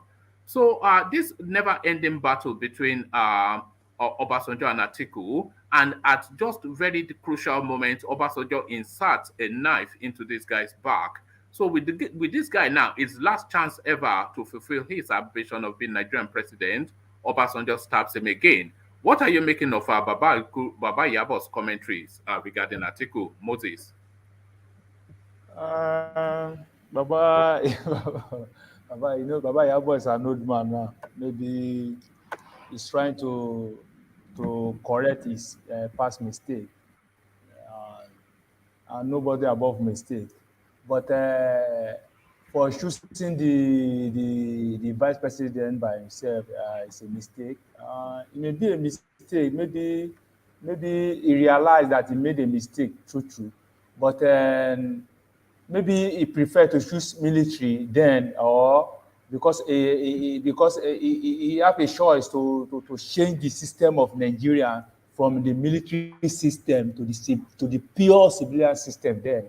Because according to the statement he made, that he is going to be the last military man to be a civilian president. If I could remember, he made that statement then. That's why he chose to choose Yaradua and the Jonathan then, to make sure that, because Babangida is trying to become a president also, because Obasanjo tried to block Babangida and the other military cabal that wanted to become president of Nigeria as a civilian.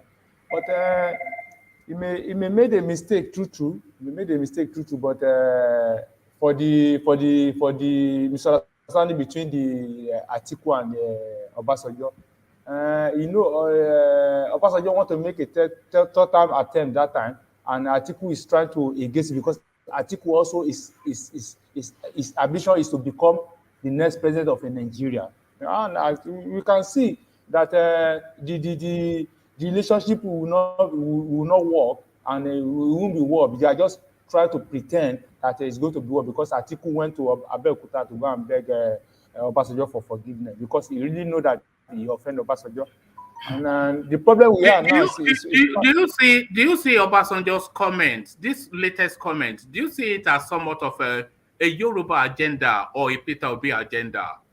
Is it an anti-North agenda that Obasanjo is playing?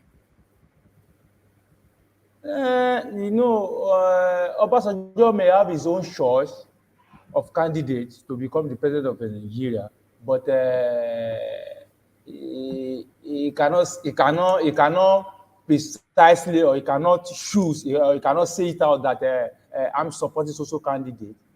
Maybe he's supporting Atiku, or he's supporting Peter Obi, or he's supporting Bola Tinubu. But because Obasanjo he know all of them, because they are all politicians, they know themselves, they know who's. But for me, if you check around, you can see support Peter Obi, because Peter Obi is a young candidate among them all, and you know Atiku very well. You know what Atiku can do and he cannot do, and you know Tinubu also. You know all of them. But among the three candidates, Obasanjo is one of those people. He's one of those people that is really keen for a generational shift in the Nigerian. He wants all of those people out of the way. Like you are saying, Moses. He may well be favoring Peter Obi. Moses. Yes. He won that in the beginning when he was a president. He won that. I told you that. But in the Nigerian system, there are some cabal. Even though when Obasanjo was a president, he faced a lot of challenges from the Senate, from the House of Assembly. He faced a lot of challenges that you cannot do this, you cannot do that. And if you check now, during this regime now, you see that the Senate, they support this president that when Obasanjo was a president. So for me, there's nothing Obasanjo can do now for them to say what he has in his mind, what he wants Nigeria to be. Because if you check now, he cannot come out and say, I support Obi, or I support this and that. But in his own mind, his mind go for Obi. That's the truth of it. I think so too. I think Obasanjo, if it was down to Obasanjo, he would pick Peter Obi to be the president of Nigeria. There's no doubt about that, because I think he wants a generational shift in leadership in Nigeria. And I think that might well be what he's speaking to, you know. I'm sure he will make comments to criticize Tinubu as well very shortly. Thank you very much, and Oman. Thank you very much. You know, if you check, if it is not, I'm telling you that the problem we have now is from Jonathan. If not, if Jonathan listened to Obasanjo advice or something like that, as elderly as somebody that he trusts. He trusts that, okay, you are a pure civilian. Let's put you as a vice president to Yar'Adua, and at the end of the day, Jonathan misused the opportunity. That's what makes us in the current situation we are now. If not so, maybe we will not be in this current situation. You understand what I'm saying? But for now, who is he going to trust? Is he, if you put Obi, or Obi is have opportunity to be the president of Nigeria, Obi is going to do the same thing, or is not going to do the same thing? So that's the problem we have in Nigeria. The problem of Nigeria is when you have the power, the power to be, you believe that nobody can control you, nobody can advise you, you can do whatever you like. And that's the problem we have now, because the immunity the president have is very strong enough that the president can do whatever he like, can decide whatever he like. And when even though I become president of Nigeria tomorrow, if I see the power that surround me, I can misbehave, because I believe nobody can control me, nobody can tell me what to do. That's the problem we have in Nigeria. So we need to rebuild our constitution. That's because without that constitution, I don't know what we can do. We need to go back to 1966 constitution so we can have a good government. That's my own advice. That's my own suggestion. All right, brilliant. Well, thank you, Moses. So thank you, Moses. So Moses, let me acknowledge some of the super chats coming in before we carry on with the conversation. So this is Kulata coming into that space that Two Niger was occupying, and it's somewhat not even somewhat, clearly categorically agrees with Two Niger. It says Two Niger is spot on. Nigeria lives on subsidy. So Two Niger is spot on. Nigeria lives on subsidy. What Kulata says to that conversation, somewhat endorsing the narrative that Two Niger presented. Kulata carries on with the super charts, and it says our system subsidizes the rich rent seekers. So our system subsidizes the rich rent seekers. So a lot packed into that, because even when before Buhari came into government, he told us categorically that there was no such thing as subsidy, that the whole thing was a scam. But then, of course, when he came into governance, the subsidy went up by 1,000-fold. So, like you said, it's rent-seeking, most of it, really. Sonny Uta comes in with a super chat. He says, that is why I say Nigerians are wicked. So I'm not quite sure which part of the conversation he started that into, but certainly the whole of the conversation even is still enwrapped in that super chat.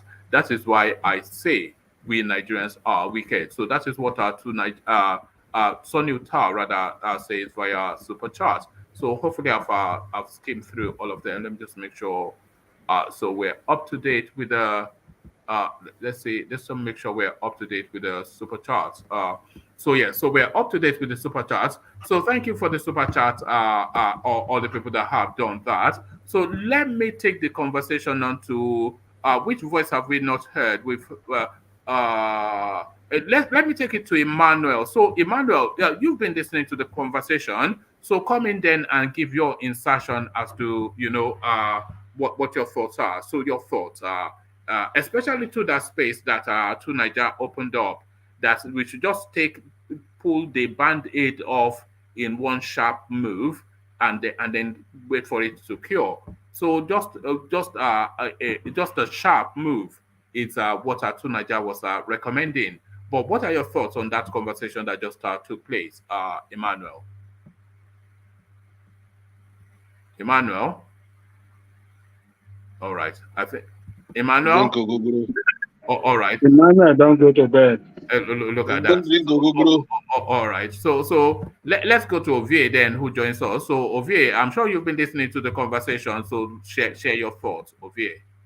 Well, the one part I actually paid attention to because I was going through what I was going to say here. Was it two Nigeria was saying that the Nigerian government are scared of the people. That's why you guys are talking about subsidy. I say you don't understand. Now, and you're saying that Nigeria will give them common subsidy, Nigeria will just suffer small. That's suffer small. How many months or how many years are we talking about before I talk with my point? To Nigeria. Hello, can anyone hear me?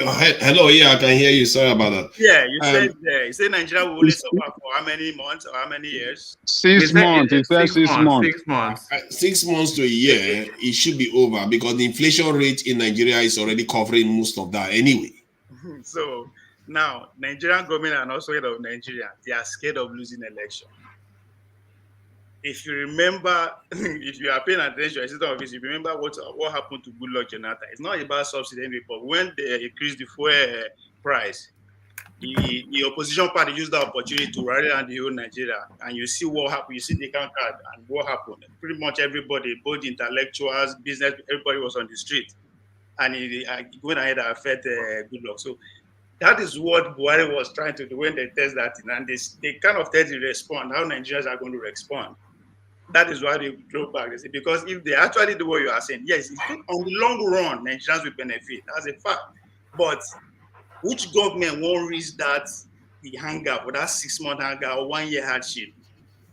Because that would potentially they are open will take advantage of situation and work against it and they will lose the election. So they are not scared of Nigeria, they are scared of losing the election. We should get that very clear. It's the same thing, isn't it? They are scared either way. They have to do what Nigerians want. It's just losing an election is there because losing an election is losing everything. Because in other words, they have to give Nigerians what they want. Gradually. Not that step you want to take. That one will affect everybody. They can't I think the sharper is the better even because it will pass very quickly. See, now you see like that because you are not in their shoes. No, pregnant women, see, we are going through hardship already. Let's not mince word. Things are already hard. Look, the more Nigeria, let's even say, okay, they go that route. The more the situation of Nigerians get better. Do you think these people will stand a chance to win any local government on top of presidency? No.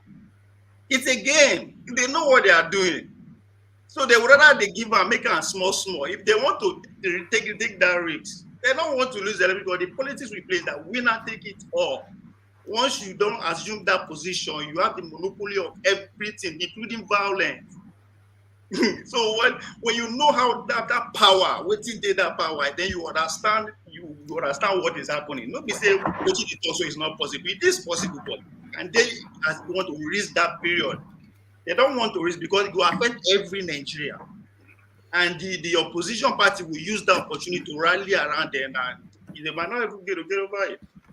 So now you see what they do in the West here? They do it at the very moment they get into office. If you do it the first time you get into office, within 2-3 years, people will forget everything. I can assure you that. That's what they do here. It depends. It depends on what you are talking about. If you are talking, it depends on the game. It depends on the country you are talking about here. Nigerians will forget it. The moment if the next president comes in, does it within the next first 3 months, within 2 years, they would have forgotten this because they would be seeing the benefits then. You see it like that because you don't understand what is in for this guy. Most of these guys don't merit what they are enjoying. They know. None of them, just as I always ask people, if they give you the power, you want to say, do Nigeria, produce Nigerian president. All these names, where would they hear? So it never come to mind. You know that. So the more the situation of Nigerians get better, the more them will lose their chances. They know that. So now, the day where we go realizing and so the game be, and we're able to organize ourselves regardless of what, then there's going to be a problem. Because they hate cohesion, either in peace or in anything we go bring the majority together, regardless of what they will find a way to turn it down. So the same thing, that's how they implement their policy too. So the policy they implement is not out of incompetence. I've been saying all this. It's deliberate. Just to keep the majority. But they look at just like you see now, you see what money they do for politics now. And no, they save that money. When that day come, this money we play, we come to just know how you want to do it. People are hungry. So now, I think there is a little bit of a hole in the argument there, because if you look at every country that is doing better, their rich people are doing better than Nigeria's rich people. Those countries, how long it give them time? They don't just flip overnight. That's the problem. They don't flip overnight. It takes them time to get to the activity they achieve. So they make mistake, they publish and say, cover all their loopholes. They know. Not be say they just overnight. I understand. Just like people they talk of a revolution, we did not go fear just because of it, because it's a force now, competition between us and them, and they know they have all the resources to just keep us. Imagine just look at our education overnight. Nigerian education just become rubbish, even among the West African nation. And you think they know all of them, most of them benefited from the good education that was there before them, all of them, but all of a sudden everything just turned upside down. History, they don't teach anybody. You think they don't know? They know what they are doing. They have compromised our country. They have lied to our people. They are not. Nobody is willing to make the hard calls. Sooner or later, somebody will. And if we don't take it now, that is gentle, some other person is going to come in and make it harder for everybody. Don't they start already? You understand? The awareness. Imagine, just like I keep saying, people where they born 99 and they don't understand. Say, okay, it's all now politics. Those that born earlier before, they don't understand. Say, yes, you cannot actually move forward without these people. So it's every sense of the need for us to actually get involved by crook or by any means. We don't get that now. So as time goes on, the more the general public begin to aware how the system works, then but even them, then they are ahead of us. They will see they plan every other means to just make sure say, but and they will test this just like will be momentum now. It's a good thing, but these people will test how long can the obedient carry all this momentum. How long they will test them even after the election, whether they win or no win. They want to know if this momentum can still continue. If it continues, that is not the win-win situation. That has to be win. It doesn't matter if we win the presidency, but if that momentum continuing after him, then he has done something great. Yeah. So it's a time, but it depends on our awareness. The more we are ready, the more we will be short to the period that we have to endure these people. It all depends on us. It's always been depending on us, and I think that's where the true power lies. If we don't take it, they will keep using it for us. So one man, sorry, I don't from your question go. We'll go on talk about Soludo. Yes, talk about Soludo. So Soludo now inserts a knife into that somewhat. That's the second plot that is having at Peter Obi, of course. But there it is. I think there's somewhat a mini skirmish going on between Soludo and Peter Obi, which a lot of people might not be aware of. Because a champion is now evolving out of the southeast, and that champion is looking like Peter Obi, but the natural person to evolve as the voice of that space should be somebody like Soludo, who is more intelligent, better educated, a lot more astute and acute, and a lot more advanced in terms of achievement. So he, I think, feels a sense that his boots are being stolen. And first, he came out with that 20 million to 100 billion, which he made a public hoo-ha about. And then he's now come out today to tell us that anybody crossing to labor will labor in vain. So that goes against the rhyme and reason. He is the Anambra governor, remember? And Peter Obi, of course. So do you detect that, or am I going conspiracy theory too far? And what do you think it means by labor in vain? This is what I'm saying here. I mean, if there's one thing I'll give Obi is that ability for him to stay with the mainstream media, even though he don't be out of power for the past 16 or 18 years. I could be wrong with that number, but he has been out of office for over 10 years. But for him to still maintain that irrelevance within the mainstream media, I cut out for him. And whoever that is, putting that together, top notch. Now, this, if you look at the political space now Obi, whether you like it or not, obedience there everywhere. And no matter the propaganda where they throw and be obedient, they flip them around. So now, what is playing out here with Soludo? Before they make I ask one question. Do anybody know the Apga presidential candidate? Now, anybody know? Anambra former state chief judge, Peter Umedi. So nobody know. But if you read that, if you read the complete waiting Soludo talk about Peter Obi, you understand that India actually promotes the party. That Nainsi get, as far as Anambra is concerned, is still in charge. It's a pity that those that labor to build the party, labored in vain, they left now, so they labored in vain. Many people may labor in vain. So he said, I see where I end up point out so many things. Make sure those that are calling for their senator, that is the former Apga chairman who left the party to join Labour Party so that we feel achieve his senatorial ambition. So he's taking shot at all those people, but indirectly drawing that attention. Before you know now, the obedience, they go rush him. So from that rush, before you know, the mainstream media, they go begin be the presidential candidate, come, the interview and all the true propaganda. So everybody is now the game with this. So either way you see them, it is now win-win for them. Now win-win for is that they don't achieve their aim. So Ludo has achieved that aim for that party. So because and if you go ahead and say this, by the time proper campaign starts, we will know who get Anambra. I'm paraphrasing now. We will know who get Anambra. So don't forget as the election they come, the local government as of National House of Assembly and all those people who go big election within that space. Labor go feed to them. So he's still saying that I did in my house with this, I did in charge. So it's anybody that takes shot at Obi now because of how active the obedience are, they are just actually helping the other party to come to the permutation that is going on within the media, both the internet and everywhere. So Obi is a spirit. I take it that you are on board with all this obedient. I've been saying now. I've been saying that as a composer, as a dan talakawa, if the more votes Obi gets, na PDP go affect pass because the stronghold of PDP na southeast and the south, and Obi don't colonize the whole place now. So the more vote Obi get, the more it will draw Atiku. Atiku will bring Atiku. Who profits from that?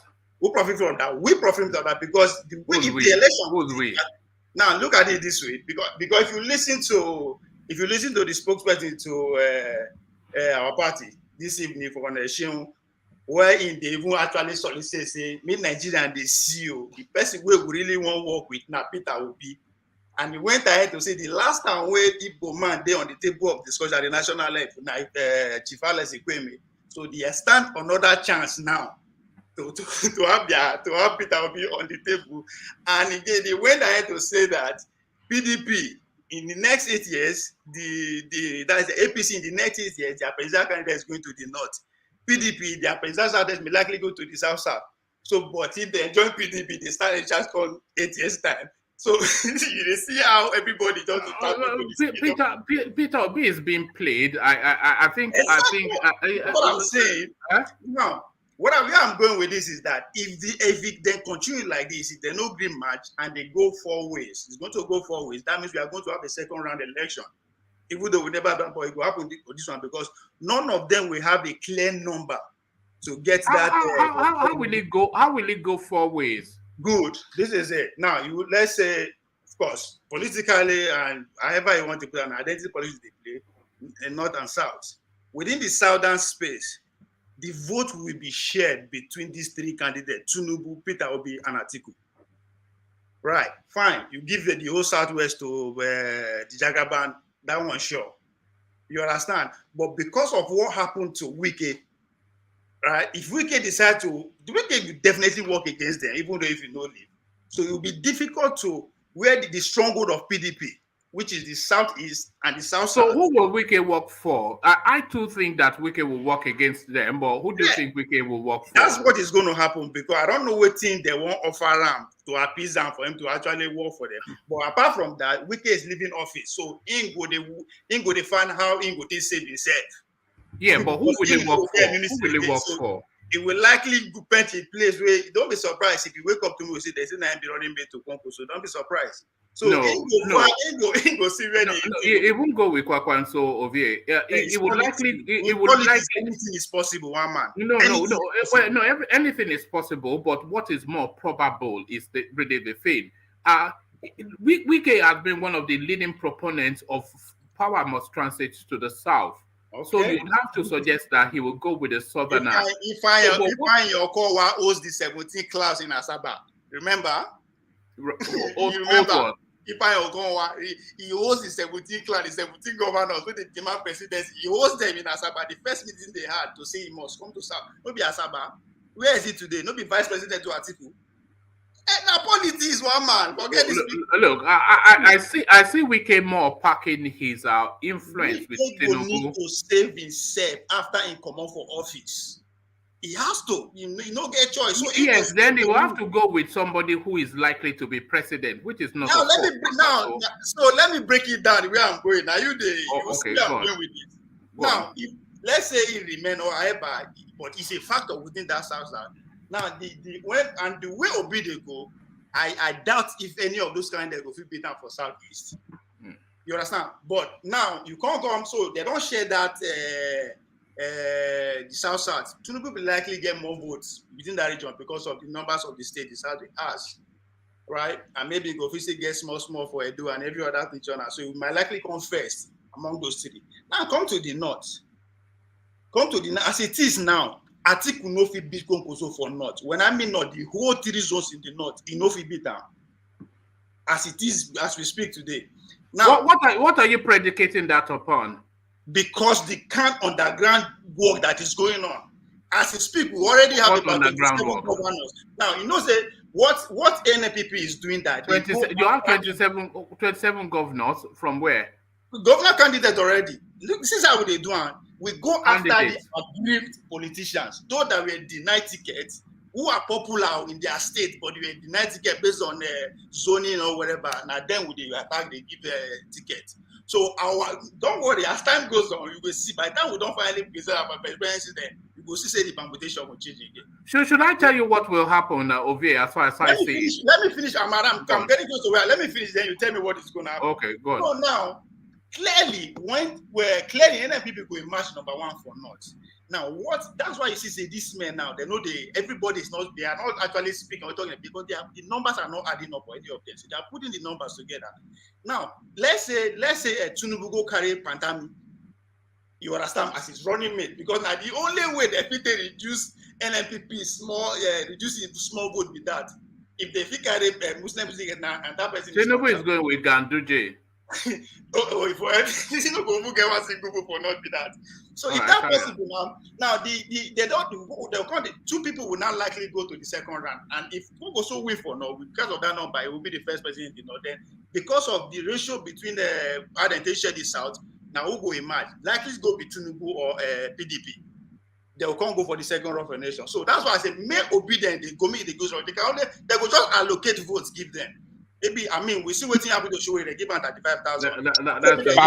Can I interject 1 minute? It's just wild stuff. Can I interject 1 minute? Wild stuff. Ovie, can I interject? Yeah, in Israel they talk. It don't happen before. Yes, go ahead, sir. Ovie, can I ask you a question? Yes. Okay, Ovie, as they talk in a party, your party, NPP, it go win for not. Your party will not get structure, will not get anything other than Kano and the next state to Kano. How will not go win everything? If you pay attention, Zulum for Boronu, who campaign for Bama, who campaign within that region. As in they talk, now Konkosia with the years the crowd they shout. Konkosia and Talakawa. You don't understand, but no media know they go there because election no dey on internet, no polling booth online. That day when you go see them. As we speak, even Akwa Ibom, we know give ticket for Akwa Ibom.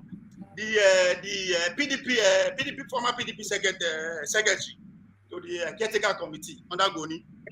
Okay, shall I tell you what will happen? Now you can mark this down within the next 2 to 3 weeks.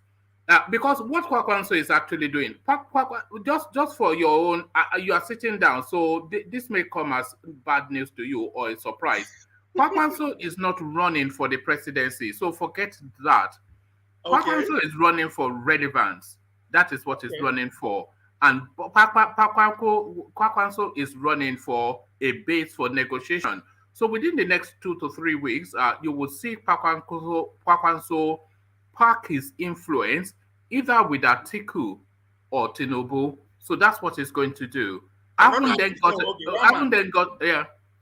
thing may likely happen if the obedient join force with the Concosia, the election now you don't feel no second round. No, that's not happening. That's not happening.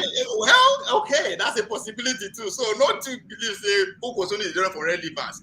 This thing don't happen before. If you follow history, you will know say that the election of America of 1860 that put America straight. When succession is one go, now the same thing. No, succession is one go for Nigeria. They do us. So now the same thing. Now that was the first time they have 4 ways election in America when Abraham Lincoln win, and Abraham Lincoln don't get one single vote for South. Because in fact, matter of fact, no good day for some ballot paper for Southern America. But because of the way the country is divided, just like America, the way Nigeria is divided, the North, the Union has 19 states in America. Then why today, what they call it, we get 17. All right. So everything not even don't happen anymore before. But as I said, it depends on who he pick as his running mate. It could just be one way straight. Kwakwanso is not running for president. He's running for influence. He's running for relevance. And within the next 2 weeks, or 3 weeks, it will move his influence into somebody that's a serious candidate. But that is what I think. Either Atiku or Tinubu, that's where it's going. And it's just using Peter Obi for clout. You know who he gave his delegate to, the PDP delegate of Kano? You know who he give out to? It doesn't matter. It matters. Now Wike he give it to Wike. Yes. Let me tell you something about the obedient people in Southeast. I was privileged to be in a small meeting with some representatives. They are saying that if P2B doesn't bring out money for this coming election, that you should just forget all these things. That's what they are saying. P2B is just noise making now. Nobody takes him seriously. Okay. We will see now. Actually, I'm happy that we see this thing that we are seeing in the future. But give us like go say I go play. All right, but those 3 weeks. Within 3 weeks, Kwakwanso will pack his influence under a serious candidate. That is what he will do. Now, Obasanjo. Should I touch on that? The Obasanjo that is. I say is a make mistake point, and number 2 in a mistake, right? I'm paraphrasing here. But again, you like it or hate Obasanjo, even though I know like him, now good politician. He know when to speak, and he know where to speak. You put everything into a contest, and you can't see the reply when the people when the Atiku reply, they don't actually go after them directly like that. So don't be surprised as time goes on. You go see say the Tinubu Atiku say you go see him for water. You go see him for water. Yes. Obasanjo don't say more than that before when he write books, and then when Atiku know how he go cash him, he go carry Oyedepo. He go carry those pastors for South. He go carry and go meet her now. Obasanjo go surrender again. Go support that. Wait, you understand the game. You understand it. This is politics at best. You understand? As I study, I like to study point. This is politics at its best. All this propaganda where they go shoot to be obedience go return. They just say the way all the propaganda they enter on board. The main ones will come in the future if the game proceed like this. Now.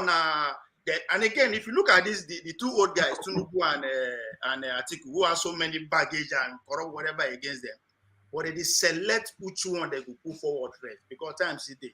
That's why they select the most we get better ways to actually affect them. They'll put them forward now.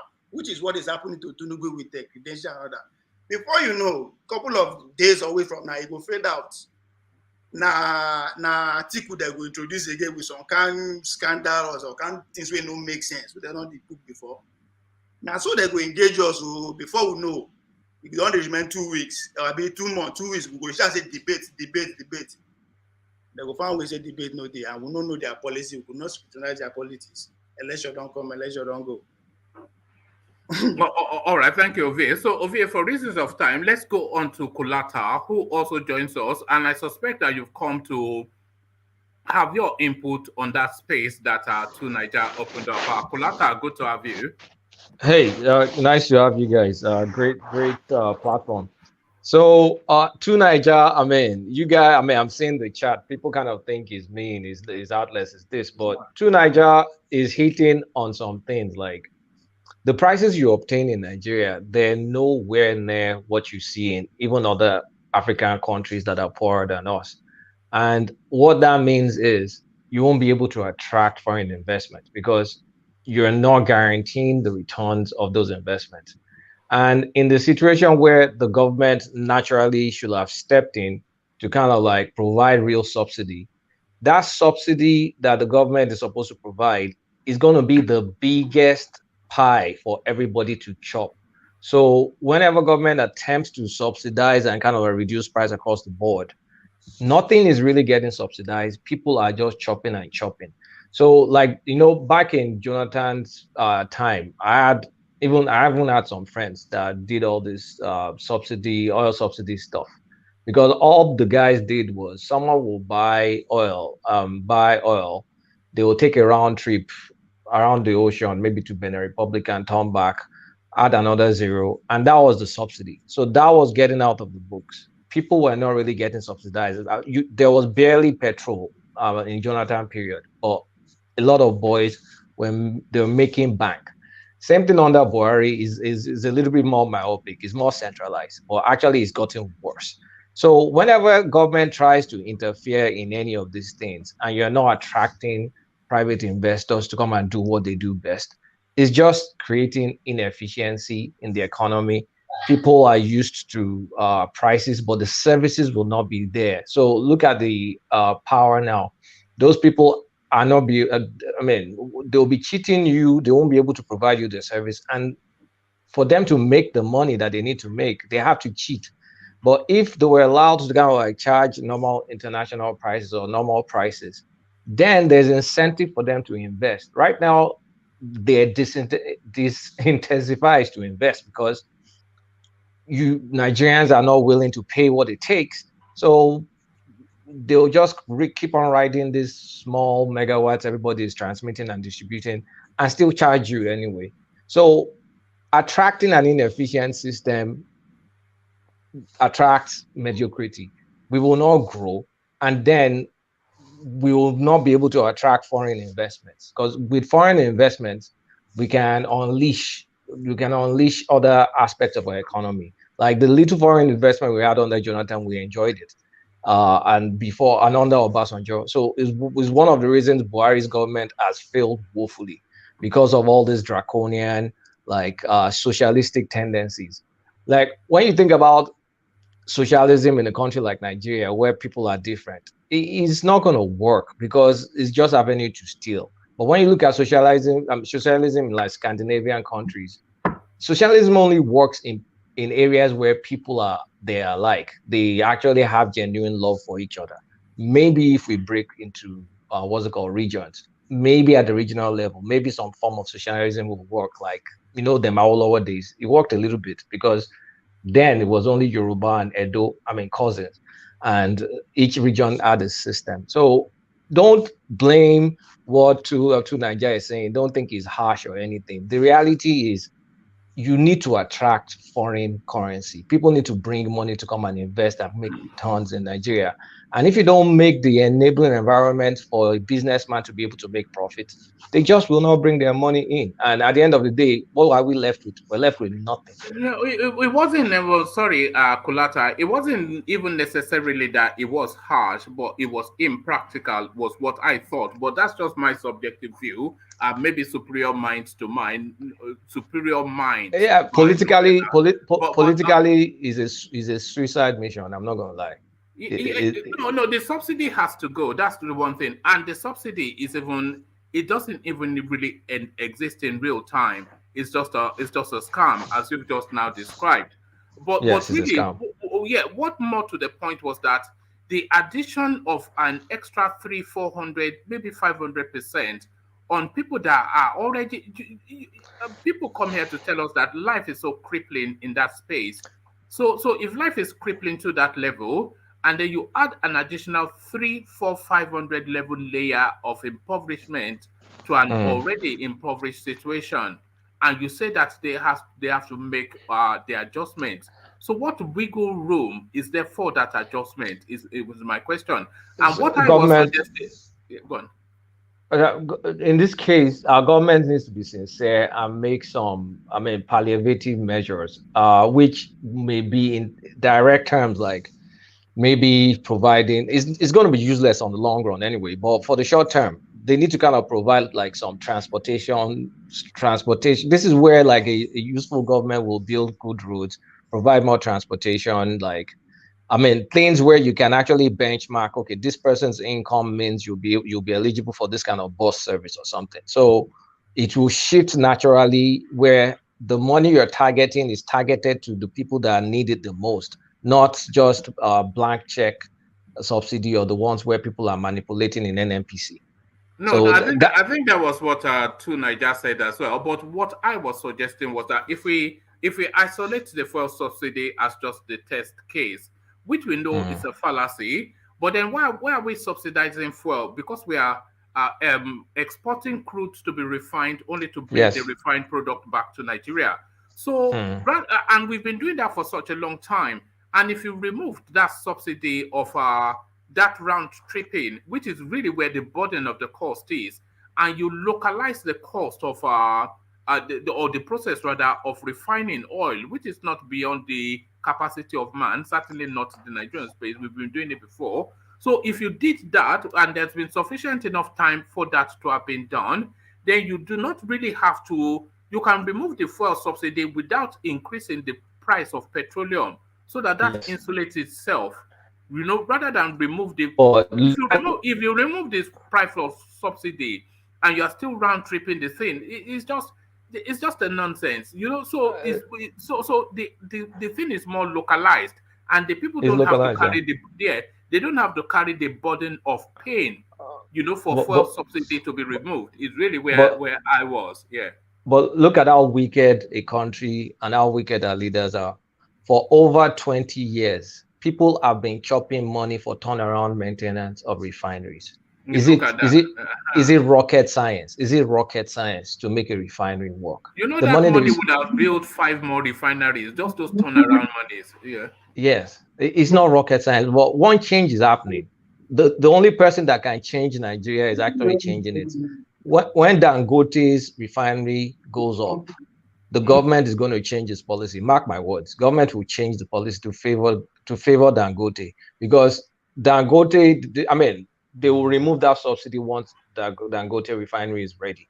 We will have no choice by that time. And of course, we should be upstream by next year. Yeah, by next year, something will happen by next year. But if you say our government should build refinery, how much has this man alone chopped on it? What's the name of that guy from the East that had diabetes? One guy. He's been chopping money since on this turnaround maintenance for years, billions and billions of dollars. Like, you sure shake your head. It's the same way they give military money to go and fight soldiers. They keep the money at home. Like, we're that bad. And this is because you keep the resources in the government. If you take the resources out of the government and people will use it, it will be efficient. Well, when you try and socialize in a society where everybody has their own selfish interest, that's exactly what happens. We can't even build refinery. for the love of God, refinery, ordinary refinery. But it was just that I recoiled from the idea of removing subsidy, wage stagnating, and asking people to adjust. I just can't see where the wiggle room is, where the maneuverability is for the Nigerian person to adjust still. One man went to Mo. People are asked to make sacrifices with their lives for their nation. Right. If it's to heal Nigeria's Malay that we have been suffering for decades now, don't you think it is worth the price? I'm not saying it's not going to be painful, but the pain is the way out of the mess we are in. And I think the pain is minimal compared to the pain most other countries have had to pay to get to where they are. Don't you think that's sacrifices have to come from the top? And some people from the top have to lead by example?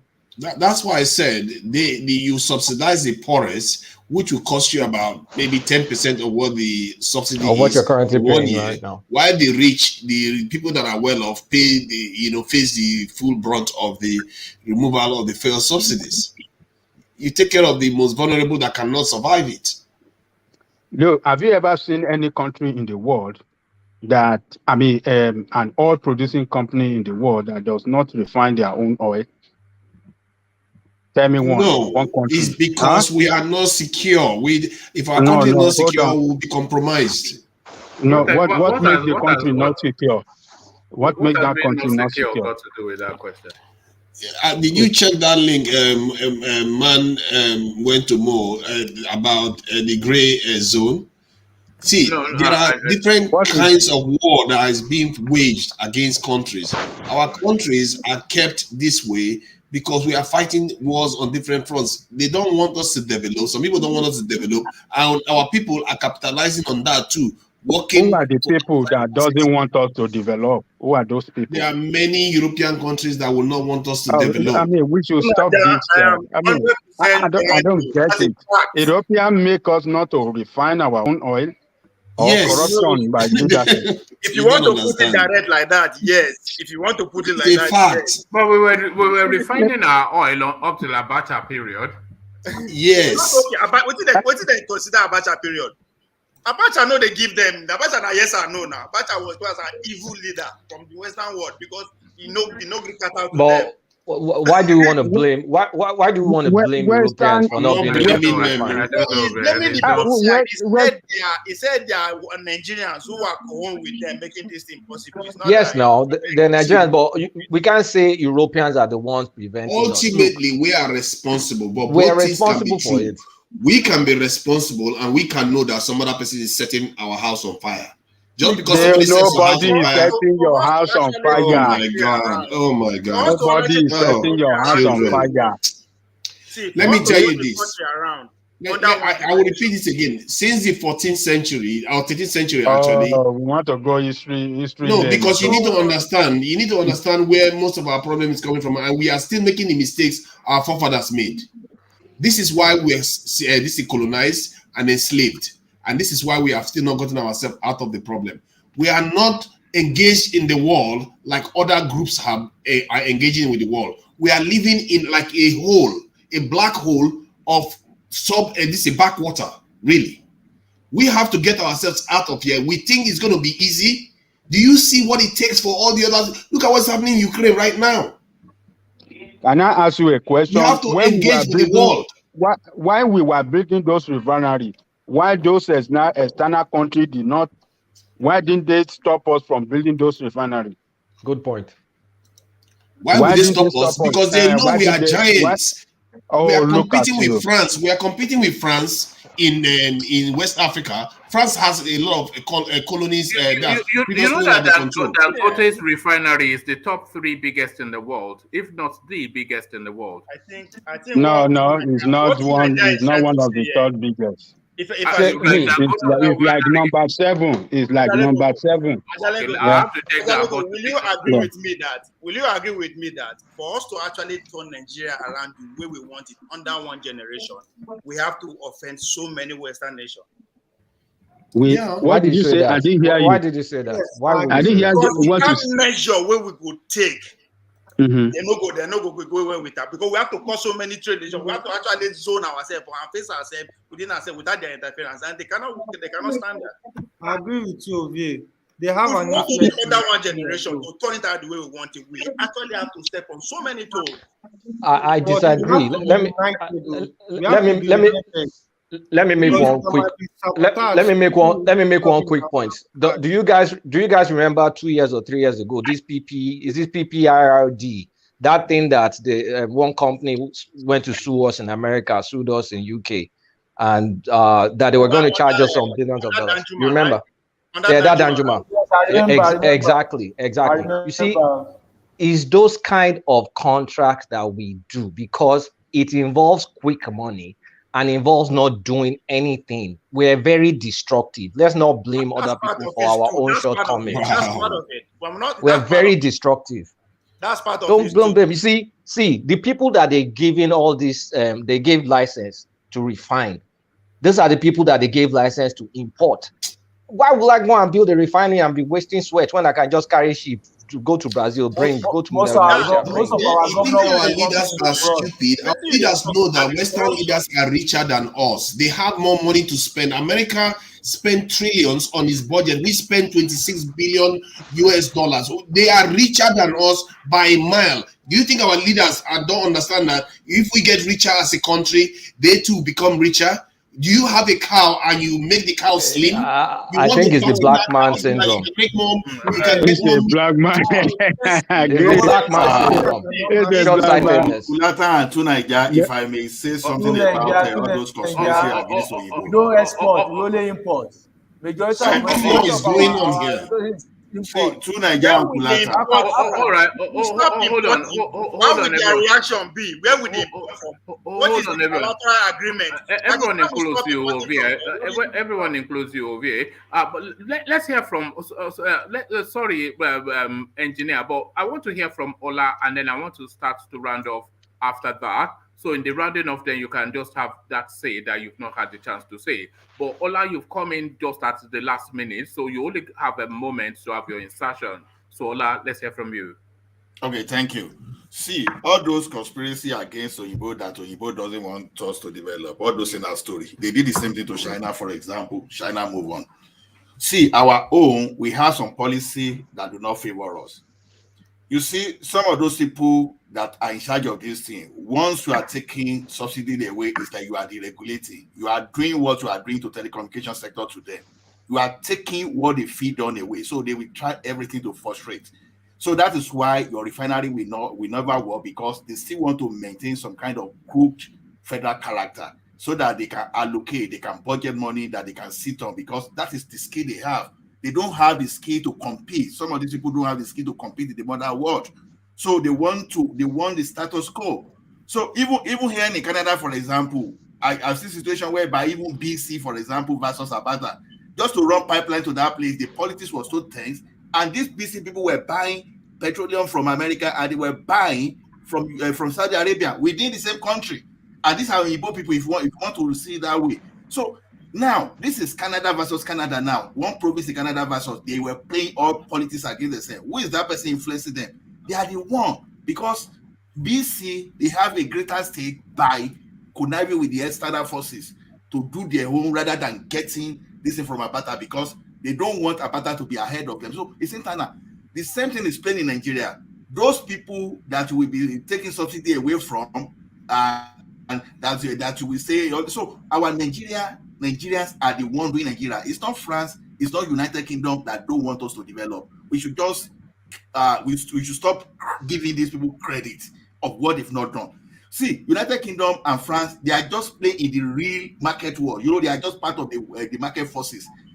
In the normal market forces, your companies don't want to play against you normally, not as if as a country, whether you are Saudi, they don't care. They are playing normally. It depends on the way you play your game.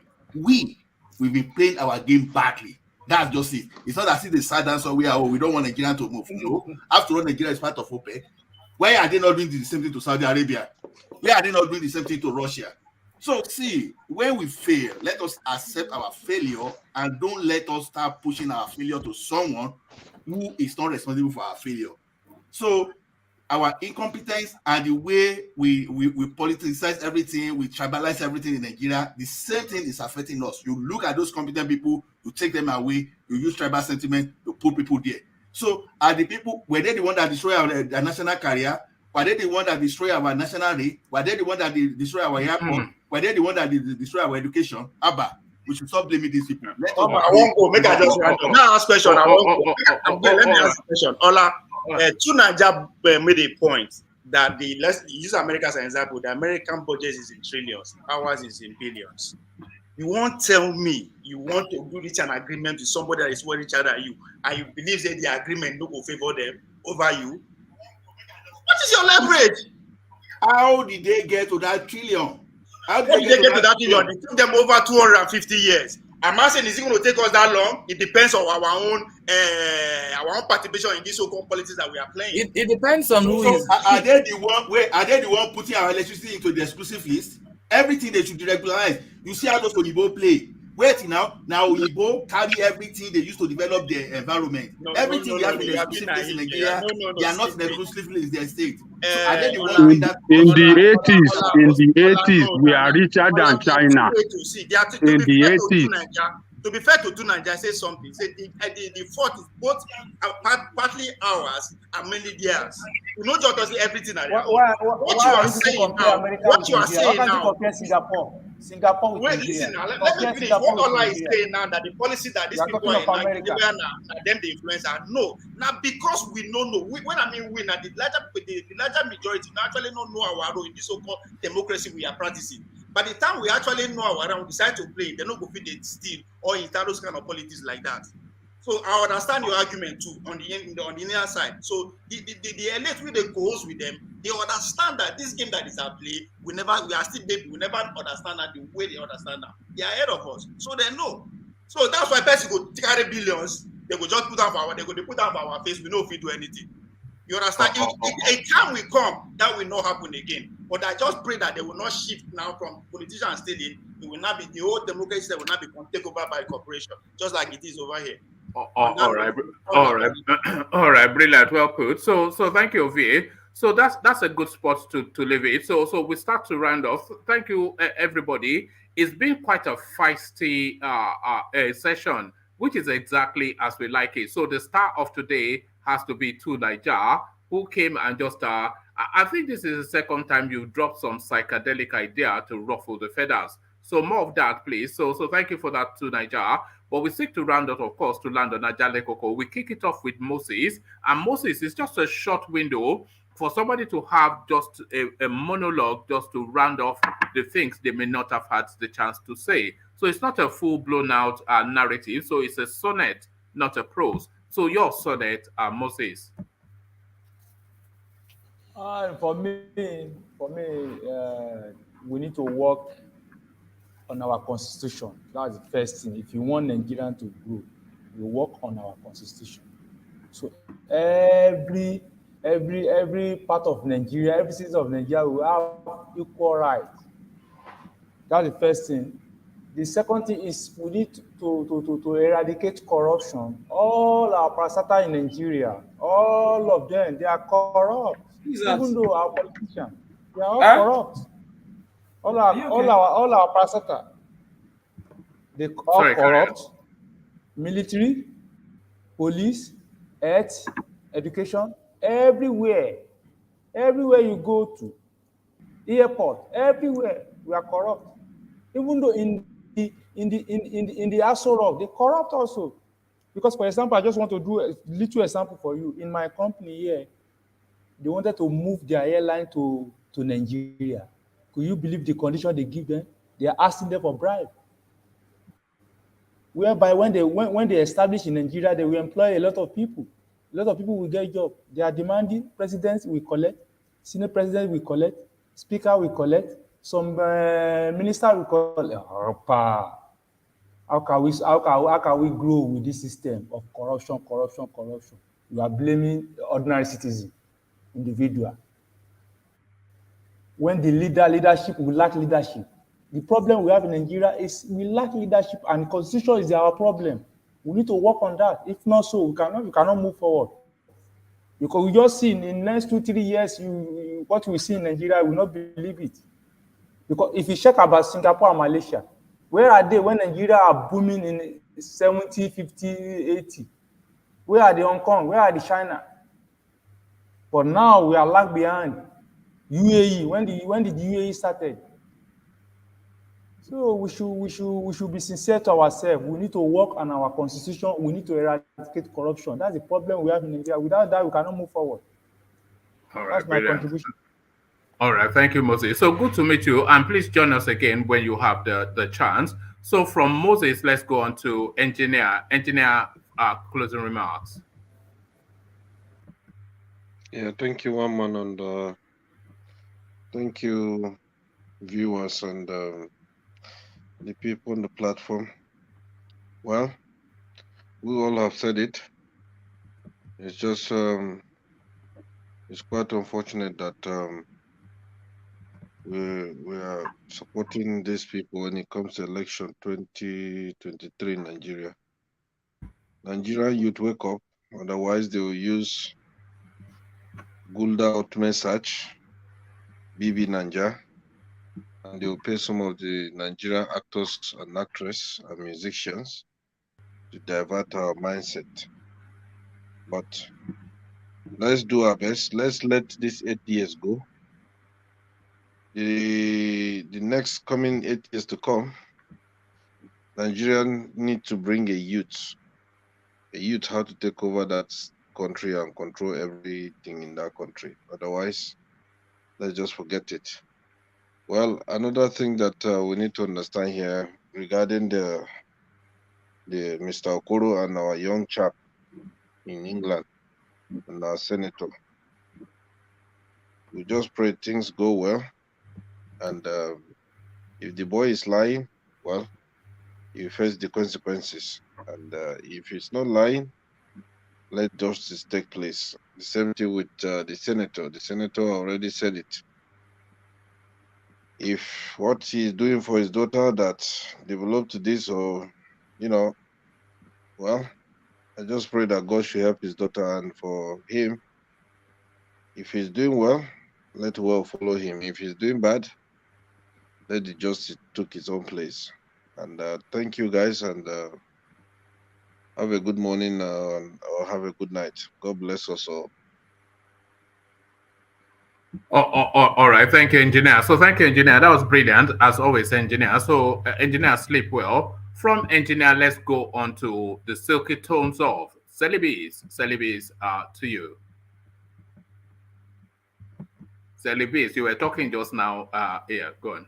You didn't allow me to talk again now. What do you mean I didn't allow you to talk? Is it possible for me to stop you from talking, Celibis? Anyway, from what I can see is that we need to diversify our minds.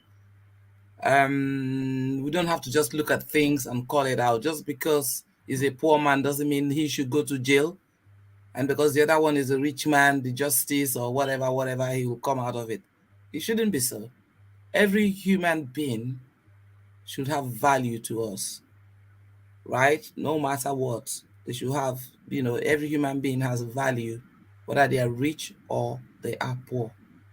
That's my own taking. And then on the other side of things, you guys were just jabbling the economics anyhow, like, okay, you just increase it. But you're not even, Mr. Kalunta or whatever, You're not even considering the per capita income, and you're saying, I don't know, I think that was to Niger who was actually saying that, and I think he got some support. At the end of the day, anyway, what I'll finally say is that Nigerians, we need to take out that inferiority complex. I'm sorry to say this, all of us, we are all affected by it because we cannot see in ourselves how we can be great. We just say we are great. We're just a booger, on the booger level. But when it comes to sit down, take paper and pen and draft something and actually work out how things will work, this thing is not a rocket science. And I think Peter Obi is actually touching on some of the areas where we need to start. We need to spring start. You know, when you say spring start, that's we need to reculture ourselves, replant ourselves, and regrow ourselves, and grow into a confident society where everybody knows that they are valuable, and so they are able, with just a bit of education, some kind of at least background education, to move on from there. And if the country is not going to give that to, you know, to all the children like it is in the UK, give them that, you know, opportunity to be in school, to learn a few things, hygiene and bits and pieces that they will have to learn as they're growing up, you know, and you know, in line with the academic studies, then this is why you're going to be getting all these, you know, all these issues and things like that will be coming up. You know, that young star may not have even known what exactly is coming for, but just the excitement of coming to the UK. People sit in Nigeria and think this place is big. A lot of people, a lot of us here, we're very poor. When we come to Nigeria, we're big. When we are here, we have to be humble. We have to, like, you know, streamline our expenses and things like that.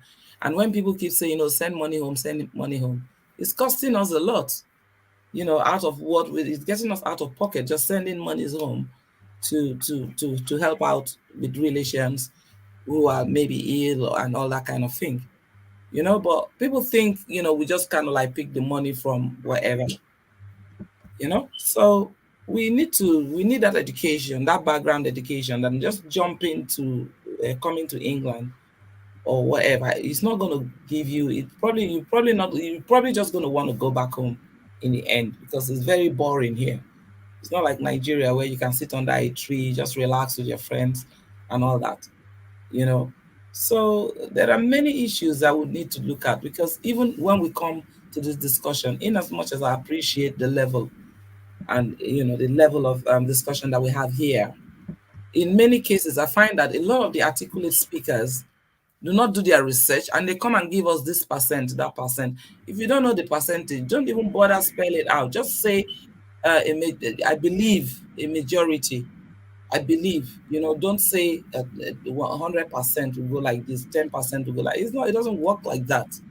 You have to be sure of what you're actually spilling out, because people are listening to you and they need to gain some tangible and accurate information from you. So you can't just come out and say this is going to happen. We know much about this refinery thing. All the monies have been given free of charge to Dangote to build that refinery for centuries. And mind you, he's not building that refinery for only Nigeria. He's actually building that refinery to export. Okay, if he does export, probably that's going to also help our GDP if he's exporting. But are they going to, just like the medical people, are they going to, you know, distribute to us? Or they're going to just leave us to continue to suffer and suffer and suffer? So many ideas were put forward for this modular refineries, which the government even promised they were going to help some of the people in the South, Bayelsa, Rivers, and Delta, I believe. We're going to be given some kind of like license to have modular refineries. Up till today, so I went to Nigeria and came back. I'm still very ill because of the suits that they've been burning in Port Harcourt and places and in River State and all of that. You know, I'm still very chesty, because if you've not been living in that environment after some, and you just jump in, it affects you. So the government is not ready to help the people. And then you're saying again that it's okay for them to, you know, unleash that subsidy, which their own cronies have been benefiting from that, you know, all those loopholes that they have, you know, to embezzle our money via this story of subsidy. So we've been round and round and round and round. And even those of us that come here, to be quite honest, I enjoy the conversations, but sometimes I'm a little taken aback, because I feel that we are not even resolute on our, you know, on our standpoints. We just drift here and we drift there, and we just following the excitement. I think we need to take time and look at things. You know, I believe what Ovie is saying in a way is a fact, because the northern votes are going to divide. The north is going to divide. The whole thing is going. There might be a second run. We don't know, but it's very likely, because if you do not gather 25% in every state, it's going to be a problem for you to take that, So judging by that, I think we should continue to give Peter Obi the benefit of the doubt. And I'm still believing that amongst the three candidates we hear, forget about party aside, the three candidates we have here, he is the best. And one of the reasons why people were even following Atiku in his last candidacy was because of Peter Obi. Because Peter Obi was doing most of the talking. He doesn't even know how to talk. Because when he came in, he was saying, oh, he's going to give contracts to his friends, he's going to sell. All those things, he could have put them better, he could have articulated those better for people to have a clear understanding why he believes that he's going to render the NNPC to private hands, and why he believes that, his friends, who he means by his friends, that is going to enrich. And he was just talking, I was disappointed. I didn't expect him. I've heard him speak in Chatham House. He spoke much better. But during his campaign, he was just talking carelessly about enriching people and all that. It's not his money.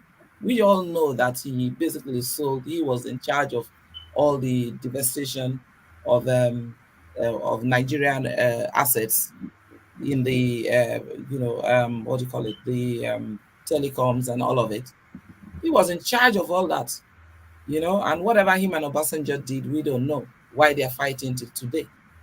So we can't risk saying, and for the fact that he wasn't even able to keep his Twitter post on, and he deleted it, it means that he's still going to be siding the Muslims unnecessarily, even when it's not warranted.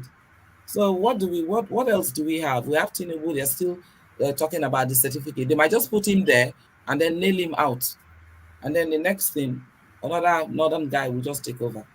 So what do we do now? Let's go for a clear cut. Those of us who are from the south, I'm talking to appealing to all of you.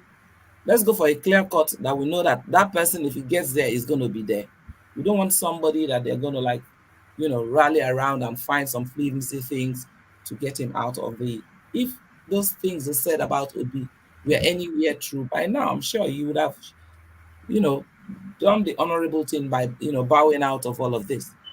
But I still believe that he is the candidate that will sit down with the people, sit down and have a plan, talk to the people. He is conversational, so you can engage him and let him just come and let's sit down and see how we can write these things. It's not about jumping, it's not about shouting. It's about sitting down and talking our strategy, how we can get the best person that deserves our PVCs. So let's go for it, and let's look up on ourselves as citizens, and that we are equal to the task and not inferior to the task. All right, well put. So that's all that expensive as the education that you just gave us the benefit of. So thank you, Celibi. It's always well presented. This is why people always just pay attention. So thank you, Celibi. It's always a delight. So from Celibi, let's go to Ovie. Ovie, we're taking closing remarks. Have we lost you, Ovie? Ovie, this is it. It's going to do that thing again. Amsterdam blend. So that's Ovie is going to partake in some of the excesses of life. So Ovie, so thank you. So from Ovie, let's go on to Ifeyin. Ifeyin, we're taking closing remarks. Yeah. Okay. Listening to everyone, I really got a lot, and I'll tend to align with a little bit of what Ola said. I think that's data solutions. I really concur to that. The fact is, for external people, foreign influence are always gonna be there. But the fact is, we as Nigerians, is we that will give them that leverage to actually carry out what they want, their plan needs, or whatever they want to do as regarding to Nigeria. So the fact is, to Nigeria, you have a point, but in every sector in Nigeria, the fact and the truth is every sector in Nigeria has corruption. No matter how good your idea is, you have to battle corruption, because there are people behind closed doors who are ripping off from all the situations that is going on. Why the things are bad, these things are getting bad, people are there making money. So you have to, even though you come with your ideas, are you ready to fight those people? You need to fight those people to get this thing to work. No matter how good your idea is, you have to put behind your head that there are people you have to fight to make things work. And if we don't address it, that's the problem. And that comes with corruption. No matter how good you are with your ideas, there are people that are corrupt. And there are people that are corrupt to make sure that that corruption stays because they benefit from it. So we need to fight corruption alongside solving these issues. We need nationalists, people who will carry Nigerians first. So no matter how the foreign people come and put whatever they want to do, but we need to have people that will not budge. So if they leave this guy, go to the next person, no, the next person, no. We just need people that will have the intentions of Nigerians first. And once we have that, we can now move on. Because no matter how good your idea is, you must always fight corruption in all the sector, no matter what it is, whether oil, education, whatever it is. That even though remove subsidies, there are people that are making money off that subsidies being there. That is a scam, which we all know. So the fact of the matter is we have to come together, have an idea, kill this Niger corrupt mentality that even that is down to the citizens. We need to kill it. Once we kill that corrupt mentality, we stand with a purpose as one people, no matter our diversity. Then we can make a change. Not all these plenty ideas everybody's having. You have your idea and we are not united. We are going nowhere. And that is what I have to say. Thank you very much. All right, brilliant. Well put. So thank you for that, Ifeanyi. So brilliant presentation there by Ifeanyi. So let's go on from Ifeanyi and go to Ola. Let's go to Ola. Ola, we're taking closing remarks. Yeah, thank you everyone for your time. Now, before we go, I just want to put something. I keep saying it. Once we acknowledge our problem, it is easier for us to solve. But if we keep shifting our problem to someone and we keep blaming someone for our problem, then we are not ready. And those people that make profit from our irregularities, they keep enjoying. As early as in the early 60s, Nigeria was there as one of the fastest growing economy. What happened? Because every region, they determined how they wanted to develop. They were doing everything. But that first coup, military coup in Nigeria, was one of the worst mistake in the history of Nigeria. You know, they crashed the federal structure. They brought everything under control so that the center wanted to control, because they believe that because the regions were rich on their own, that they would be too strong to control. So they started bringing everything that all those states were using to develop themselves. They started bringing them under what the fraudulent content of the constitution called exclusive list. So everything we have to go through the federal instead of everything going concurrently at the level of the region or state for proper development. So that is where we miss the point. So we can't continue to blame our inability to do the right thing upon some people. No, the problem is upon us. You understand? So why should we put what the state should be doing, security, electricity, everything? Why should we be pushing it in under one exclusive list? Some people are there that, they've now realized the benefit of being in a unitary system. They will never want that thing to go. They are the people holding us back. There are people that will not want you to remove subsidy. They are the people that they want you to keep electricity as something that the federal government should control, even when they don't have capacity to do. Those are the people to blame, not a United Kingdom that they have a liberalized economy, or United States or Canada where they. No, it is us. Because if these people could not stop us in the 60s, how come they start stopping us when we now impose a unitary system upon ourselves? It is ourselves, not anybody. And the federal character now make it, now bring tribal politics, religion politics, you bring everything there, you could dabaru everything.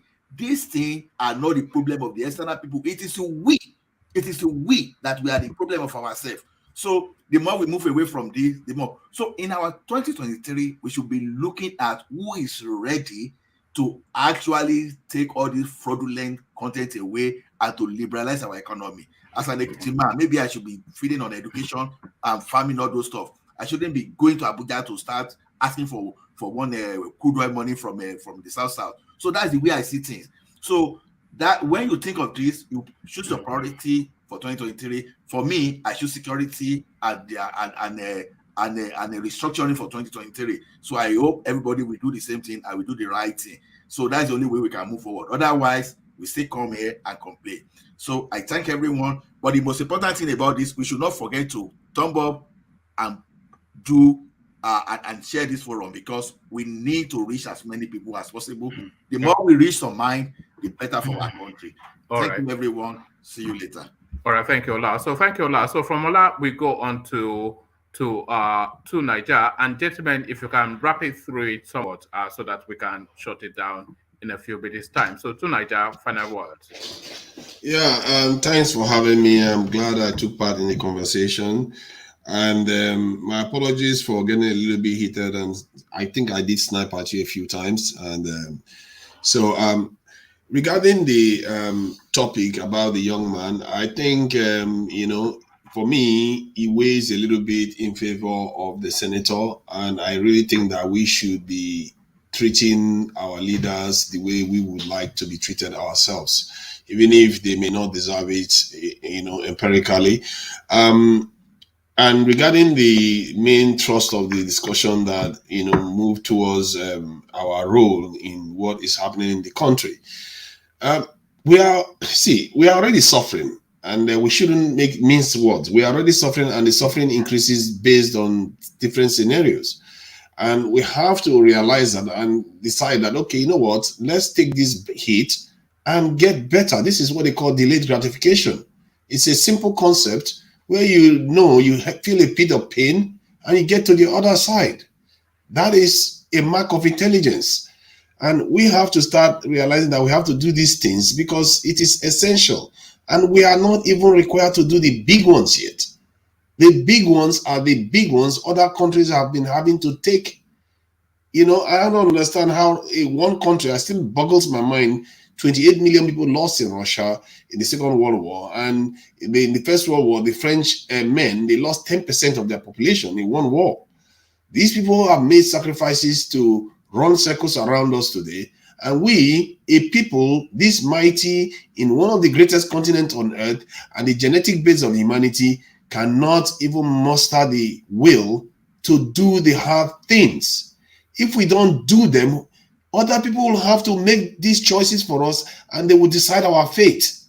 This is a life and death situation. We are living in a world where we have to compete with everybody. We can't live in a sub-economy where we can pay our way in the world. You don't go to market and say, you know what, you guy, you have $100 in your pocket and you have 10 pence in your pocket. That is the equivalent of what Nigeria is operating in. We are living on scraps. We are starving. Our people are stressed. We have to do the hard thing to ease these things so that our people actually emerge in the world and start taking their place in the world like a proper nation as we deserve to. We really do deserve to be. Our Nigerians are some of the most educated people in the world. They are some of the most formidable people in this world. But when it comes to working together, that is where we have not figured out how to do this. I know we are being disrupted, but we should do better. We can't make excuses. Others have had difficulties and they worked it out. The Chinese had it and they worked it out. The Indians had it, they worked it out. The Pakistanis did it. Even the Iranians are doing it. We have to break away and become truly sovereign. I think the last speaker mentioned about independence. What independence? We didn't fight a war to gain independence. Have you ever seen a free lunch in this world before? They just handed independence to you because they are kind. Where do you get that from in this world? It never happens in this world. Everything you get in this world, you have either earned it or you never got it. That independence we had was a kind of stopgap. And our leaders have never changed any position to actually make us sovereign. I see Nigeria trying to move in that direction. I was talking to African Americans today, and many of them really have hope that if Nigeria can get its act together, the continent will get its act together, and they too will be better off for it. We have a lot of effect on a lot of people on this continent, and we have to realize that our fate, we have a shared fate in Nigeria, not to mention the continent. We really have to do better and be ready to do the hard thing. That is our inheritance. We never inherited a good situation. What else do we expect? It would be hard. I really wish if the Nigerian government is recruiting 1 million soldiers today, I would go and join. What is my life for? What is my life for? Tell me. to go and eat cornflakes in Her Majesty's territory? This is what we are here for. This is what men are born to do. We are supposed to build so that other people come here and enjoy, and our children enjoy what we have put in place. We like to leave inheritance for our children. Why don't we leave a great land for our children to enjoy? We can't pass this failure to the next generation. And this election that is coming is an important one. Like I said, out of 3 of them, I'm not gonna start nitpicking. They all have their good sides. You know, Atiku is not my, you know, his good side is very remote to me, but they all have their good sides. Peter Obi is the one I will vote for today if I'm to vote for anybody, but I can see that Tinubu is also charming in his own way. You know, one man went to Mo. I think you may be underestimating the chances of a catastrophic event occurring during the campaign. Tinubu could fall down any moment. You know, and if that happens, then the whole dynamics changes. People used to think that Hillary Clinton was going to win, and Obama came and knocked her out. Oh, they thought she was going to win again. Oh, Trump came and took it again. You can't always be sure how things will shape up, especially when you have a candidate that is not always physically there. Except, of course, they decided to just mothball the whole thing and make it about money. Who knows? But all bets are off. And I think Ovie was correct to say that if even if Peter Obi loses, but his movement continues. In other words, in my mind anyway, I believe that if he wins the argument, it wouldn't matter whether he won or not. The people in office will have to do those things that he won the argument on, like on the police, on the way they run the economy. They have to do things smarter then. Otherwise, people will always remember that they had a better choice. And they will never support that government on anything, not to mention the next election that is coming up. So I'll try to just stop here, because if I keep going on, I'll go on forever. So we have to take responsibility in terms of the economy, the payments we have to make. It's going to be painful. I know that. And we are going to, in my own plan anyway, I will take care of the poorest ones, and the middle class ones will take the hit, and we'll get out of it. We will get out of it. Thank you.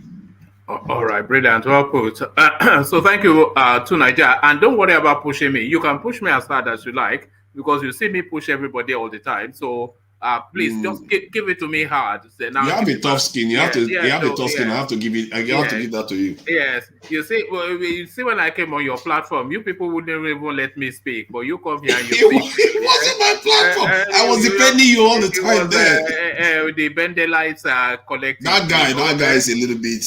He doesn't like debates. I think there's anyway. You're there, but I think there's some sort of intellectual deficiency in that space, because they don't allow for conversation. Yeah, I will be pushing them. They don't let me do that too, and I don't like why he does that. I told him, are you afraid of what you're going to hear? It's cheerleading, isn't it? It's a cheerleading. Yeah. Yes, you know. It doesn't help anybody. You know. Twice now you've come there, and they try to kind of shut you up. Yes, and I didn't like it. Don't want to hear a contrary review, and and that is like kryptonite to me. So I'll keep coming to prod at them. You know, you should. You know, they were saying that you shouldn't come there again. They were saying they should stop you. One other guy was saying that they should stop you from coming in. Some of them were even super chatting that they must stop that man. It's ridiculous. What is that all about? It's a tribalist, it's an egoator, it's a this, that, and the other. But don't worry, I'll be back there again to give them another meeting tomorrow. Thank you for everything. All right, brilliant. So from you then to Kulata, your words. Well, my words, I mean, I'm not a man of too many words, but my point is, how do we get out of a feeding bottle government?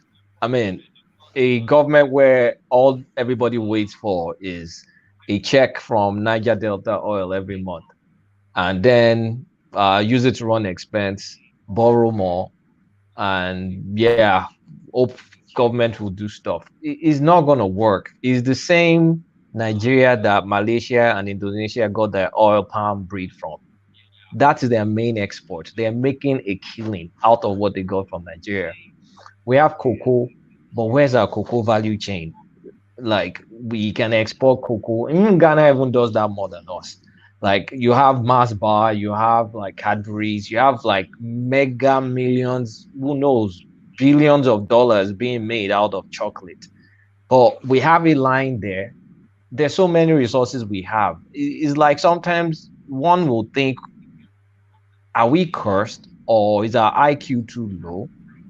And I mean, why can't we see some of these obvious things? Why? I mean, is it because of just this free money that comes every month? And that free money itself is contested by like people fighting for their right, blowing up pipelines and all, because a lot of it is there. So until we can change the structure of our government, either by going to what we had in the 60s, where the Southwest could run their own thing, the Southeast will run their own thing, South. Then, I mean, in that place, we can kind of like manage ourselves because we'll think alike. Some aspect of socialism will work because it's for identical people. Or you just throw everything into the wind and just privatize everything and just hope that works. I don't see how we're going to progress no matter who we elect if we don't make those fundamental structural changes, because at the end of the day, it's still a feeding bottle government. And few states that are able to get past that, we praise them, like Lagos. That's why we're kind of saying, oh, Tinubu did something good. Because why did he do something good? Because Obasanjo refused to give him money. He was forced to think. And if other states can be forced to think, like maximize, like Osun State that I come from, like why can't we even be producing gold, making all sorts of gold chains and gold ring and make it the next Dubai-like gold place? Why? I mean, it's sickening. It's the same civilization in Osun State there that generated all those masks with ingenious technologies, generated glass beads. What stopped us from thinking? Well, I mean, what is stifling our productivity? Until we can address that productivity question, Nigeria has no hope. I think that's where I'll stop. All right, brilliant. Well put. So from consumption to production, this is what Peter Obi tells us. So thank you for that. From consumption to production, they are making it's an obedient. they are It's an making obedient look man. at that. They are capturing the Yorubas now. I'm not obedient at all. I'm not obedient at all. Obedient. We have to take I'm not the impressed. Obedient. Look at that. I'm not impressed with obedient. He's propagating obedient theory, economic theory to us now. From consumption to production. Look at this. But thank you, Kulata. Join us again. You know, people delight in hearing from you. So that was Kulata. So now we are down to one. With the one of now we're down to one. The one of one, the top dog, the man with the final word, king of boys, Ajan Lekoko. The final word. Thank you, one man. I thank everybody that came on the platform today. Your contribution quite meaningful, purposeful, and well educative, and well informative. I hope that tomorrow you will all come back and we will do it again. Situation of Nigeria, the economic problem, all the problems, political problem, every problem confronting that nation from moving forward, from being a competitive country in the Committee of Nations, are self-created. They are man-created problems. We created all those problems, and we can solve them by ourselves. I don't want to believe that external bodies are the one holding us back or preventing us from developing. It's we that are tying ourselves down. Corruption, number one. We are very, very greedy people. The leadership are very greedy. They are very wicked. They don't love their people. They don't love their country. They are not patriotic. When you have set of leadership at all level, federal, state, local government, all they know to do is looting the resources of the state for their selfish interests and don't care about providing the basic amenity, the basic education. They fail. Do you want to tell me that it's a foreign external forces that prevented us from providing good education to the Nigerian citizens? No. Good roads? Is it external body that prevented us from having good roads around the country? No. Good hospitals? No, it's not external bodies. Pipe-borne waters is not external body that causes it.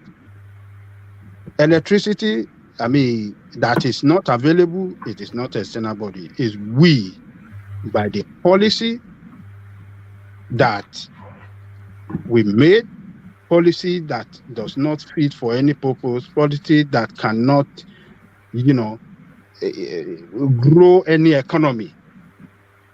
So these are the things that are holding us behind. There's no external bodies, and on top of it, corruption, and on top of it, bad constitution that hold the development of that country at the jugular. Does not want that country to develop. All the power that drive a country's development are held in one office, centralized. So, gentlemen, all this theory or all these conspiracy theories that external bodies, and I mean we should stop it. There's nobody holding us back. In the 80s, Nigeria was richer than China. You can go and look at it. We were far better than China. Our per capita income per capita is far higher than that of the Chinese back then. So we were doing better in the 80s. I remember in the 5 Yoruba states in the 80s, we had free education, free health service. Everything was going well. Why can't we provide health service for our people? It was free health service. I was saying here the other day that within 4 years of Jakonde, it built 5 general hospitals with free health service. 5 general hospitals, or even 6. Bagara General Hospital, Agege General Hospital, Ikorodu General Hospital, Igere General Hospital, Agbowa Ikosi General Hospital, and that of this other one. So they are all of these that these people did, and the education was free. Why can't we have such kind of leadership again? So, but somehow we the people have to share the blame as well for not voting for right leadership, for not looking for a leadership that look like us, that think like us, that are sacrificial leaders, that, leaders that are ready to fight for us any day. We don't look for those ones. We follow corrupt politicians and we continue to vote for them all the time. So on this note, I want to recommend to us, we have to take the bull by the horn. We have to be courageous to vote for the right person like us, who is Omoyele Sowore. That is somebody that one of us, we have to do away with all politicians across the country. Who is that? So let's vote for Omoyele Sowore. That is the person who can do it for us. And other than that, let me thank those of you behind the scene that have been chatting. Let me thank our brother Alexander Gomez, the chairman, chairman, board of trustee, one man went to Mo. Let me thank the secretary, board of trustee, one man went to Mo, Alexander Akashi. Let me thank our sister, Bonksma. Let me thank Flash Mankind and Babati, others, Ask Google, Ortiz. Thank you for your service for United States. Thank you all the time, and I thank everybody. One man, you have done it well again. You led us well. Good driver. Keep on driving us good. Tomorrow, another day, I believe the eagle will land and we shall join you to do it again.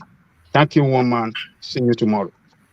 All right, thank you, Ajanle Koko. So that's Ajanle Koko, and when you hear Ajanle Koko's voice at the end, that means matters have come to an end. So thank you, Ajanle Koko, a real delight, and thank you for your company today. So, and thank you, Ajanle Koko, for your company, and thank you, one and all, for your company. It is not anything that is taken for granted, of course, that you'll be here, because I open up the sessions in the hope and expectation, but in the hope, not in the expectation, right? I should say that you will be here. So you volunteer yourself to be here, and that is not taken for granted. I know that the conversation can ebb and flow and move people's emotions somewhat.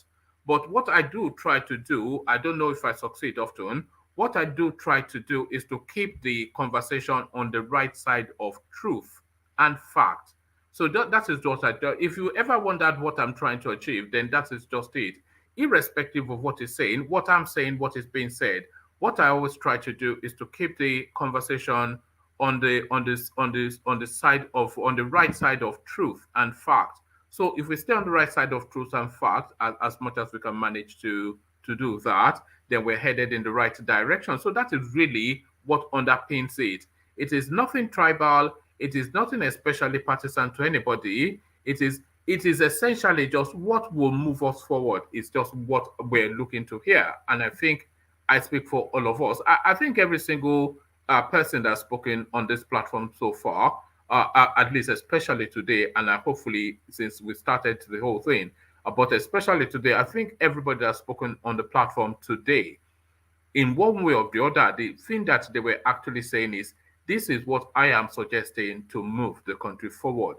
And this is what the whole thing is all about. You may agree or disagree with their idea on what moves the country forward, but you cannot quibble their intention to see the country move forward, especially the ones in diaspora, even the ones in Nigeria now. They are talking about the weight of the country on their back. And the ones in diaspora, they are talking about the burden of not being able to go home safely. Who wouldn't want to? You know, Nigerians abroad, they can afford actually to, on a Friday, finish work, fly to Nigeria from America, Europe, etc., just to go and spend a weekend with their parents or loved one and fly back the next day. They can afford that, but they wouldn't dare do that. Why wouldn't they dare do that? You fear for your safety, the lack of amenities. What happens to you if something happens to you? All of these things. So these are all of the things that are pushing us to want to push that space to be better. So that is what it's all about, just to keep it on the side of truth and fact. So that is what we are trying to do. And if you see me deviating from that path, then call me to caution. You know, I'm always I make myself receptible always to being cautioned and corrected, but not to be told just some yam head nonsense. So you know I can't abide yam heads. But if you try and repoint me, I may make noise and do a giddy, but I will take on board what you have said to me. So that is just the whole. The mission statement is just to keep the conversation on the right side of truth and fact. So we leave it there. Carry the conversation within the comment section. But here, I say, don't forget to like and subscribe, by the way. But here, I say, and share, like, share, and subscribe. You have to remember to always say that, like, share, and subscribe. And here, I say, peace.